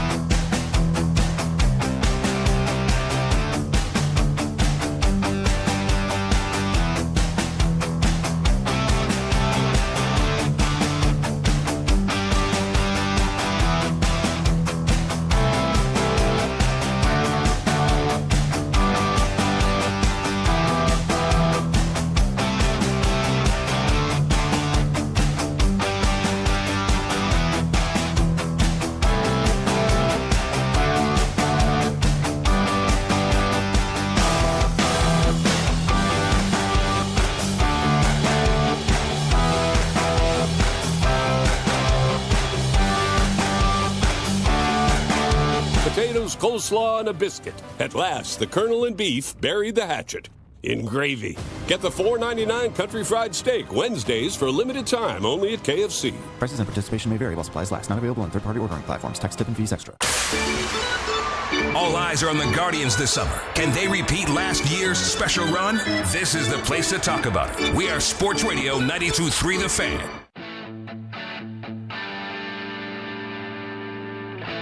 Final segment of the show. Want to say a big thanks to our guest today, Sean Salisbury. Unpaved podcast on Rumble.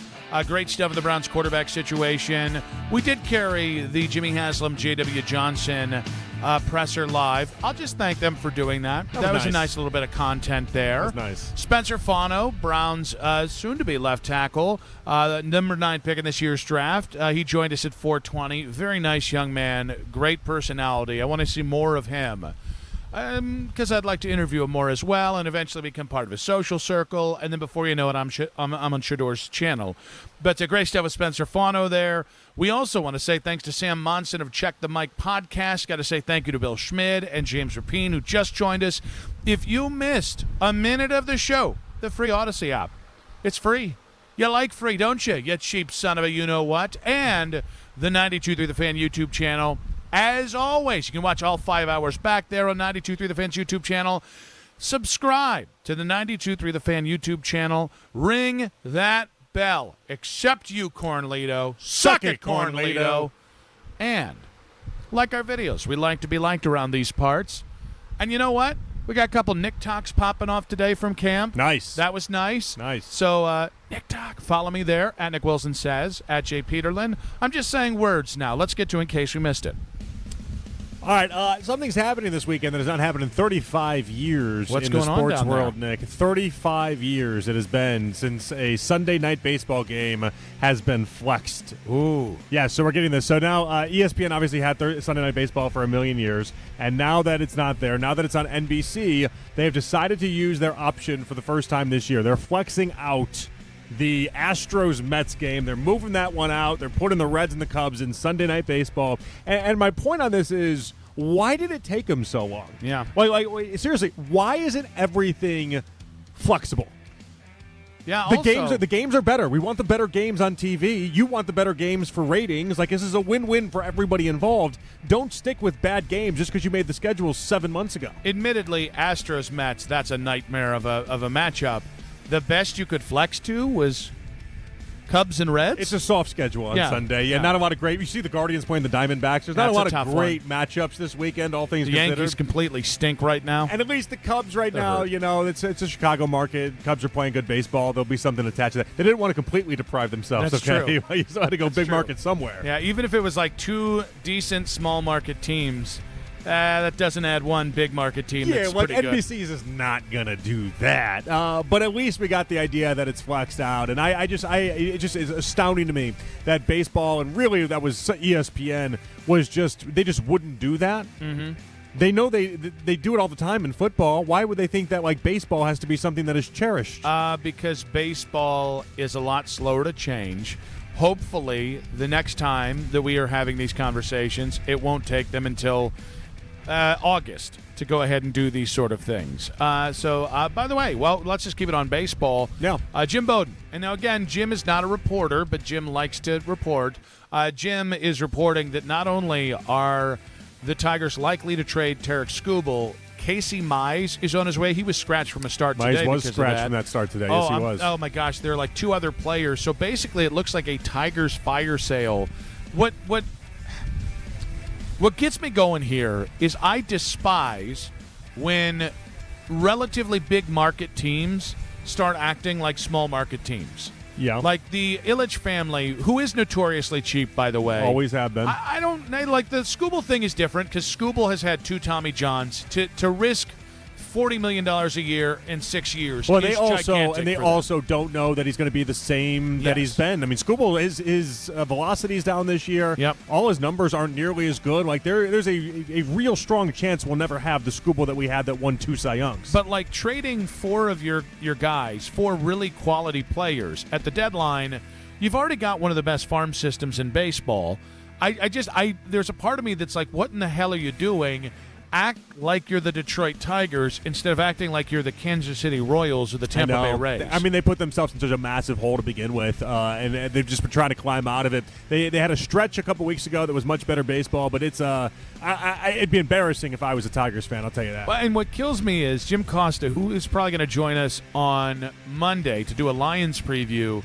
He's all on board. He's like, "Oh, you got to get value. You got to get you got to get prospects." And I'm like, or maybe in a weak AL you try to do something. Keep good players. Like it really wasn't the team that 2 years ago just erased like a 15.5 game lead in the Central. Well, and so what to me it is. I think when you're starting to see big market owners act like small market owners, there's no way a lockout isn't coming. I mean, if Skubal goes to the Dodgers at the trade deadline, and he goes out there and he wins a World Series in November, there's just no way that this isn't going to have small market owners up in arms. It should be one of the final straws. I don't know how people haven't already gotten there, but for the baseball fan and for everyone else, if he ends up with the Dodgers, there's going to be a real, oh my gosh, how can baseball even let this happen mentality to it all. Now, what do you got going on this weekend? Today is the 5-year wedding anniversary for Lisa and myself. So we're going out to dinner. We're out to dinner tonight. And what else? I got golf at some point this weekend. A million different kids festivals as always. Oh yeah. What about you? We're going to go see Spider-Man tomorrow. Okay. I think we've got a special hangout. I don't want to say it in case my girls are listening, but a special hangout on Sunday. And so, a little bit of a family weekend here. Very excited for it. Okay, good. Yeah, that'll be a lot of fun. I feel bad this year. I've not done nearly as much with the wedding anniversary. When I first got married to Elise, and really when we first started dating, I was like, I'll really swing it out of the park. Yeah. Well, I was like, I'll never be the person because her birthday's July 21st. And then today's July 31st, right? And I'm like, I'll never be the person that, doesn't kind of like lump them all together, where the birthday presents is kind of like the anniversary presents, and we all just kind of do that. And it took 5 years in, and now I just kind of lump it all together. That's why Vanessa was very, very smart to go, all right, my birthday's in August, late August. Let's get married in May. Give some separation. Give some separation. Yeah, some real separation. By the way, Christmas is going to be like that woman is almost guaranteed a significant present every 3 months. Yeah. She's getting quarterly drops here. Well, from no, your but boy. I told you what happened with the watercolor painting that came out where I looked Asian. Yeah. Because that one came out and they fixed it. I then had that present mixed with and then I went out and bought a better present because I thought that one was so disappointing to begin with. And so then she just ended up getting just a lot spent on her for her birthday. And so now we get to the anniversary and I'm like, oh, we'll go out to dinner tonight. You still haven't shown me Asian Jonathan, and I'm great. very upset by that. I really want to see Asian Jonathan. I want to see. Yeah, all right, I can envision it, but not until I really see it. You know what I mean? Let's Like I got a pretty wild imagination. I got to see if Etsy deleted it or not. All right, big thanks to Mac Robinson on the board. Yes. Big thanks to Jake Murren monitoring out here, doing the event engineering. Big thanks to Meredith Kane. She's probably done about 12 jobs today, but doing the 2020s and helping out there, cutting sound and all that. Big thanks to Keith, who was out here. All our guests. That is Asian Jonathan. Right. And also kind of like chubby Asian Jonathan. Chubby and I know. Yeah. I know. It Yeah. just, it's not great. Yeah, that'll get you canceled. All right, guys. I'm going to put this in my living room? Yeah, right. I kind of would. Yeah, right. It'd be pretty funny. Hey, you guys want to see what it'd look if I was Asian? Here we go. All right, JP, good stuff, buddy. Had fun. Enjoy your weekend. We'll talk to everybody Monday. See you guys on Monday. Be safe out there. We'll be out on practice on Tuesday through Friday. Monday, we're in the studio. See you guys. Have a happy and safe weekend. Keep it spicy, baby. Let's go. I love you. Have a great day. Take care, Nick. Take care of him. He needs help.